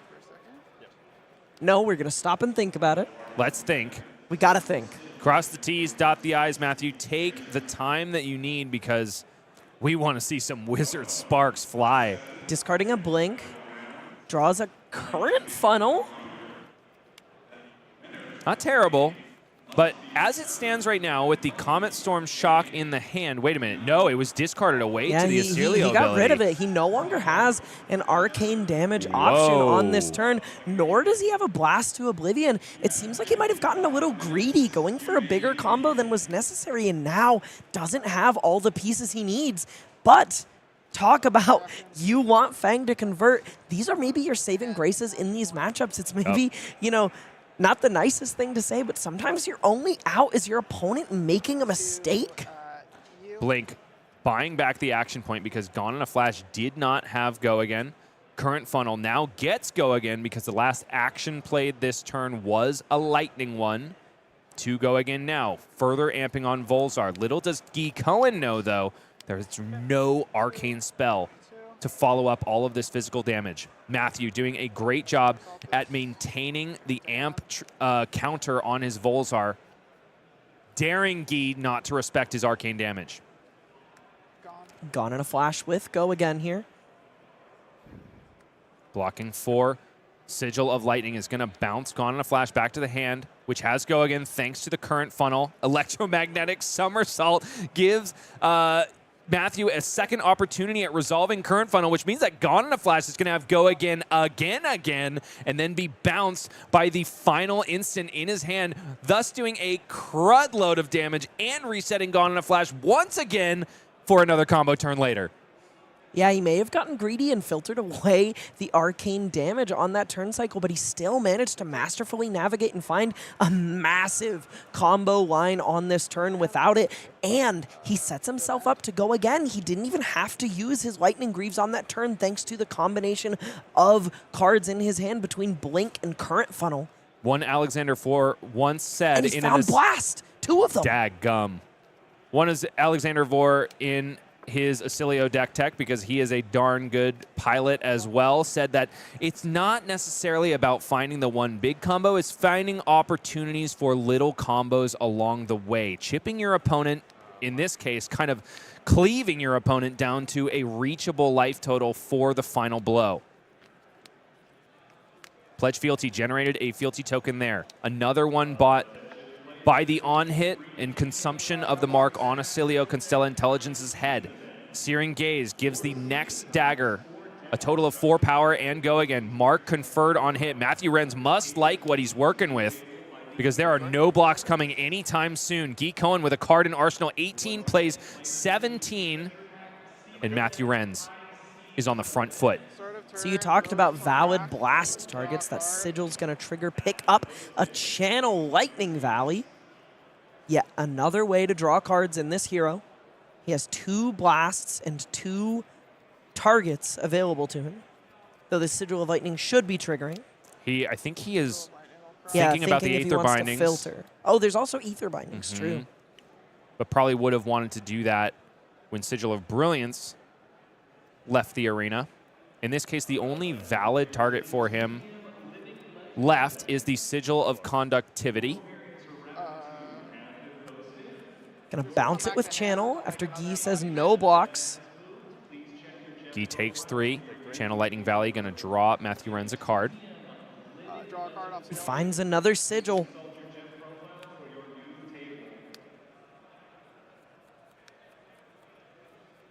Sigil of Conductivity just putting in work here. Looks like generating an Oscilio on-demand filter. Embodiments of Lightning, the draw here. Finding Sigil of Brilliance. This is so huge right here. This is the thing that you want to be bouncing with Blast to Oblivion, not Sigil of Conductivity, even though it is pretty darn sweet. I suspect we will see Gone in a Flash played with Go again here. Bounced with Sigil of Brilliance. Another Blast to Oblivion will hit the combat chain, and then perhaps we'll finally see that Lightning Greaves cashed in. Matthew hasn't even had to use it as of yet, but the one thing missing from this big combo, Elly, still no arcane damage. Well, we're going to get to draw some cards on this turn thanks to those blasts. Will So we'll Matthew see be how able to that find pans it? out. The Oscilio filter, get out of jail free card has already been used. So down to 7. Damage has to be conferred here first. I'm going to Knocker. My hero's tapped because Oscilio not being tapped. Yeah, we're all good.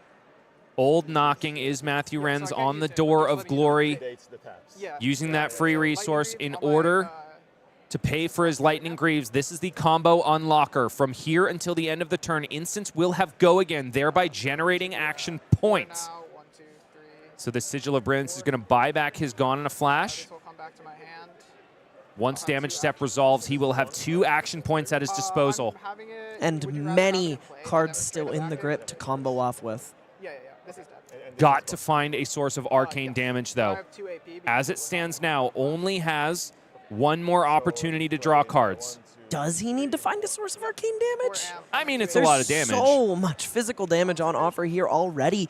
Depending on what the blast finds, I mean, basically anything the blast finds is golden here, right? He's going to put Blast to Oblivion on the table. He has 2 action points. He's going to play another instant and maintain 2 action points as this attack doesn't have Go again. We're going to pick up the Sigil of Brilliance. We're going to draw a card, and we're going to get to use it again to Yeah. flicker Gone in a Flash. He already has something like 24 damage available to him in the hand. You're right, I'm it's gonna get it nasty. eventually, so Electromagnetic Somersault's going to somersault. let him play another Blast, Bryce. both up. Key says, all This right, might fine. be the biggest combo we've ever seen on stream. Finding Sigil of Solace. Another flicker for Gone in a Flash. The current record on stream, I believe, is a 26 damage Mind Warp at the end of a combo just like this. Set, I forget the gentleman's name, but he was at Calling Sao Paulo, and it was nasty. Matthew Renz going to give him a run for his money, though. Should be at 9. But will Guy even be alive by the time the coup de grace comes across? Sigil of That is Brilliance. the tragedy. Bouncing back, Gone in a Flash. Yeah, in order to get that record, our gentleman from Calling Sao Paulo had to prematurely send a Mind Warp in order to get the big kill. That's pretty awesome.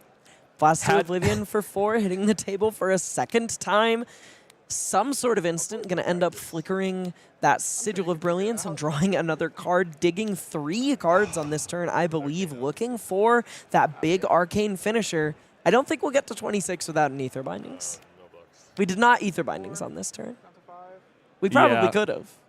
I'm pretty sure Guy is the deadest anyone has ever been while walking. It's pretty bad. It's pretty bad. Finds Yeah. a Mind Warp. He just shows it to him. That's all it takes. So the record still stands in Brazil. Unfortunately, Matthew Renz finds everything that he needs to force a concession before he even sends the arcane damage spell that will be the nail in Guy Cohen's coffin. And once again, Fang Drakai Blade's record stops in quarterfinals of the 3rd calling in a row.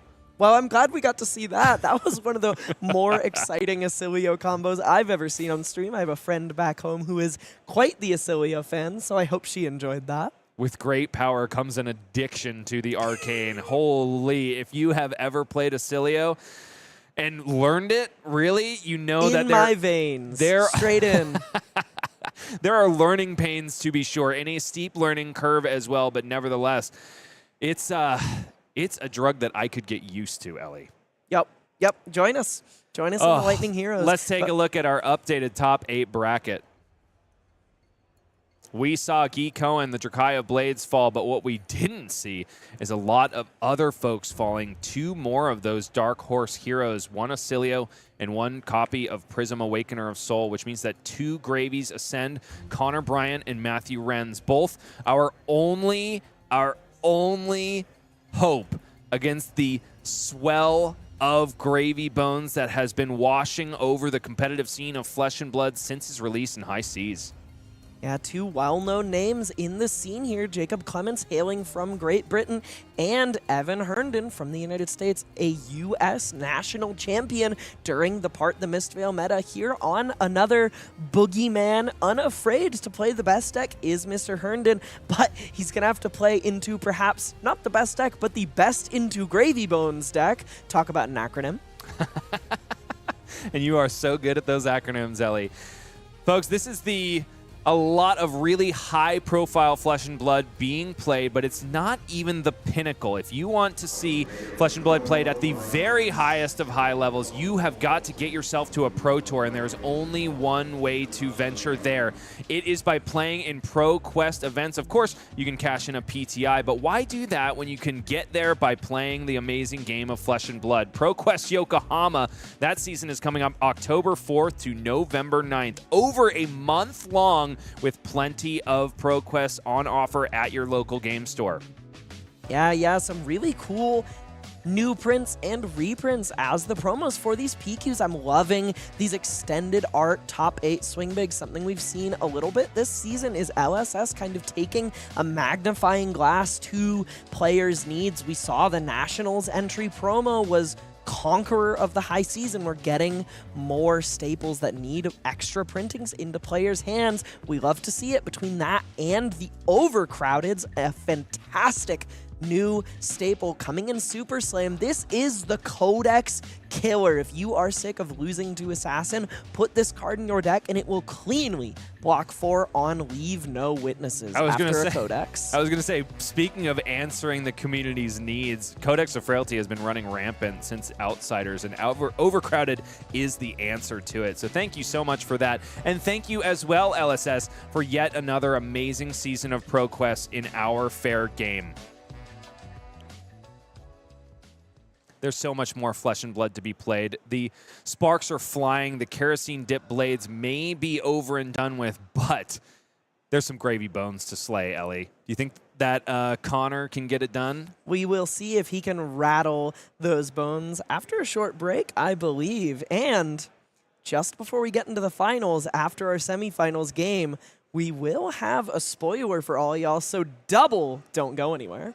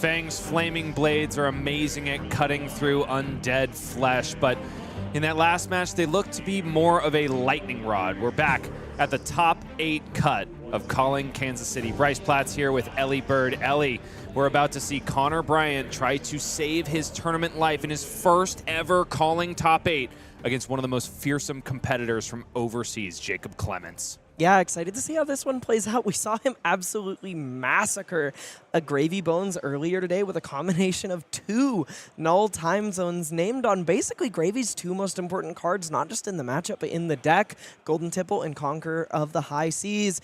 But Jacob Clements is on a different tier to most Flesh and Blood players of the world. He is a member of the pro team, Team Armory, and has the results to back up his renown. So we're going to see if he can navigate his ship through choppy waters, or if Dash.io is going to be able to fill those sails full of holes. If he can handle water, he certainly can handle the air, because he has been flying his way on C-47s this way and that all around the world trying to collect World Tour points. But he is here now in our top 8 bracket. All the way from England, Jacob Clements versus Connor Bryant. That is going to be the semifinal match that we bring to you, the audience at home. But there is more exciting stuff happening. Matthew Renz on Oscilio Constella Intelligence, the lightning cracker of a player that we saw in the last feature match, is taking on Evan Herndon, another mainstay from the States on Gravy Bones. Will the bones fizzle? There's only one way to find out. Let's get on down to the match floor and answer these questions too. On the left side of your screen, it's Connor Bryant hailing from Team's Runaway. He's got the shirt and the hat to prove it, piloting Dash.io, but he's going to have to get through the English obliterator, Jacob Clements, who is our 4th seed. That makes it sound like he obliterates the English? No, he's the obliterator that happens to be English. Oh, okay, He's the posh obliterator. Does that clear it up a little bit better? Yeah, but it doesn't strike me as all that posh. How about this? The Queen's obliterator. We're quibbling. I thought that's what we were paid to do. Connor Bryant fought his way really hard through day 1, took his 2 losses incredibly early, and then just decided, I am done with that ish. Round 4 and round 5, I am turning this around and then filling my scorecard with a sea of W's, and there are more to be had here. Another 4 after those 2 losses very early on day 1. Gotta commend the resolve here. Making his first top 8 in a Calling is probably the hardest one. From here on out, I expect to see Connor Bryant much more often. Yeah, and he rallied after 2 pretty early losses and hasn't lost again since. Really impressive stuff from Connor, and also impressive is his deck list. I want to talk about in the equipment zone, there's obviously Goliath Gauntlet for fatigue decks, but something I think is a little more interesting that has come out of the most recent set is the combination of Cogworks Tinkerings in the glove slot, which is where adaptive plating used to live in a lot of matchups, and adaptive plating has moved to the boot slots, as is its modular want, because now you have a pseudo Carrion Husk on the board where you block with Tinkerings and then use adaptive plating to galvanize the cog generated by your gloves for a total of 5 block with 2 pieces of equipment. Mechanologists always finding their way through, using their ingenuity in order to manufacture victories, and that is no exception. That equipment interaction that you just described. Jacob Clements, the Queen's obliterator, filling his scorecard with W's nice and early on, including against the People's Champion from Hong Kong. Eugene C. unfortunately falls victim to the Conqueror of the High Seas. Also, in a previous streamed match, the final round from yesterday takes down Anthony Vero Serenzio, also on Gravy Bones. Okay, I promise I'm not like here just to quibble, but they do have a king right now, right? Technically speaking, but in my opinion, there is always a queen sitting on the royal throne in England. I didn't know you had strong feelings about that, but Jacob Elizabeth Clements might will have always had be my queen. Strong feelings about the 2 losses he took relatively late, as a contrast to Connor's pretty early losses, but he did manage to find his way in his last 2 games. He was X2 and had to win 2 in a row against Naib, Mobassir, and Tyler Zeringue, 2 people we saw win handily on stream earlier today. One of the people that made him sweat was Cohen, who has now fallen by the wayside to the Constella Intelligence. Jacob has got to be happy that he's not in a rematch situation there. Here's the deck list. Anything spicy striking out at you, Elly? We talked a little bit about the Fiddler's Green earlier in Swiss. Maybe not something that was in every Gravy deck today or this weekend or before, but definitely something that's in that Team Armory list. We do see AB3, something not every Gravy deck is rocking, which we know for sure. Also, Base of the Mountain. Wow, I do not like that card when I am playing Valda. I played some games with Michael Fang on the same team, and basically that matchup came down to whether or not I could get Base of the Mountain off the board in the early game, and if we got to life parity in the late game, I was screwed. As far as this matchup goes, nothing really stands out to me. He has a pretty high amount of no blocks. He's playing all the Fableds. He has a fair few allies. He's only on 2 sea legs, which is a common 3-block run in 3 ofs. It is Team Armory that has been setting the tone, making the template for Gravy Bones decks around the world. But will it be able to survive the onslaught of boost potential that Connor Bryant has at his disposal? He's got himself another Tekla core on turn 0. Will he establish it here? It seems to have done him very well in the past 2 stream games that we've seen. I believe Jacob Clements is going on the first, play, yeah. So we'll have to see if Connor chooses to make use of that when we go over to his turn. But in this scenario, this can be a little sketchy because Gravy Bones can hit you hard and hit you fast. And not only is Connor's hand pretty full of reds, but he only has 6 blocking value. Jacob Clements already in the tank on this turn 0 of the top 4. Kansas City calling. Chum, hard cast here. Wow, that's so interesting. He played Chum, but because he didn't like the last card in his hand, he immediately used his instant ability to get Rigor Mortis into the graveyard. This is one of those things that you only see people who are really masters of their hero take advantage of, these small textual interactions that really depend on what the game and board state looks like, but also the flexibility of the Necromancer class. All of these allies having 2 abilities, both an attack and another one for the vast majority of them, gives this deck so many options for situations like that. One of the few things that separates Necromancer as we know it now, and Illusionist, the other board state abuser in Flesh and Blood, is that the bigger the board gets for the Necromancer, not necessarily does the more efficient. Most of the time, Illusionists are known for swinging out an entire big board. However, Necromancer has to make little small value adjustments the more zombies get on the board. Connor Bryant establishing a yellow boom grenade and cranking on his first turn of the game. He's got to do something about this Chum. It just depends on when. Jacob Clements, however, needs to have found an ally, which he has not, in order to utilize that all-powerful ability on the first mate. Looks like there's going to be a heist sent, perhaps towards Jacob Clements, threatening that boom grenade. There is a pretty funny interaction here. If this heist connects, though there are no items in the banished zone right now, he can layer his triggers so that the boom grenade resolves before the heist, but he may also not need to worry about that, as he has banished Fast and Furious as his first card of this game, putting a counter back on that boom grenade to preserve it for a future turn where it might pop off. Backup Protocol Red is found on top of the deck for Connor Bryant after choosing to boost, which does mean that he may just establish an item and pass here, probably shooting the Symbiosis shot. But it's all on Connor at this point, holding on to one more red boost card. Perhaps just going to pocket it for a bigger turn later, thumbing that out pace. Send it here. Yeah, sending that out Pache across at Chum.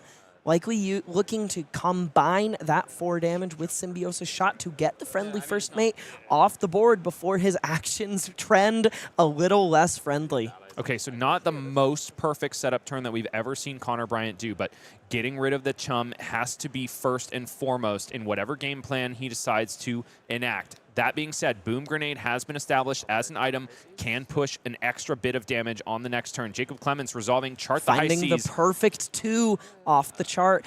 An insane opener to this game. Finding a blue to put in the pitch, a yellow to put in the yard, and since it's an ally, he gets a yellow for it being a gold, and he's going to get to put that ally on the board since Chart the High Seas hitting the bin counts as a blue. Cha-ching and power up. That is the thing that Chart the High Seas was designed to do.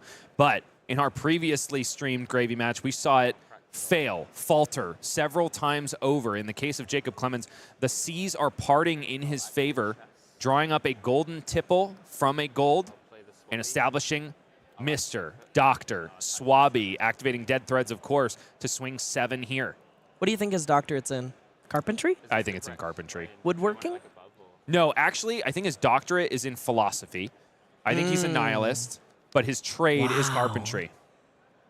Wow, so much lore dispensed so quickly. I hope LSS is taking notes. Swabby how you using build his characters. doctorate to earn 7 damage and a piece of gold from Connor Bryant's coffers. An 11 life point lead on turn 2. Gravy looking to be pretty much in the driver's seat, and Connor only has 4 cards to work with right now. 0 to 60 boost. 4 go again. Looks like the target is Gravy Bones. Boom Grenade must go off here for Connor Bryant. He's got to push damage. Cerebellum Processor in the hand, so he's got his resource card, but he doesn't really need to use it because everything else in the hand costs 0. Blood in the Water is going to cover up that first boost attack. Flipping off the top is Jacob Clements. He does seem to be pretty reckless in that regard. Blood on the Water is generally just snap discarded off the top of the deck if Jacob doesn't have the ally in hand. So generally speaking, I think that is quote-unquote theory optimal. Wow, a second copy of Blood on the Water hits the chain, mills a card and whiffs, but I think when it's largely blind and you have nothing to lose and everything to gain by finding a free ally, I mean, you're essentially blocking 6 and drawing an entire card when you find the ally. The upside is just so big that I can't fathom doing anything but milling a card in the blind. Activation of Teklo found. Oh no, item off the top here Yeah, is a Cerebellum Cerebellum processor.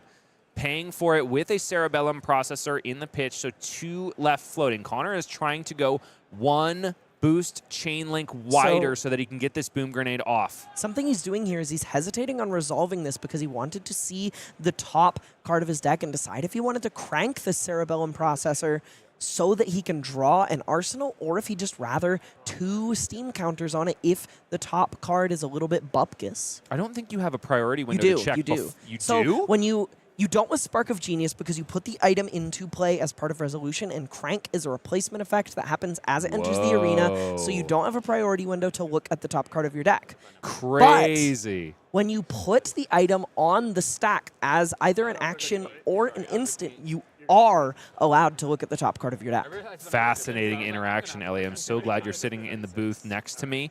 Take notes if you're at home. Maybe that was the issue that the other... Ooh, careful, Missed the bottom Connor, card of the deck. careful. I cannot tell you how many times I've done that. What I was saying is take notes, all of you -IOs that weren't able to day 2 convert. Maybe that is the trick that was going to unlock your conversion rate. Chart my the high God, seas another hits perfect again chart. off of Jacob Clements.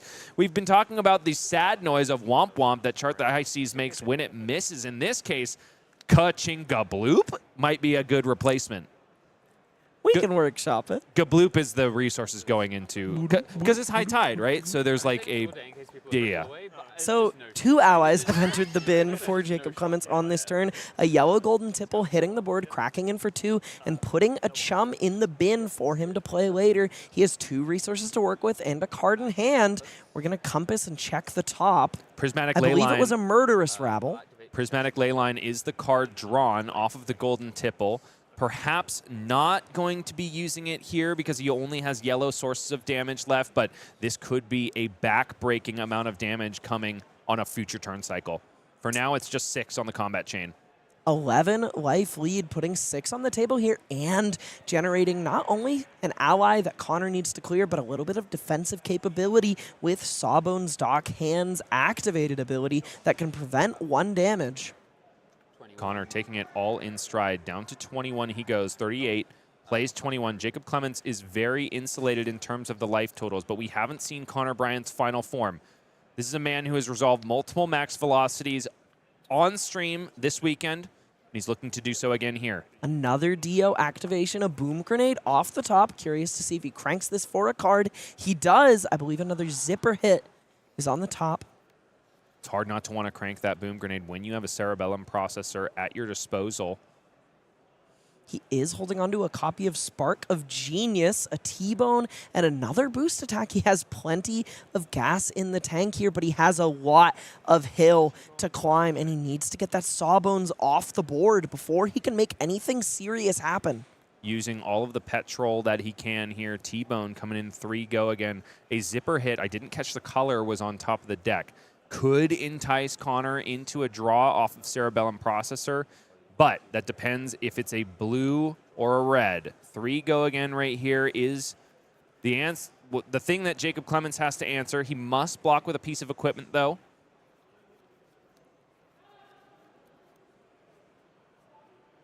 No, I believe this is targeting Sawbones, but maybe that's not true. Oh, he's going to give up the quick dodge flexors here. Interesting, though. Quick dodge flexors does not only destroy itself if it is activated. So if he chooses to give it up to the T-Bone, he is going to lose it unless he decides to cash it in on this turn. It would be unfortunate to cash it in for 0 block value, but sometimes that is the position that T-Bone puts you in. Certainly not while Gold-Baited Hook is still on the board. A Tackle Pounder in the banished zone of Connor Bryant, thanks to the T-Bone boosting. A little bit of gas out of the deck, some of that set-up power that you desperately need in certain matchups. Quick dodge blocked out here. This could be a prescient play from Jacob Clements. I think what he's going to do is activate quick dodge flexors here, and then to give it 2 base defense, even though it is already on this chain link, and then use Sawbones to cover the last point of damage, cleanly covering this T-Bone. I think this is very heads up from Jacob because Oh, he he's knows. just taking it. Wow. I was going to say it would leave Gold-Baited Hook and Balance of Justice at the ready to block more breakpoints from boom grenades, but probably feels comfortable just taking it here because it is just a yellow boom grenade and there is no risk of any more coming off the top as a pseudo-attack reaction thanks to the fact that Dash IO has already been activated. Closing the combat chain is Connor Bryant in order to activate Teklo Foundry Heart. So down to 1 resource and back up to 3 is Connor Bryant after milling out a maximum velocity. It was, however, a blue zipper hit on top, which is probably why we didn't see him activate that Cerebellum Processor. Has an option to find more offensive capabilities here. Boom Grenade already consumed those, so he's just got to be efficient. Still has that spark waiting in the wings, has 3 resources, multiple cards to work with. Even though things might not be breaking his way so far, he has plenty of punishment to dish out on this turn if the cards can line up right for him. Quick Dodge Flexor still at the ready for Jacob Clements. They are going to go to the bin at the end of this turn, no matter what, but with 2 resources left floating, there's 4 block value in 2 chain links that Jacob has access to. Zipper Hit is going to buy 2 of it. 5 boost, Expedite on the top of the deck, not tempting enough for Connor to buy with that Cerebellum Processor activation. Quick Dodge Flexors blocking 2 of that damage. 3 confers. Down to 31 is Jacob Clements. 10 life separates these competitors. Still quite a bit of a lead for Connor to chip away at.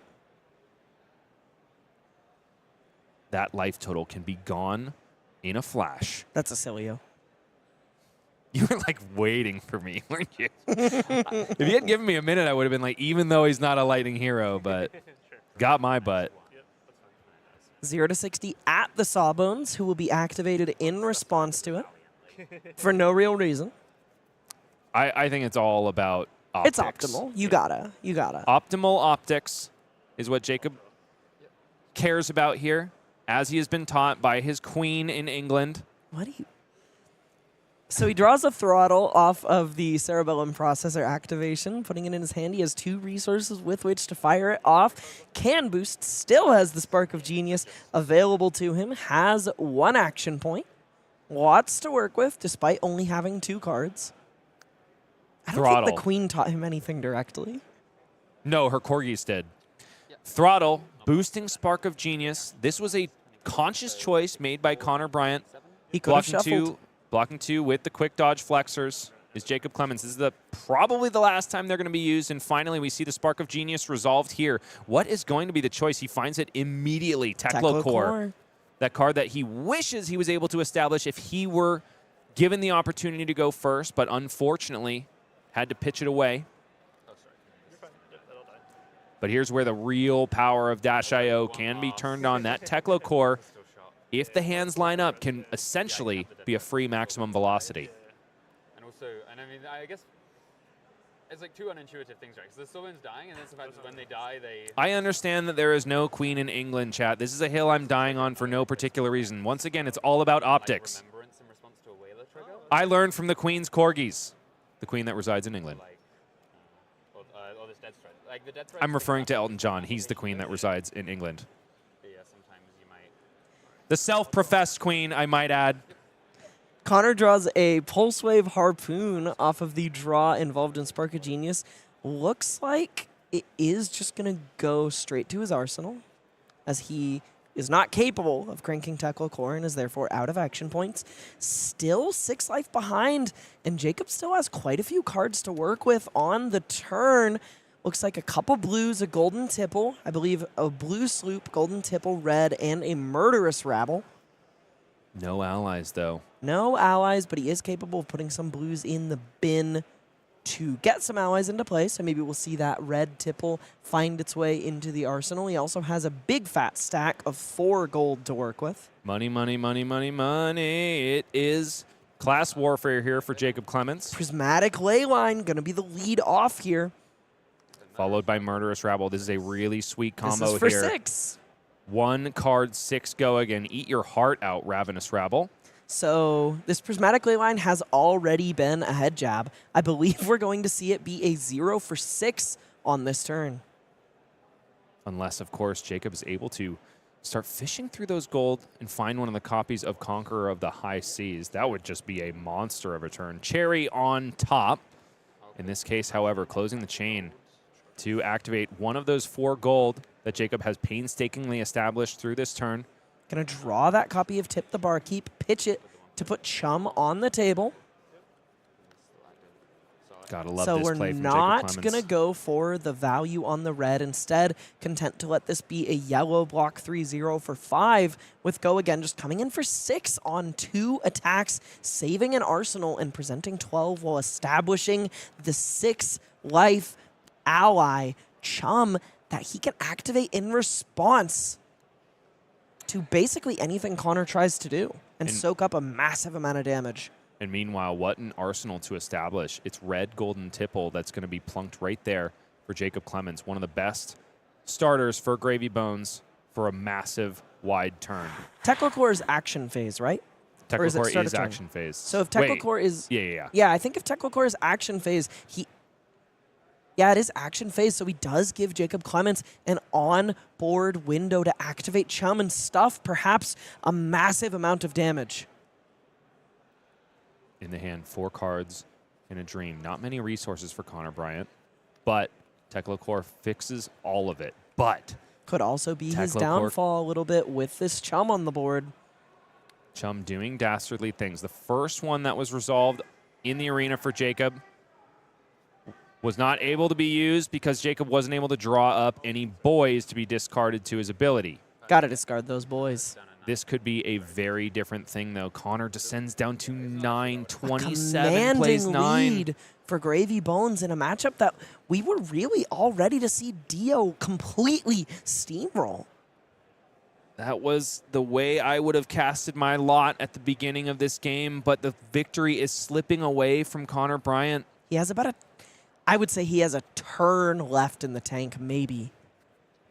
Got to find himself a max V, connect some boom grenades, and get Jacob on the back foot blocking. But Chum is going to be real nasty in that regard. So activation of Teklo Core happens at the start of the action phase.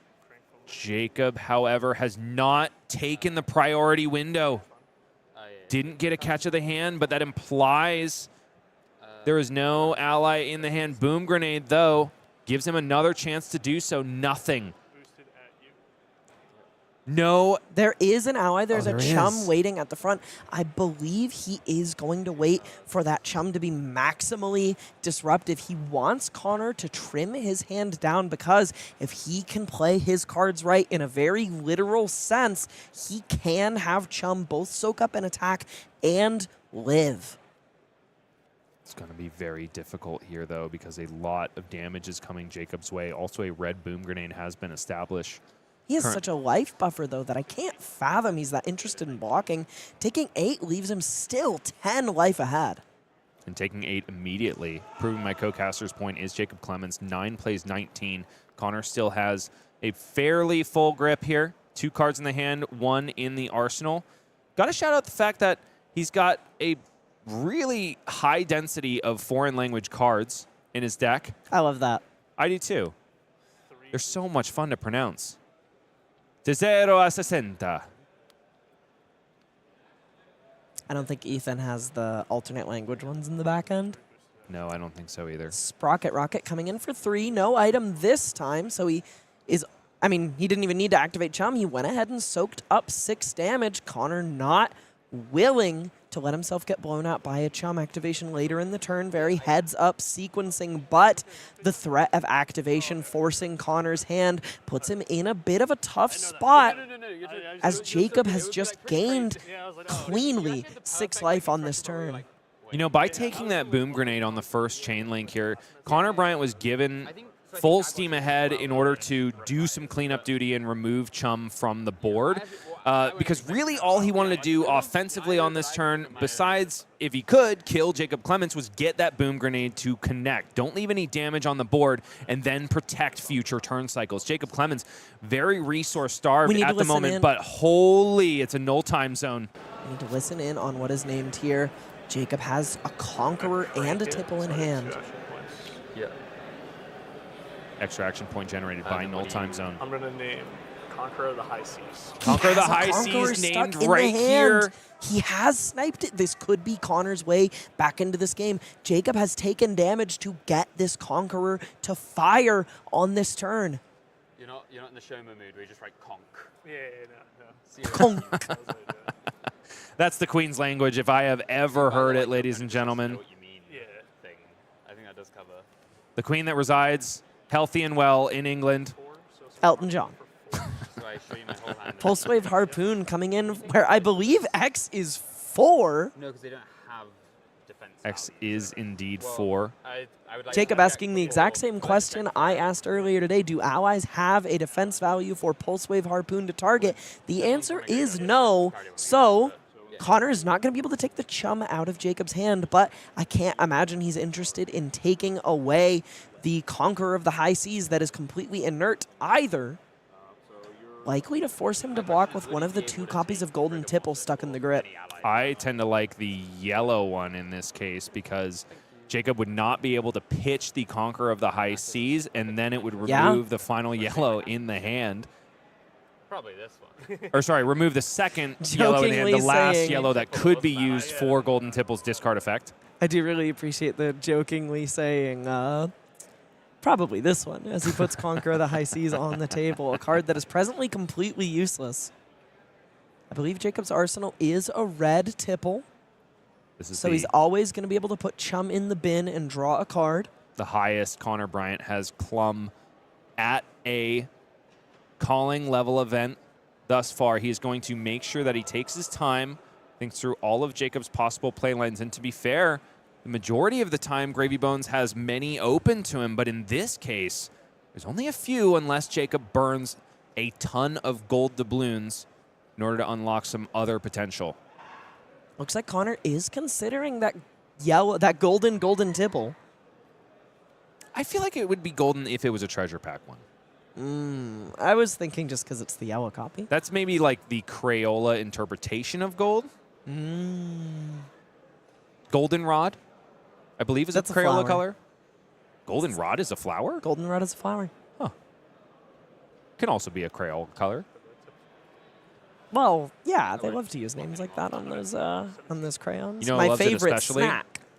What is? Flowers? Crayons. Oh my gosh. I didn't figure you for a brute player. I play Briar. I play Runeblade. Of course I eat crayons. Symbiosis shot. Shoots Jacob Clements in the face. 9 plays 13. 4 life now separates these 2 players. This is becoming a much grindier game state than I think either of us would have predicted, Elly. I thought this would be over in a flash of the pan. That is all thanks to that expansion slot card, Null Time Zone, pulling its weight by naming Conqueror of the High Seas to great effect in 2 games on stream so far today. Jacob making up a little bit of that life deficit by discarding Fiddler's Green, 2 Gravy Bones' hero ability. But found with a surplus of life, specifically 7 in the face of Connor Bryant. That being said, Fiddler's Green was probably not the thing that Jacob wanted to draw and discard off of Gravy on this turn. It's a bit of a stinker, these 3 cards in the hand. The one in the arsenal could unlock some serious potential. And the gold token's always on offer to get him out of a bad spot. Lots of filtering available to this Gravy guy. So Connor took away the red Tibble, looking to restrict Jacob's offensive options, and you saw him make a little bit of a face on the left side of your screen there as he gets, I mean, a little bit hypothetically blown out by this red Tibble hitting the field out of the arsenal and putting a chum in the bin, and Jacob has found Chart the High Seas, the 3rd one this game. We got to see if he can go 3 for 3 on hitting a blue and a yellow, but this puts him in such a good position. Connor staked a lot on naming Conqueror of the High Seas on that Null Time Zone. If it fails to disrupt Jacob's turn meaningfully, he could be in a whole heap of trouble. He also staked a lot on pulling out the red golden tipple from Jacob Clements' hands with that Pulse Wave Harpoon. If it had been the yellow, like I suggested, this playline would not have been possible. Connor Bryant lining up a block. It's a blue zipper hit covering up golden tipple completely. 16 plays 9, no damage converted here. Chart the High Seas, the 3rd in the deck. Looks like 2 blues, folks. It's not, he is human after all. Jacob Clements only finds blues up to 4 resources, and a blue has hit the bin. And he simply cannot play the Conqueror of the High Seas in his hand. Chum, friendly first mate, comes out of the grave. Also the 3rd copy thus far. Connor Bryant has been doing very diligent work in removing this, what some would say, unfriendly guy. If you are on the Gravy Bone side of things, he is a very friendly dude indeed, coming in for 4 at a break point with gold-baited hook. Thankfully, Connor has a whole bunch of armor to shove. So quite possibly not converting blood into gold is Jacob Clements. More than likely. But Connor only has 4 cards to work with here. Conqueror of the High Seas is going to be the arsenal card for Jacob Clements. Sorry, 3 cards to work with. He did block the red Tipple, conscious of his remaining life total. Blocking with some armor, but still allowing Jacob to have the gold. Down to 7 goes Connor Bryant. 16 plays 7, but we're passing back over to Connor, who has, I believe it's 3 cards in hand, none in the arsenal. Last activation of Tekla Core as the final steam counter coalesces into the air. Jacob seems to be thinking on whether or not he wants to use Chum. Answer is no. So it's down to 2. Outpace. Looks like it's hitting. No, it's targeting Jacob Clements. Cannot be blocked by equipment. Jacob readily accepts the damage with a snap. Must love what he's got in his hand. I believe he has 2 allies in the hand. Null Time Zone is going to prevent him from casting the Conqueror of the High Seas, riding Gravy Boat's namesake boat to victory for 1 turn longer. He has 2 allies in hand, a loot the hold, and a red Tipple, so definitely a bit awkward. Probably wants to fire off that Tipple. The top card of Connor Bryant's deck, I believe, is a boom grenade. Jacob could get a little bit boomed. A lot of pressure lying in the reaction step here, but Connor only has 2 cards. Can Connor afford to let Chum survive on this turn? That is a tough question. 0 for 4 is a whole heck of a lot of value to give your Gravy Bones opponent when you're trying to close the game, but it's just so tough for him to bother killing Chum at this point in time. Asks for a boost card and a pistol shot. Nearly half, I think exactly half of his offensive capability in hand at this moment. Connor in the tank here, fighting for his tournament life, and also for all mechanologist enjoyers in the world of Rathe. Connor Bryant is your champion. He's our 8th seed. He has battled through 2 losses almost immediately in round 4 and 5 on day 1 and has not lost since. Jacob Clements standing in the way threatening to break that streak. That boom grenade puts him in a bit of an awkward spot. He can't boost it away if he wants to resolve it. And if he sends an attack that isn't boosted, it's going to be incredibly obvious what he has up his sleeve. So if he plays it at quote-unquote action speed, if he plays it outside of the reaction step, he's also giving Jacob a lot of info. Even if it seems like Connor doesn't have very many cards, there's a lot to think about at this juncture, and it looks like he does just activate, or just play the boom grenade off the top, which is going to prompt a chum activation in response from Jacob. Connor. Absolutely brutal here. Connor being gracious and hovering the boom grenade in the virtual stack for us at home. That's kind of awesome. I actually really like that. Ever the gentleman. Boom grenade at the ready here. Checks the top of the chum. deck. Sorry. No, you're fine. No chum here. Jacob definitely feeling the heat as well. A lot of armor still for Jacob. Has Balance of Justice, Gold Baited Hook, and Dead Threads. Not nearly the fridge that Dash.io has, but he has about a 5-point life lead, which more or less makes up the difference. Boom grenade cranked here. 2 action points at the ready for Connor Bryant. 3 counters on Symbiosis shot. So he has the opportunity to both remove chum and sneak in a pistol shot. But Jacob not blinking when it comes to blocking whatsoever. Because that boom grenade has been cranked, Connor Bryant is a little bit priced into going face here. He is going to be able to rattle off 2 pistol shots on this turn with the Symbiosis shot. For now. 4 at face. Jacob might have just accepted that he's pretty willing to block here. For now, it's a yellow zipper hit for Go again. Boosted, of course, boosting away the second Teklo Pounder we've seen this game.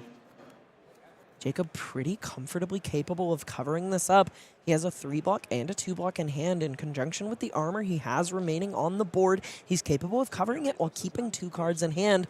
Though they are allies, he is capable of filtering with Gravy Bones thanks to that glut of 4 gold he has on the board. And if Connor chooses not to remove this chum, he may be dragged down into the salty depths himself to join Jacob's pirate crew by that value being repeatedly accrued on the board by chum. Continuing to live turn by turn. I'm picturing Gravy Bones with Dash.io as a pirate ally, and that's not a world I want to live in, Elly. For now, you don't want a 36 life for an elect ally? For Go again here still has yet to be answered by Jacob Clements. The thing is that Connor Bryant has a Pulse Wave Harpoon in hand. Teklo Foundry Heart has already been active. He doesn't even have a resource in the pitch in order to activate it if it was available. So Connor, for the remainder of this turn, unable to remove chum friendly first mate. Basically posturing, daring Jacob Clements to try to block out this zipper hit, when oftentimes in this situation, that decision is null and void. But here goes Jacob, blocking with every piece of equipment he has, which equals 4. His equipment has essentially gained an extra 3 value in block off of denying the boom of the grenade. Curious if he's going to choose to activate chum here and force him to go into it. Seems to be thinking in reactions. Doing a little bit of that flesh and blood player hand magic mental math. Connor, at this juncture, the only option to him is 2 pistol shots before arsenaling and passing. Perhaps hoping that he can bait out a chum activation for Jacob, but it's all upside for Jacob at this point.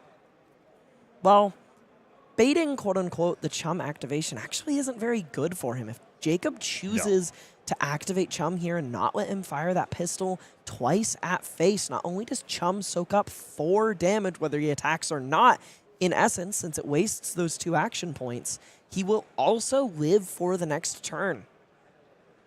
Jacob thumbing his friendly first mate. Thumbing the chummin'. Thumb chum.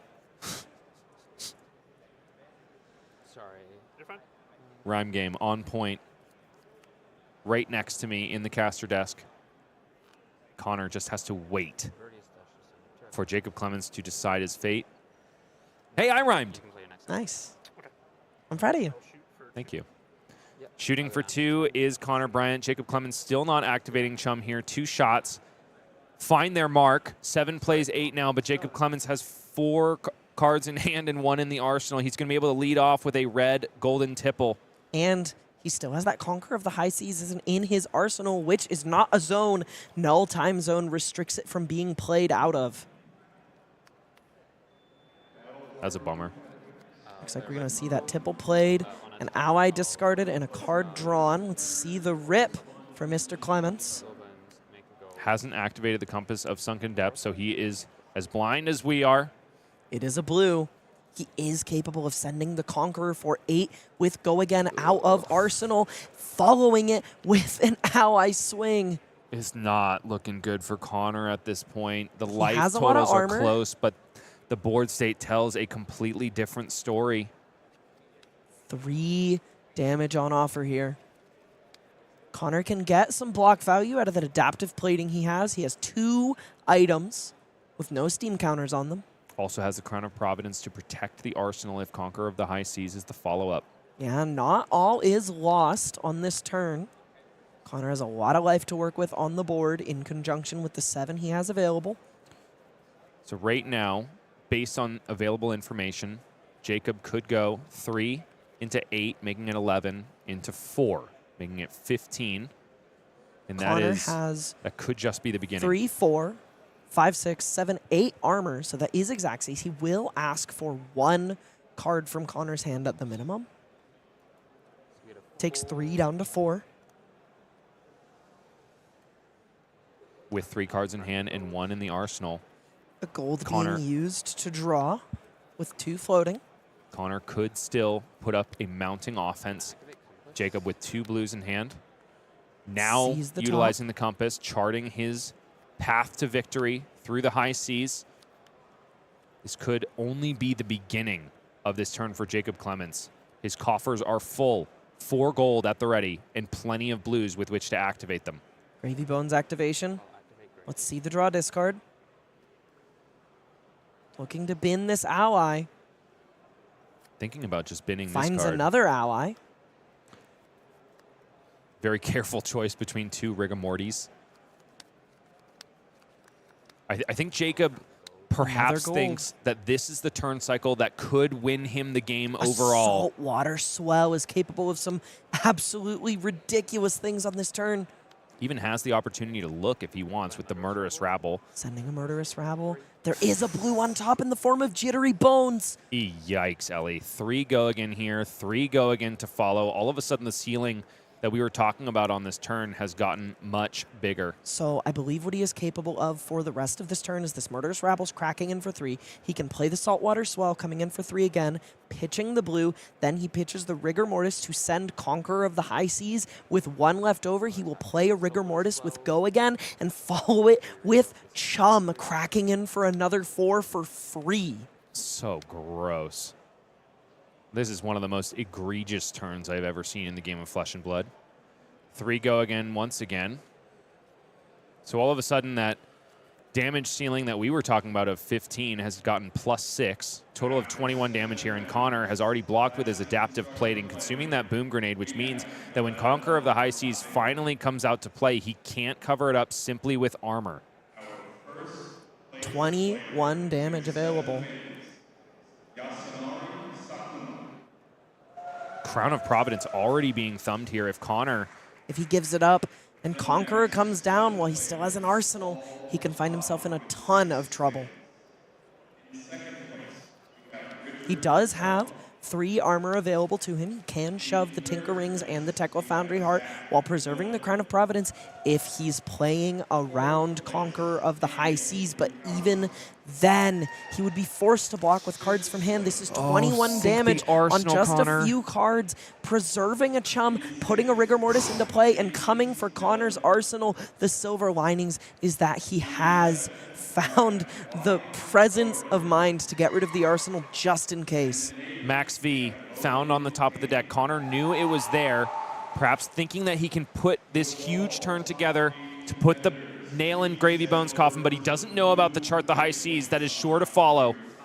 Jacob Clements smelling blood in the water, and not because he has a defense reaction in hand, but rather because he is going to throw everything he has at Connor Bryant, dare him to keep that 5-card grip. Null time zone not doing much anymore. A little bit more playmat math is required, and who can fault him, because this is the turn that defines the game. There have been a lot of plot points on the road here, but this is where the climax comes into play. Taking stock of what he has, perhaps he's considering using these resources to send an ally Connor's way, but after doing the math, taking stock and taking names, he is here to put Conqueror of the High Seas on the combat chain for 8 with Go Again, 1 left over to put a Rigor Mortis on the board, and follow with an attack for Chum. 12 more damage is the ask of Connor Bryant, while he only has 3 life and 3 armor. Minimum 3 cards will be taken from his hand on this turn. A full block here, 2 cards out of the hand, and the Cogworks tinkering. Sure, we're shoring it all up, but Jacob continues to swing for lethal. Closing the chain here to establish a Rigor Mortis, to add insult to injury, and then swing Chum. Friendly first mate, a Titan's Fist on a stick, but with cost 0. Scuba's the Titan's Fist on a stick. Chum, just free. Just free. But by on a stick, I meant doesn't cost anything. Oh, sure, that's fair. Okay. Are you right if I... He does have a throttle and a blue in hand. Right, because I went red tipple. Jacob hooking this Chum. A Sawbones. I went 3, 3, 3, 8, 4, right? Okay. Because I blocked... Yes. Both Players players. clarifying the board state a little bit on whether or not Jacob has made a gold, this was my turn. and hook is safe to activate on this turn. And then you blocked this with the boots. And then you blocked Which this. he has. He played Yes, a he golden played the tipple tipple. at the beginning of this turn. So this is a safe gold-baited hook activation.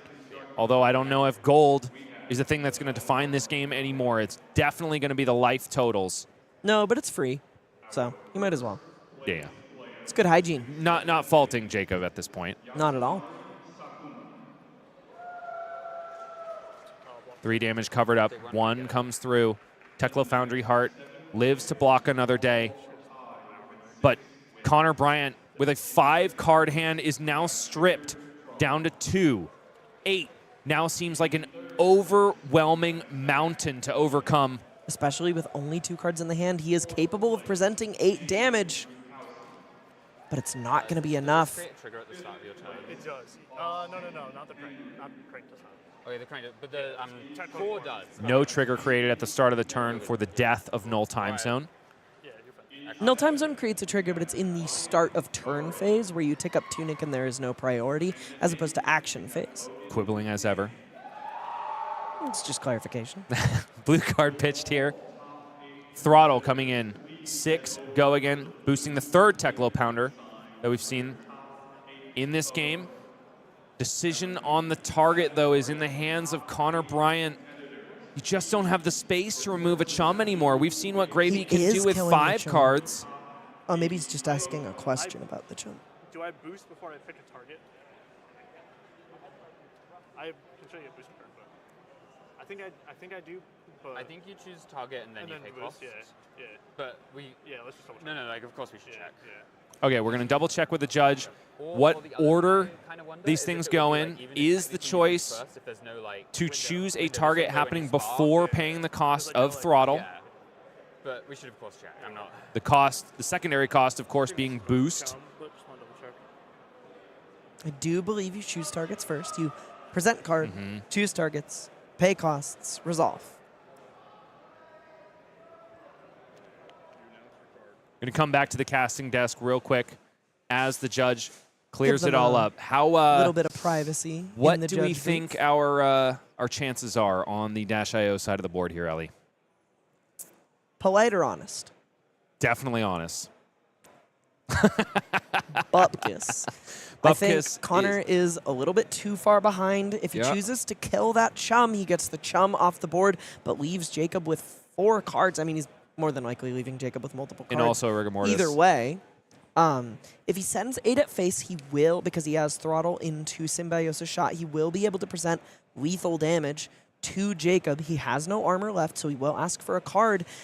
But even with 3 cards. I would imagine Gravy's able to close this game, especially with 2 allies still on the board. Let's get the answer. The judges are ready, and so are the players. It's back to the feature match area to see what is probably the last few motions. Cost has been paid here. Maximum velocity comes off the top of the deck to cover that Teklo Pounder 6. Go again on throttle. Seems like the target has been chosen as Jacob Clements. Going to try to strip at least 1 card away from this Gravy Bones hand. Oh, but based on what I see, it's just not going to be enough, Elly. I see a blue starter. I see an ally to activate Gravy Bones and dig deeper. Plenty of blues as well. Jacob, however, giving 2 cards. Pretty heads up to choose to block 6 here. If he didn't, he could get blown out by Boom Grenade, making a much closer game. Though I think Chum would have something to say about that in terms of Symbiosis Shot. If Jacob chooses to activate Chum here, it puts Connor in a pretty difficult spot. Though if he fires the pistol face, it's just 2 damage that Jacob's more than happy to snap off. It's a Teklo Foundry Heart activation here. Digging for an dig item. for that item.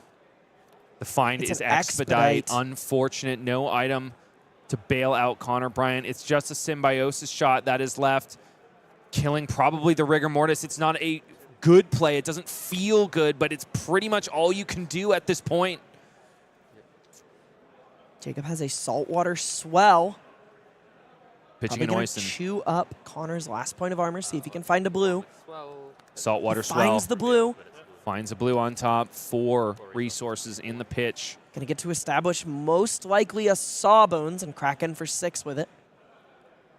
Gaining a little bit of extra defensive value. Oh my god. Oh, 2 items in the hand, Elly. That means all Connor can do is block on this turn.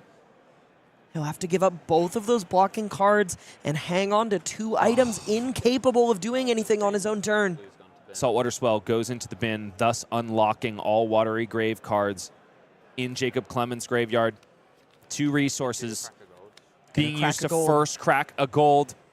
I believe that's a Swiftwater Sloop in his hand. If he were to continue drawing, might be able to go a couple links wider, but instead just taking the safe play, establishing Rigor Mortis, give and go again by the compass of Sunken Depths. And probably the only thing left here for Jacob Clements is to swing in with Mr. Lanky for 6 and possibly the game. Yeah, we'll attack 6. All Connor can do is put 2 cards in front of it. It's that or his life, which means that he is just left with 2 red non-blocking items. Goodbye, Golden Cog. And here comes a setup turn that will not ever come to fruition. Backup protocol is put into play. And I think we're going to kill the Rigor Mortis with the Symbiosis Shot. Boom Grenade tucked in Arsenal. Jacob 5 cards to work with, and there's some nasty ones. Connor 3. down to the last few cards of his deck, drawing 3 non-blocking blues as he gets to his pitch stack. This is it. All Jacob has to do is send 1 or 2 attacks, and this spells doom for the Mechanologist. Conqueror of the High Seas off the top is likely to seal Connor's Watery Grave, but not before it's pumped Leyline. by Prismatic Leyline. Golden Tipple for 4 leads the turn. It's just insult to injury. 1 blocking card means that 1 damage is going to leak through. 8 plays 1, and all we have to do is go through the motions here, folks. Pitching 2 extra blues for Conqueror of the High Seas. Connor folds the hand, extends the fist bump, and that is just it. The Mechanologist story ends here and now at Calling Kansas City. Goodbye, Connor Bryant. Hello, the mainstay in the meta, both in the form of the hero being played and the man as the pilot, Jacob Clements, the hero from the Queensman from England. How many callings has he top 8'd this year? It's like 3 or 4, right? Honestly, I don't know. How many has he made would the probably make me finals disheartened. of? 2 in as many weeks, Yeah. at least. And then, I mean, and then the shouts finals out. at Kobe, so that's Yeah. 3. Yeah.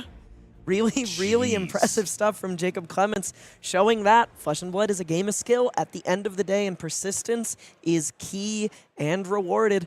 Sad to see Connor Bryant's first calling run end where it did, but we're still so proud of him for making it to the semis, and Jacob Clements ascends to his 3rd calling finals of the year on Gravy Bones, the Shipwrecked Looter, and our Kansas City World Tour calling top 8 has concluded in a Gravy Bones mirror for the grand finals. A lot of people, when we went into this tournament, would have said that this is the only logical conclusion to a meta where Gravy Bones exists. I think if the ban hammer is being hovered over at LSS, it is probably going to be smashed come September 1st because Gravy Bones just looks unstoppable. It's Jacob Clements versus Evan Herndon, two very acclaimed players in their own right.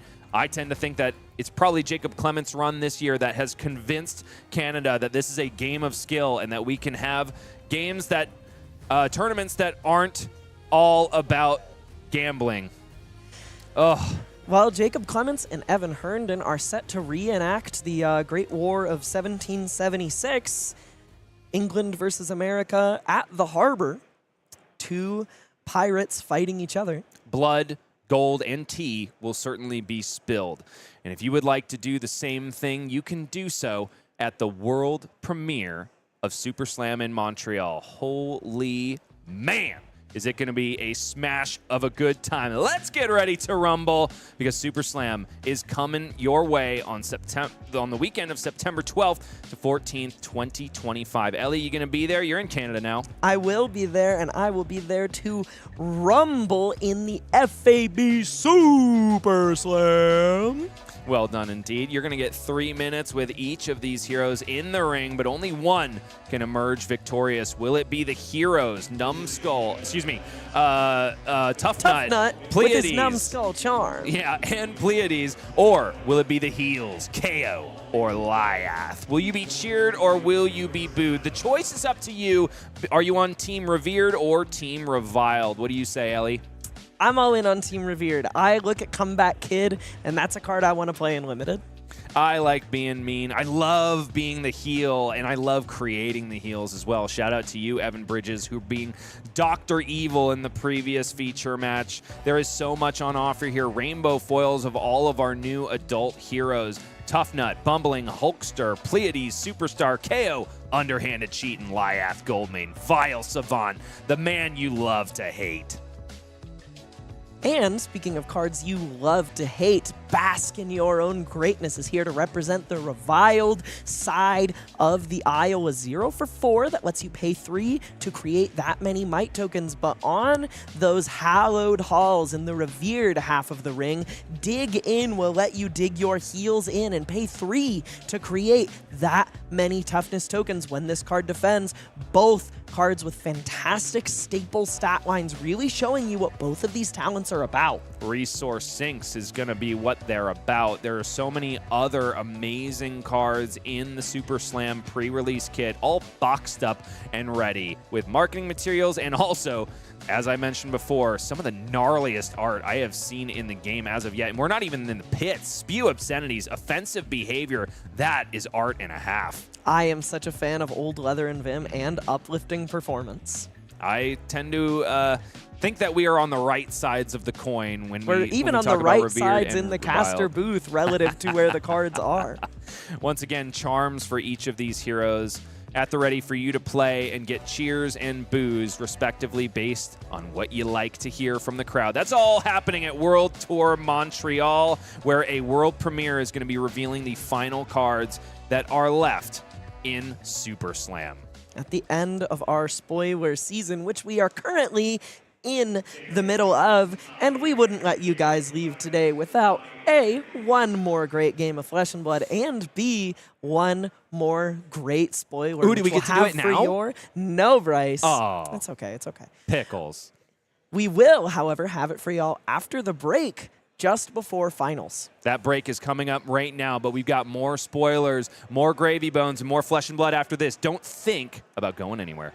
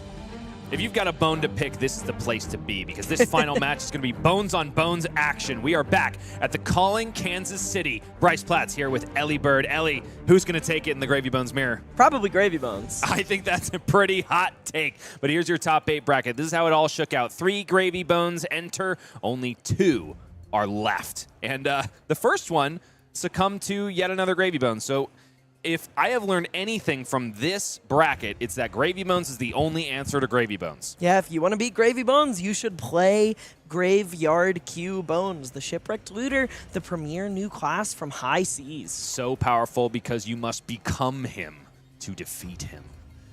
Here we go. Ladies and gentlemen, it's going to be the finals, but wait a minute. I'm pretty sure we have something else left to do. What was it? There was a spoiler, right? Oh, there was a card we were going to show everybody. Do card game players like spoilers? I don't know if that's true. Okay, But they well, like this one. we'll show it to him anyway. Go ahead and hit them.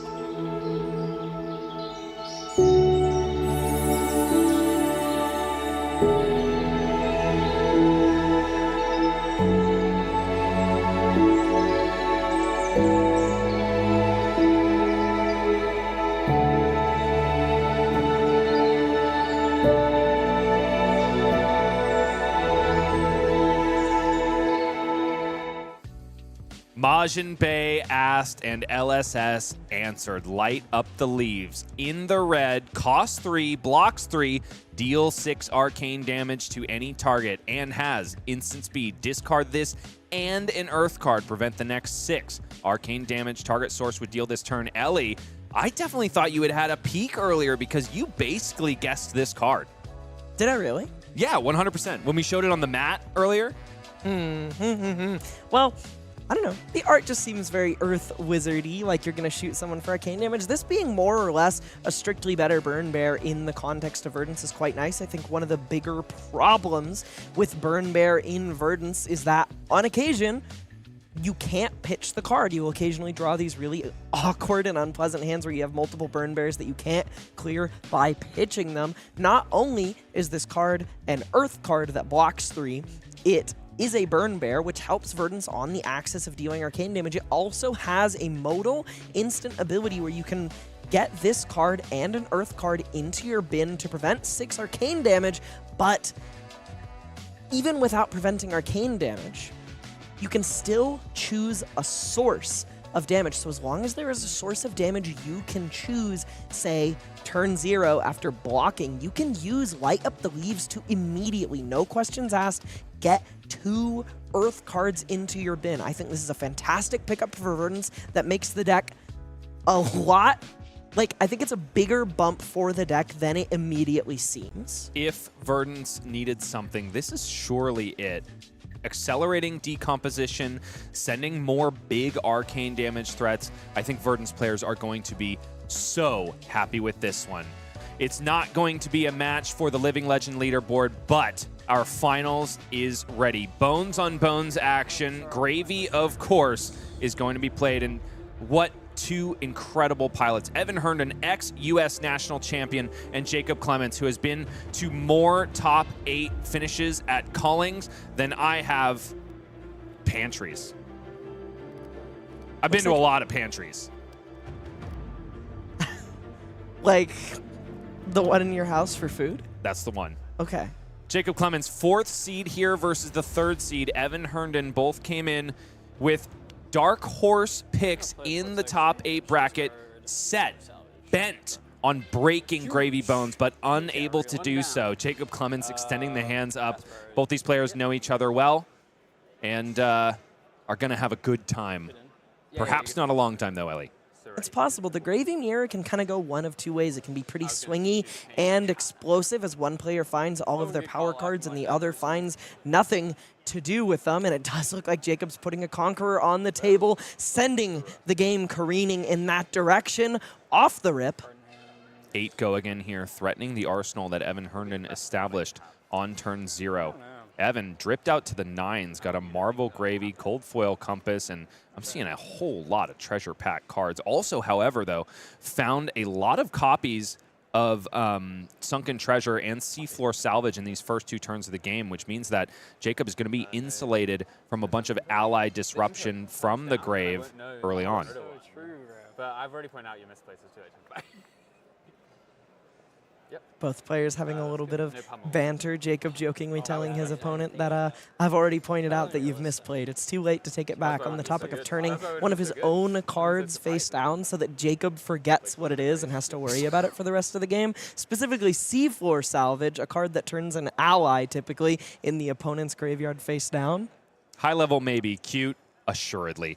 Call to the Grave finds a Sawbones Dockhand for Jacob Clements, clearly valuing that as one of the most important allies to establish in this mirror matchup. One of the other ones that is on offer for Evan Herndon is 3 copies of Scuba. If you are wondering what color that dog is, it is yellow, and its bark is as big as its bite.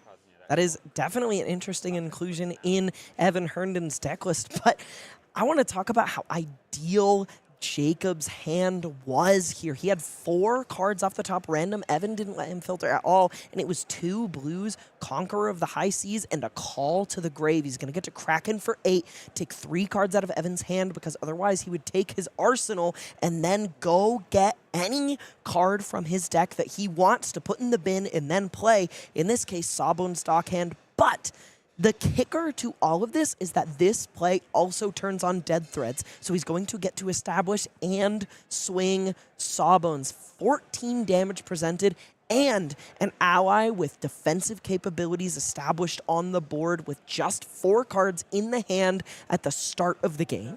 Golden, glittery, undead, and clean is Jacob Clements, just finding the absolute ripper of a hand to start this match off. Definitely taking an early lead here, but speaking of gold, both of these players have elected to bring in Balance of Justice, which I think is pretty standard in the Gravy Mirror. Nevertheless, both of them are going to be fighting hard to establish a hefty coffer because we saw exactly how Gravy can run away with a game if gold gets out of control. Yeah, this matchup is often determined by, as you described it, class warfare. One character on either side of the board running away with a massive amount of gold while pulling the ladder up and denying the other opponent any sort of class mobility, keeping them from getting any gold, both by shutting down their hook and their Tipple-style effects. Speaking of Tipple-style effects, here comes Golden Tipple, discarding a Sawbones of his own is Evan Herndon, and also drawing a card. Golden Tipple going to clean up the first Sawbones resolved on Jacob's side of the board. The question remains to be seen. 1 gold has finally been established. Will Evan secure himself as the aristocrat or the bourgeoisie? Those are the same class. I thought the bourgeoisie was the mean working class. No, that's the proletariat.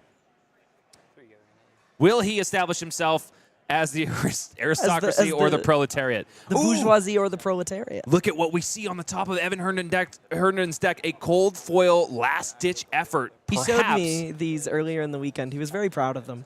I would be if I had them, and even more proud if I was able to properly utilize them, especially in a Gravy Bones mirror. Means that Evan Herndon might be posturing to take this game to the bitter end. Definitely appears that his plan for this matchup is fatigue-oriented. Also hinted at by those 3 copies of Scuba Salty Sea Dog in his deck. That's one of those cards that can be a mirror breaker, constantly putting your opponent's allies back on the bottom of their deck after they've painstakingly established them in the graveyard.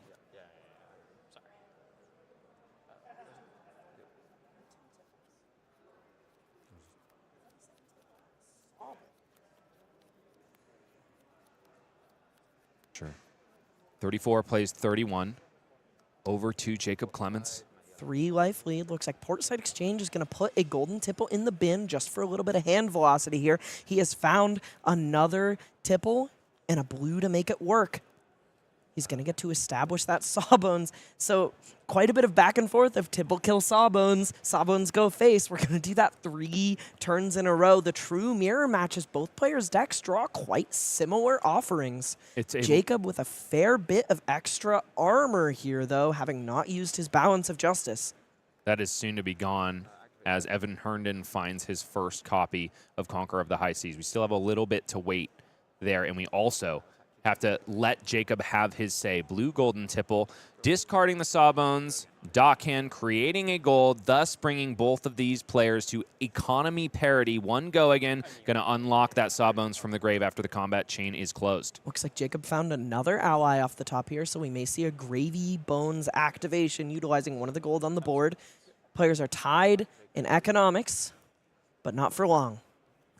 Activating Gravy Bones is He's Jacob found Clements. another golden tipple. Going to put a chum in the graveyard and likely put this golden tipple in his arsenal. He has 2 floating to play and swing a Sawbones. Still has enough resources into, yes, play Sawbones, gets go again from this the Sawbones compass is and going also face. swings it at Evan Herndon's face. Don't need to worry about the Sawbones here because Jacob has forced the tap of Evan Herndon's Sawbones so he can wait until a later turn in order to remove it more efficiently if he decides to do so. Interesting. Sometimes all you got to do is make it so that the Sawbones can't be used on offense rather than remove it. That is true. He may have seen fit not to remove it since he used it on the blue golden tipple. These board state mirrors are often defined by who can get an early lead, who can get more dudes on the board. But in this case, Jacob finding a window where he can send efficient damage and save that task for later. 31 each. Taking 3, full life parity here, both players at 31. Gosh darn, that last-ditch effort looks good even when it's blocking. Golden tipple in the hand of Evan Herndon. No allies, though. Chart the high seas in the hand, and another cold foil last-ditch effort. Will he get to resolve one of those and put Jacob back into his watery grave with that all-powerful game ender? Looks like here we're going to pitch it. Cracking a gold. Let's see the rip. Finding a Swabby off the top. Pairs perfectly with that red golden tipple in his hand. We're going to see what Chart finds. A blue and a chum. What a The hit. ideal set of 2 cards. Up to 4 resources is Evan Herndon as Chum hits the bin and creates a gold token. Swabby in the hand, still at the ready to be established in the graveyard if Evan decides to do so. Is a little bit short on resources, but probably going to be able to find it after he discards this Swabby and draws a card. He does have Dead Threads online, which would smooth his resource curve out, as Chum costs 4, if that's what he wanted to put on the board. Activate dead threads to gain a resource up to 4. Does look like that's going to be the line. Activate hook and then hit you for 4. Here comes Chum. We've seen him come out to play several times this weekend. 31 plays 31, but Evan Herndon definitely taking an accelerating step in the board state race. Jacob Clements has drawn himself up a Conqueror of the High Seas, but is it what he needs right now when he has to answer this board state? Quite a bit of action in this hand. Looks like Jacob's considering binning that tipple.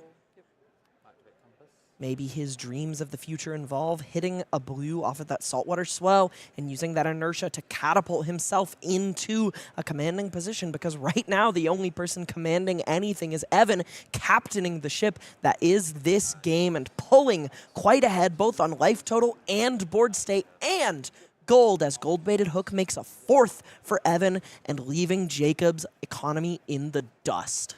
Evan perhaps about to let Jacob eat cake, but not before he does some considerable damage. Jacob Clements does have himself a copy of Conqueror of the High Seas, but no gold to speak of. Needs to get that engine right back online if he's going to be able to find himself back in this game. Saltwater Swell is going to hit Sawbones. I do believe it was a Eye of Ophidia. Opting to is Jacob Clements. Sea Legs and Blood in the Water are the cards on top. Does he want either of them, though? He's got to chart the high seas in the hand. You better believe he's going to put that red on the bottom. No, both of them go the way of the bottom of the deck, because Sea Legs, of course, does not generate a Gold Kiss Rum if it's discarded off Chart the High Seas. Yeah, Must it be has from to hand. be exactly discarded, which is why Brutes like it so much. That's right. Crayon Eaters love to discard cards, don't they, Elly? Play a chop. Yes. Yes, I do. Ooh, first Chart the High Seas. Not going the way Jacob Clements would like. Not amazing like it was in our previously streamed match, but up to 8 resources is he. No gold, still starved for money on this game. probably still going to be pretty useful here, as 8 resources will pay for Conqueror of the High Seas and a chum played and swung. That's money in the bank. Though, only metaphorically, as Jacob remains completely broke to Evan's 4 gold. That was a perfect way for those resources to shake out for Jacob, because he has not put an ally in the bin this turn, so thus Dead Threads is not active. Look at the way the foiling at it. This exact spot on the so table cool. lines up on It's so Conqueror. cool. It looks like a big old ghost ship. It is a big old ghost ship. Well, It's very zombie ship? Scooby-Doo. Yeah. Ruh-roh, Raggy. Here comes a Conqueror of the High Seas. Zoinks!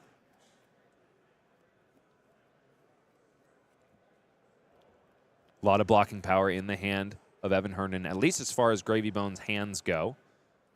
But how much does he want to protect that arsenal that he's established is the real question. Definitely a tough ask. 8 is big, and his balance of justice is already proverbially off the board, if not literally. Hasn't been used for the secondary effect, but has blocked 2. You know, Evan Herndon did have an ally in the hand, another copy of Chum, had the opportunity to discard it to the Chum on board and force Jacob to swing at his friendly first mate instead of the face. Tip the Barkeep goes into the graveyard as Conqueror of the High Seas connects with Evan Herndon's life total. 27 plays 23, and Jacob has finally found himself some gold. Jacob is going to immediately use that gold to draw a card. Has 3 cards in his pitch zone. I made a gold of this. I'll activate my gold-baited hook. Any responses? Activation of gold-baited hook, which means so much more in the Gravy Mirror than when you're not up against another pirate hero, because this will threaten a thievery of gold tokens rather than a creation of one. So not only will Jacob be helping himself, he'll also be hurting the big man, the ancestor, what am I trying to say? Holy crap, I forgot the word. The aristocrat, on the other side of the table with his high collar. That is trying to keep him down under the weight of nothing but legal tender. So interestingly, we were eyeballing that Chum in Jacob's graveyard that he discarded at the start of this turn. However, what he has found off of that gold is instead a Rigor Mortis that is going to be perfect for taking that Chum on Evan's side of the board off. 2 Chums will bump into each other, dealing 4 back and incapable of clearing the other. But since he found that Rigor Mortis off the top into his hand and sent Tipple, he's going to get to establish Rigor Mortis and then use it to get Chum off the board while threatening Evan's life total. This matchup may be swingy, but don't let anyone tell you that it is not of an incredibly high skill. Jacob is navigating this matchup perfectly, using all resources available to him and making sure to get as much information as possible to make correct, informed decisions with everything available to him. No, a Chum bump is mathematically neutral. You need the Rigor Morty bump in order to get Chum off the board. It's back over to Evan Herndon after Jacob has done some serious work, but no arsenal. Telling Evan Herndon that there is a block card in hand, most likely. He's holding on to 2 copies of Sunken Treasure in the hand, I do believe. Scuba, Salty Sea Dog, making his first appearance thus far in this game. We talked about it as a mirror breaker, but thus far not established. Evan with a Tipple and a Chum to work with. 2 resources in the pitch as well.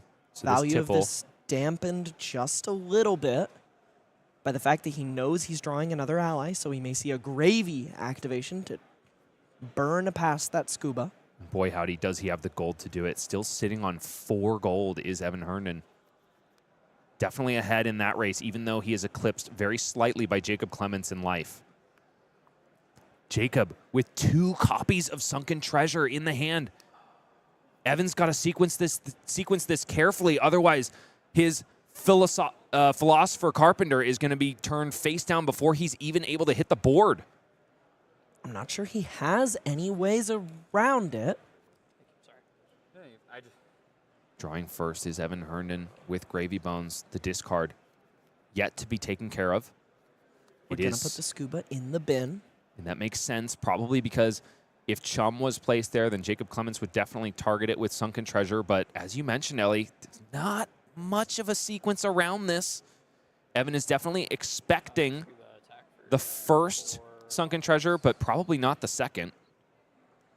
Putting Chum on the bottom of Jacob's deck, removing it from the equation before Jacob can do the same to his Chum with one of those sunken treasures. Evan protecting it by putting it in the pitch zone, telling Jacob that if he wants to get value out of that sunken treasure, he's welcome to, but on my terms. You can get rid of Swabby, but this Chum is going to stay safe in the hold where he belongs. Both players posturing with their hate cards, their tech that they brought because they knew they would be facing Gravy Bones mirrors this way and that, but probably not 100% expecting to find each other in the finals here. But they've got to put out all of the stops, got to bring out all of the salty golden sea dogs and all of the sunken treasure block cards in order to get there in the end. The 3 Scubas definitely inform what you were talking about with Evan's game plan being very fatigue-oriented. Jacob taking a moment here to cash in both sunken treasures after considering the hand, getting rid of 1 ally from Evan's bin and a yellow from his own just to get some gold on the board while covering up that hook hit effect. All of a sudden, 2 of them being gone puts Evan in a bit of a tough spot. All of a sudden, Jacob has found himself squarely placed in the gold race. Both players managing each other's allies in the bin very, very well, and it's the second miss for Jacob Clements. Double blue off the chart, the high seas. One of these is going to have to be discarded. Both of them are such good cards, though, Elly. Avaschi is one of those ally board extenders, and Call to the Grave is the one that establishes them in the grave in the first place. Jacob deciding to keep Call to the Grave in the deck. Holding onto a blue and a saltwater swell. If he fires this off, I think it's going to be blind. You are right about that, Elly. A blue has already entered the graveyard thanks to Chart the High Seas, and the only ally in the bin is Oisin. So Jacob has all of the resources he needs. Probably wondering if he should just save that swell for later. There's a bit of a question on whether he wants to be able to send damage at Evan's face or just get Scuba off the board. A yellow is a little bit disastrous for Jacob here. He could have used those spare resources to draw an extra card. But at least he now knows that his Murderous Rabble would only come in for 2 and is probably not worth resolving on this turn. So he's going to establish Oyston and more than likely use it to get the Salty Sea Dog off the board and back to his salty grave. What's sadder, when Scuba Salty Sea Dog dies or when Polycranka dies? Quick, so separate question. Is it sadder when Scuba died the first time or the second time? Definitely the first time, without a doubt. Because Gravy can always raise him back from the dead the second time. I guess that's probably true. Right? That's why you can replay all the allies after they enter the bin. That's what I'm from saying. the arena, right? That's what I'm saying. Speaking of entering the bin from the arena, that has not happened, but Anka has entered the bin from the hand to this golden tipple after Evan very carefully sidestepped the sunken treasure in the previous turn cycle after seeing that Jacob skipped Arsenal. 1 damage coming across, and Evan is posturing himself to stay ahead in the gold race because he's identified that that is quite important to actually staying ahead in this matchup. And another Scuba hits the bin, furthering his fatigue game plan. He wants to restrict Jacob's options in the mirror. I believe that's the final copy of Sunken Treasure that Evan Hernan has found in his hand. Not safe for the Arsenal because it is a block card, but perhaps going to do some work against Jacob Clements. Can be pitched away. Can be pitched away and also can be refused on Arsenal, exactly like Jacob did on the previous turn cycle. Tough to feel very incentivized to do when Jacob has 0 allies in the bin at the moment. Balance of Justice blocked with here for Jacob Clements. Plenty of cards to be drawn here. Though it's just 1 so far, if I'm not mistaken. Second copy of Scuba Salty Sea Dog is in the grave, keeping Anka Drag under company. Jacob's block on that golden tipple, just daring Evan Herndon to draw another card. Using the 2 armor to opportunistically deny that gold-baited hook trigger. And Jacob's almost forced to do that because he is still way behind in the gold race, even though he leads the life one by just a little bit. Evan, however, has not resolved a single copy of Conqueror of the High Seas to Jacob's 2. Evan activating Gravy Bones, finding another ally.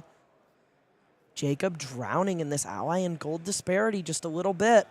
He has 5 cards. Curious to see if he can make something happen. But Evan's cashing in his Mage Master boots to try and drag Jacob down under as Anka drag under hits the board. 2 allies in one fell swoop. One of those allies that can also put in specific work against Gravy Bones, but we can deal with that later. Avasji comes out of the hand. Anka drag under is going to gain go again and also on hit generate a gold token. This is the turn that Evan Herndon needed to get ahead in the life race. He's already got the gold, but can he get the life? Jacob Clements is popping that Balance of Justice and drawing a blue Saltwater Swell. 6 cards to work with. A Tipple, a Chum, plenty of resources, and I believe a C legs. But first he has to deal with 8 damage, threatening a gold being sent his way. Threatening to erode this life lead he has built up, and Anka sticking on the board is a pretty nasty proposition when Tipples are worth so much in this mirror match. It's a battle of who is the saltiest, and so far, Evan Herndon is making a play for the lead, but a lot of important equipment has been cashed in on his side of the board. Jacob Clements, despite having used 2 power cards out of the deck, still has the full suite of equipment minus the Balance of Justice just cashed in here. He's got a 6-card hand at the ready for this turn. There's going to be some serious work being done here, Elly. 19 plays 23.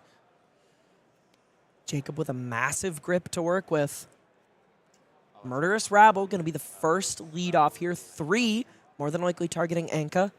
Evan has to make a decision now on whether or not he will use Anka's activated ability on this turn. Has plenty of allies in hand. 3 to work with. Chooses not to activate Anka. Murderous Rabble connects with Anka, and he is dragged under where nobody can find him, at least until another game. Saltwater Swell at Oyston. Gonna flip that Avasti into the pitch zone. Second blue played this turn, doing work on ally cleanup. Jacob Clements playing the janitor for now. But there's still 3 cards in the hand. One of them happens to be a golden tipple. One of the only common rarity power cards in the game of Flesh and Blood. Gold baited hook activation here. 4 resources floating. Golden tipple in the yellow on the board to go again. Threatening stealing a gold if it hits, generating a gold and a rum as C legs is discarded. The momentum is swinging. The pendulum is falling on the other side of the table, and Jacob Clements is picking up the pace, trying to outrace Evan in this naval battle. Tip the barkeep in the hand. It's not just a naval battle, it's also a battle of Alcoholics Anonymous. Jacob Clements has the ability to generate so much rum here, in addition to the pennies that he's been generating time and time again. What do you think about the decision to discard the sea legs instead of the chum? I suspect if he's going to get the chum into the bin, he's going to use Gravy's ability or the second tipple that he has in his hand. So maybe it didn't really matter, ultimately. Gosh. Sometimes when Gravy just starts popping gold over and over again, all of these play lines that we are mincing words with simply fall to bits as the options expand before the shipwrecked looter. Golden tipple here. 1 go again. Gonna discard one of these 2 allies and draw a card to replace it and generate a gold. Jacob has had 11 cards in his hand throughout the course of this turn. Evan looking a little bit frumpy to the other side of the board as Jacob takes his what is probably 10th or 12th game action so far this turn. 3rd copy of Conqueror of the High Seas is found off the top. Plenty of blues in the pitch zone in order to enact High Tide, but would have to pitch a yellow at this point from hand in order to play it. Interesting position for him. And because Evan doesn't have an arsenal at this current moment, do you think it's better to save for the arsenal? It's a little tough that it's probably one of the more efficient ways to make use of his hand after discarding to Gravy Bones, though looks like he's just going to draw another card here, finding a back alley break line, likely going to be used in conjunction with either Dead Threads or the Rigor Mortis in his hand to resolve an ally. Maybe we'll see Mage Master Boots cashed in on this turn. Oh, he is just going to send the Conqueror across. looking to bet big on a huge amount of damage being sent towards Evan Herndon's face. The hit trigger not being online does not matter. This is 8 into 6, 14 damage on offer thanks to dead threads being online in Jacob's side of the field. And Evan has to block 8. It's a fearsome position for Evan Herndon, seeming to be the more measured of the Gravy Bones players, not necessarily in prudence, but in terms of offensive output and spike turns. Jacob Clements is the one who has had middling success generating gold, at least in the first phase of this game, but it is all of a sudden just pulling way ahead on life because he is doing the stupid turns that Gravy Bones is known for. The pitch order. Not that it matters too much. 19 plays 6 as the pitch stack is reordered. Back Jacob over to says, Evan Herndon. Not as it matters as he reorders his pitch stack, knowing that either they won't get there because one player is presently at 6 life, or he will resolve a call to the grave before they do. Evan activating Gravy Bones, putting a Sawbones into the bin, but his hand is still a little awkward, not what you want to see. Chart the High Seas is going to be asked to bail him out, finding an ally and a back alley break line, giving Evan the gas he needs to maybe come out of freaking nowhere and take this game over from a 13 life deficit, putting a Swabby in the bin, giving him 2 action points, 3 resources, and putting a blue in the graveyard so that Gravy Bones' hero ability is online.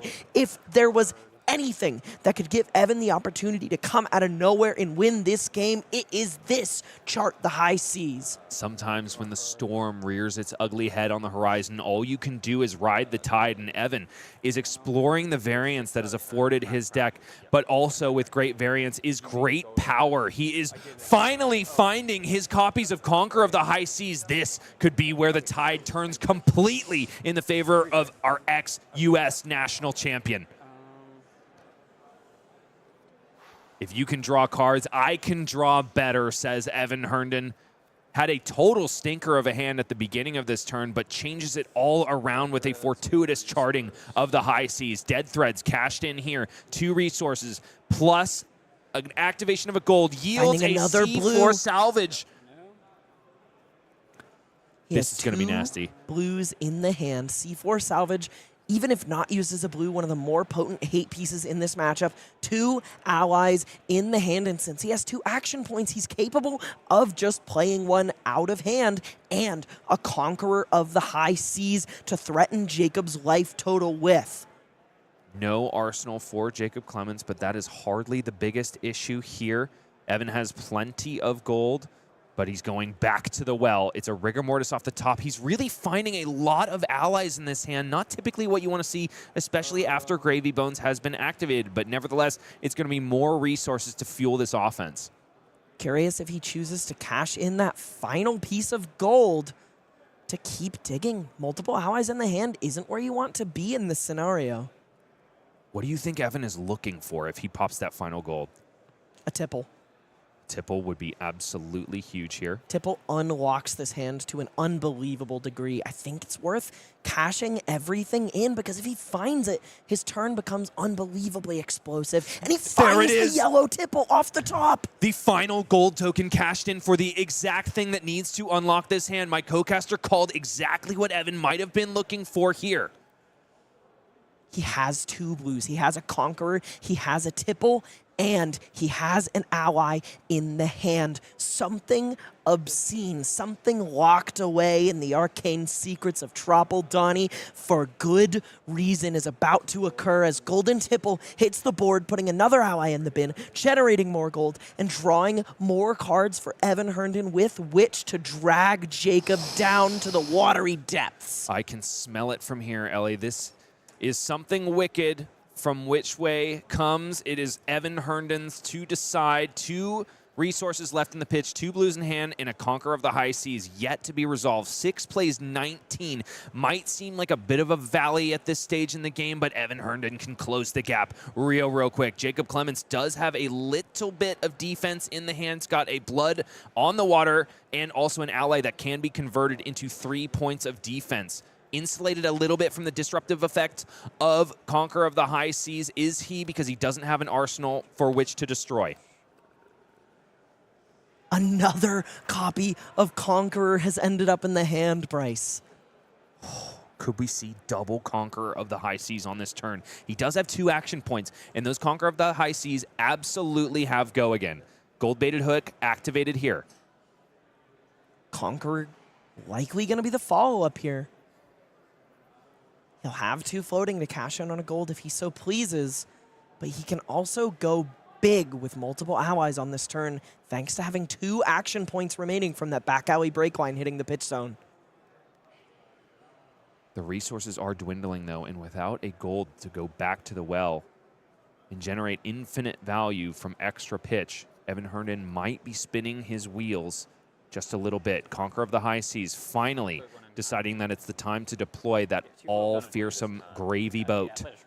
8 go again here, not threatening an arsenal, but hoping to even the playing field just a hair. Evan Herndon is definitely more rich in allies in Graveyard, but as of yet, none established on the board for either of these players. In response to the attack, we'll activate Gravy. Yep. Chart the High Seas found off the top of the deck for Jacob Clements, discarding that 1 ally. Has blood on the water. We'll activate Compass. Oh, Can't it is quite an ally. see. I think it might have been a chum. You have better eyesight than me if you can spot that, Bryce. Maybe.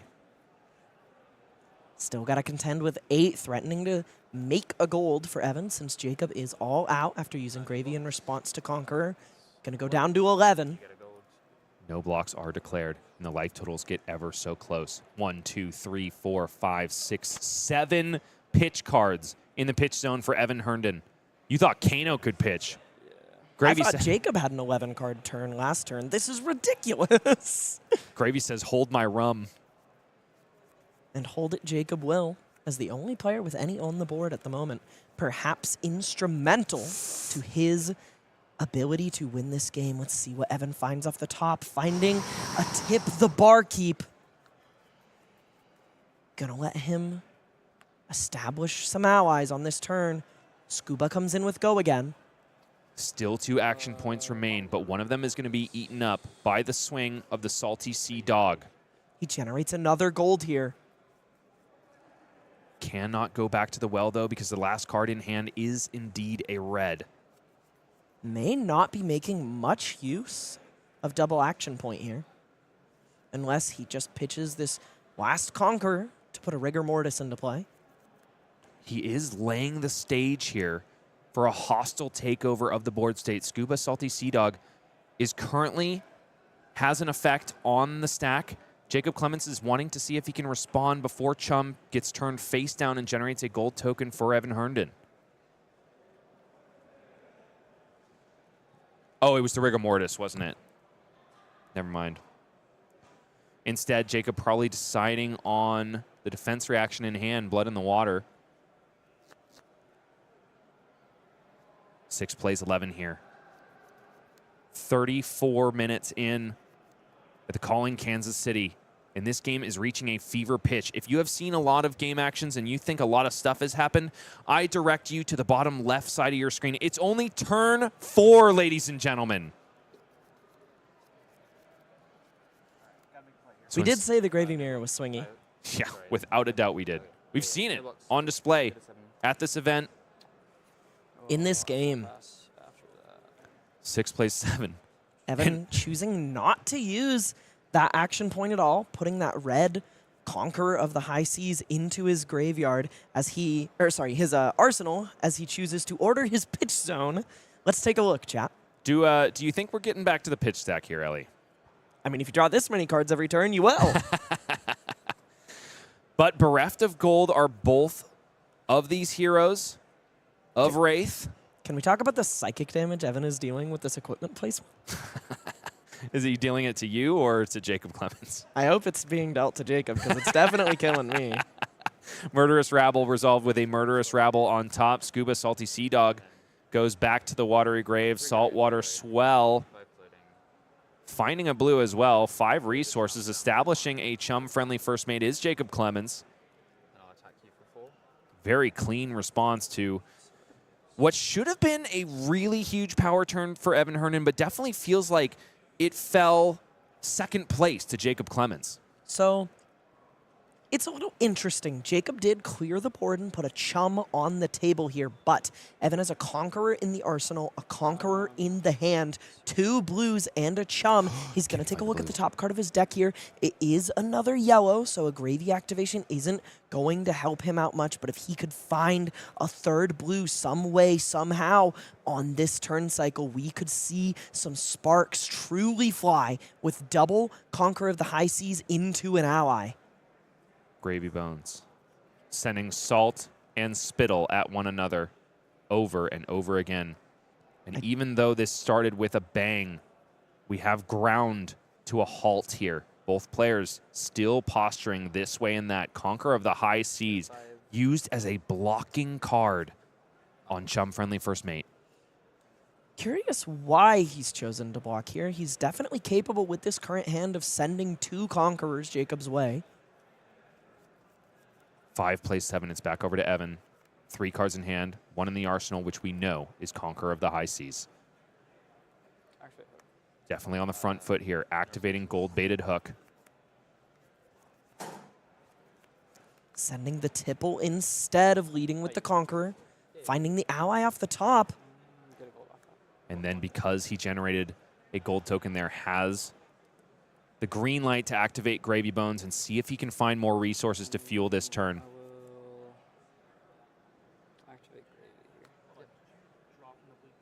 I did. The draw, blind off the top, is Good gravy. Yep. Another red golden tipple. with 2 resources floating. Not the ideal find. Yikes. This is a tough situation. Does Evan discard the red tipple just so he can buy more resources? He does have 2 floating. He can activate another gold here to find a card. I imagine the reason he... Oh, interesting. He's sending the tipple face. A curious choice indeed, because with those 2 floating resources, he could have gone back to the well to see if he could find himself an ally on the top and then use dead threads to resolve the golden tipple, thereby drawing yet another card and generating another gold. But I think Evan is feeling pretty ally bereft in his deck. No blocks. Jacob taking 3 down to 4. What I suspect from here on is that Evan will use dead threads to put Rigor Mortis on the board and use it to clear chum, but it leaves Jacob with 5 cards that he's going to use to try and slam the door. Evan not resolving that Conqueror of the High Seas could have sealed his own fate by leaving Jacob with so many cards to work with.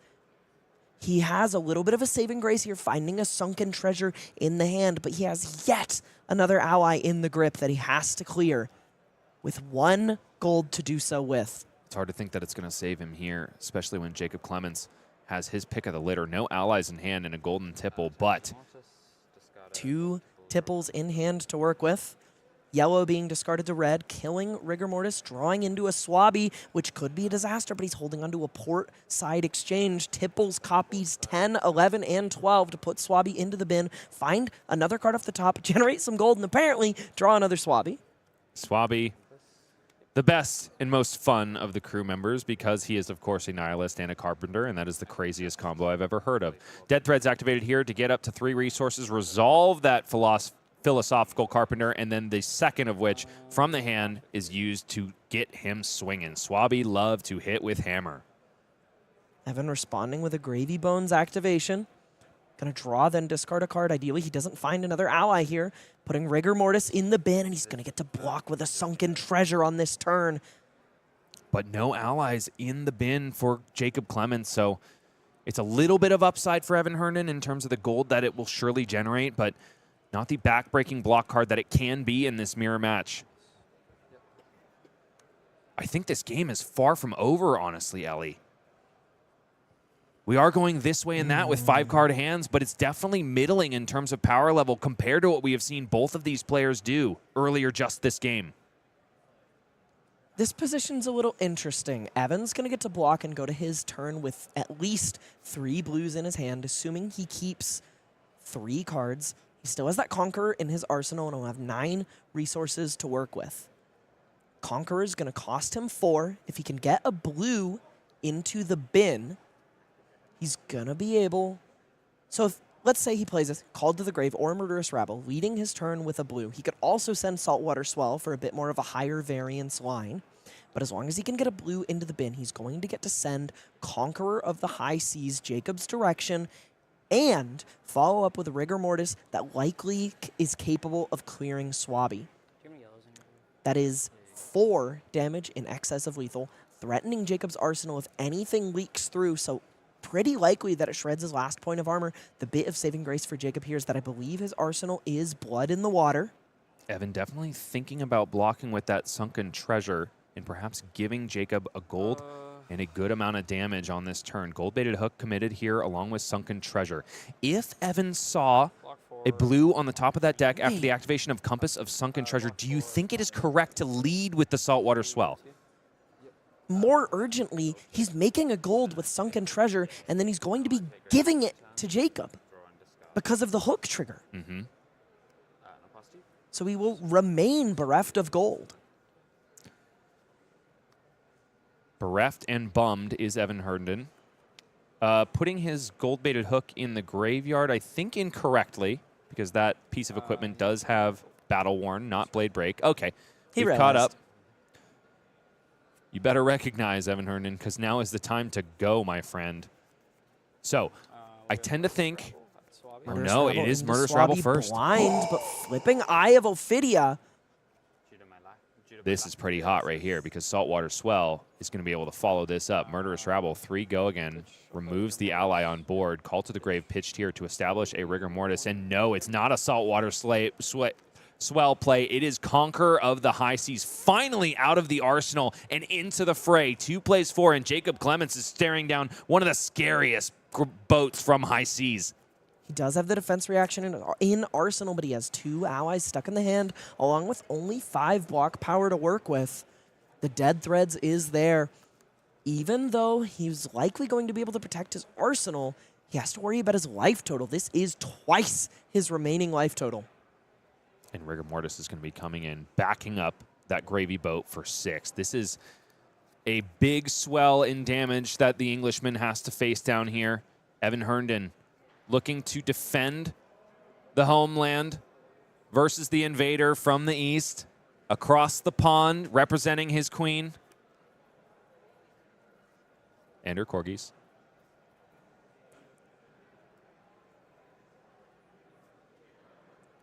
Jacob considering blocking, or how he'll block. He is definitely going to have to block.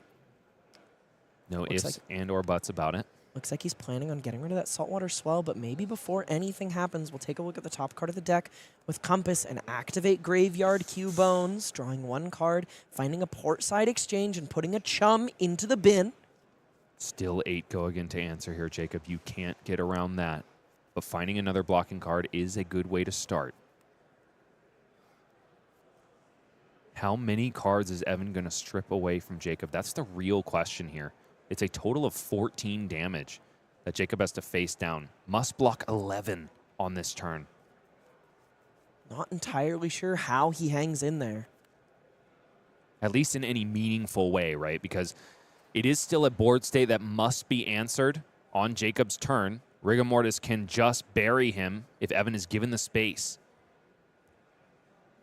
And Evan looking so stalwart after some really nasty turns from Jacob earlier on in this game, showing that he quite well could be the gravy master in the room.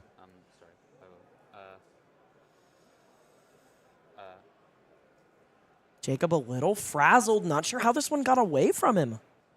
He was in such a commanding position early on in this game, but Evan has charted his course through choppy waters and found his way to a commanding position in this game of Flesh and Blood, presenting more than lethal damage with Conqueror into Rigor Mortis at the end of an incredibly long and tense exchange between 2 pirate captains. 7 is the block on the Conqueror of the High Seas. 4 more at least. Excuse me, 3 more at least is going to have to be committed here in order for Jacob to live. No, life totals are 4. corrected here. I was correct in my original calculation. 4 damage must be blocked. Dead Threads, like my co-caster said, is there, but definitely not something that you want to be giving up. But he may have to. He has an ally stuck in the hand. Has a 3 block as well. Jacob in the position that he put Connor Bryant in just one game previous. I know what I have to do, but I know I don't want to because it is no longer playing to win. It is playing not to lose. Going to 1 here is crushing. Looks like Jacob might just line up a block for 6, preserve his life total, and hope Evan can't do it all over again.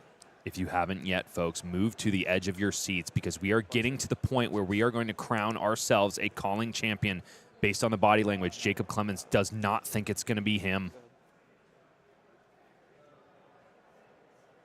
Looks like his turn is going to be resolving a scuba and passing. Unfortunate turn of events. Evan has all of the gas right here. Chart the high seas in the hand. Plenty of gas and all of the decomposing dudes at his disposal. This is Evan's game to win right here and right now. The question is how much defensive capability is in the hand of Jacob Clements. He is going to keep us in the dark, and that is okay because there is a lot going on Evan Herndon's side of the board. Saltwater Swell revealing Eye of Ophidia pitched so that Evan can fix the top of the deck in order to find the blue. Looks like he's planning on putting a Blood in the Water to the bottom and a Fearless Confrontation to the top and into his pitch zone. 5 resources floating, Swabby threatening a third of Jacob's life total. You're right, Swabby definitely waiting in the wings here, more than likely going to hit the table, but Evan still has 2 cards to work with. The top card of his deck is a Murderous Rabble, but he doesn't have any gold to go fishing with unless he can make use of this Chart the High Seas and hit an ally. If he hasn't found the way through, there's certainly one more way to check, and it's the promo-styled map in his hand. Evan is dripped out and looking beautiful at the gala as he takes this game to a close in an almost certain way. Jacob Clements, nevertheless, checking the graveyard, seeing if there is a miracle lying in wait for him. Golden Tipple resolved on Evan Herndon's side of the board. No discard here. It's in the yellow, coming in for 2. Chart the High Seas is the only card left in hand. Dead Thread's not quite yet active, so those 4 resources could just resolve Chum and swing Chum, but no. Sawbones, Dockhand, is the boy for the job. Here he comes in all of his splendor. With the saw, 6 damage that Jacob must answer. 2 plays 2 here. There's a non-block in hand, but there is also a defense reaction. Blood in the Water and Tip the Barkeeper, the only blocking cards left for Jacob Clements.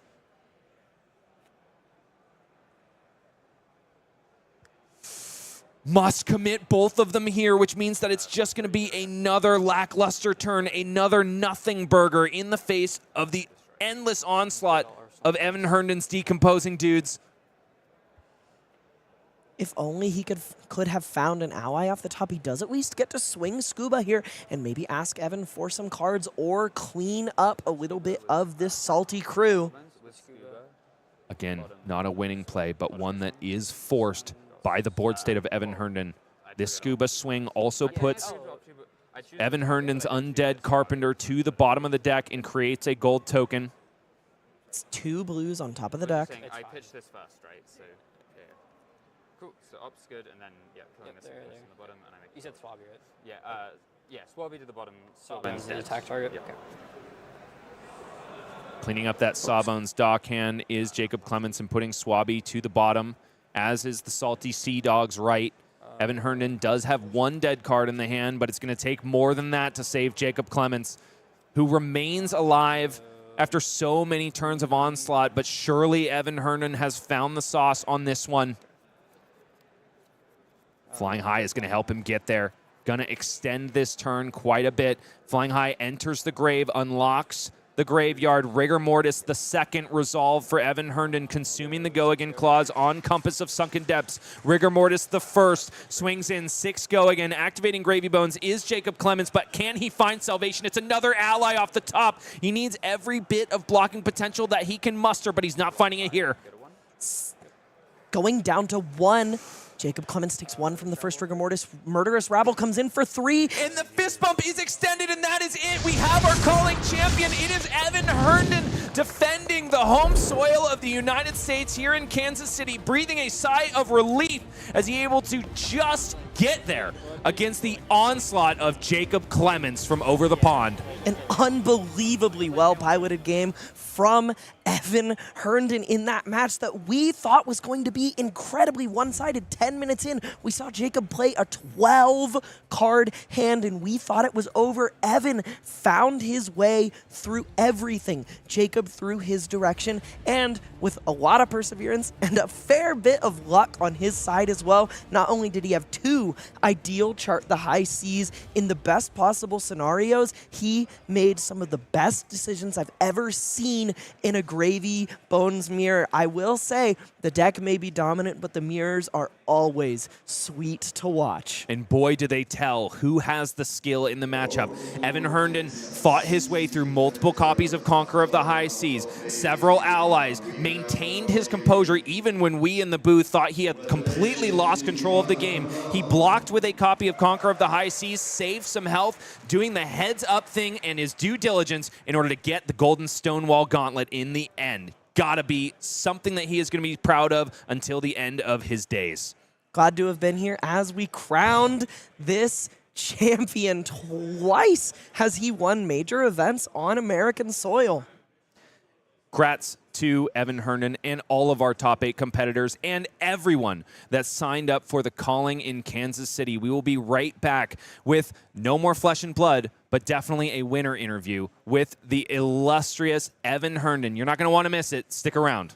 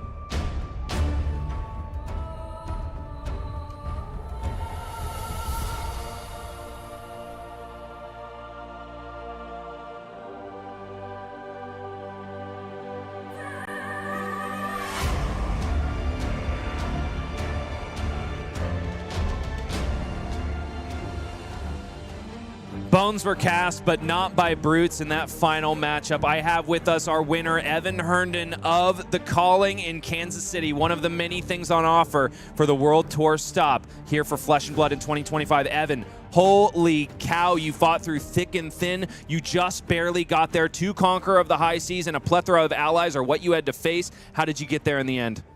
We're really checked for the Grave Mirror. Obviously, I don't really think it showed that well in the finals. I didn't really get to play the seafloor salvages out or do anything with them. But when I played against Hamilton, who's on, I think, a very similar list, they were really good. Yeah, you were just coming off of a Gravy Mirror that took, I believe, an hour and a half. Didn't feel like it. It might have. It went long for sure.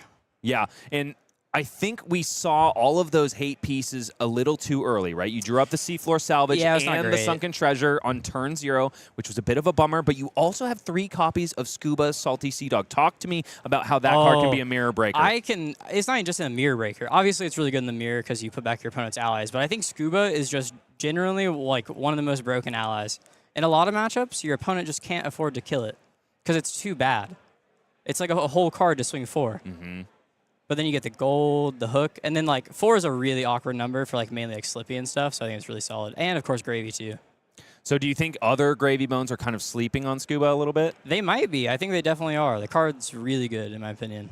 Evan, this is not the only major event that you have won on American soil. You are also our ex-U.S. national champion from Minneapolis. That deck, however, was very different in terms of cosmetics, but pretty similar in terms of power level that you piloted to the win in that metagame. That was Zen, Tamer of Purpose, in his glory days. Yeah, Zen was so awesome. I think this Gravy deck might be better than Zen. I think there's a lot more moving pieces, and you have to like play tightly.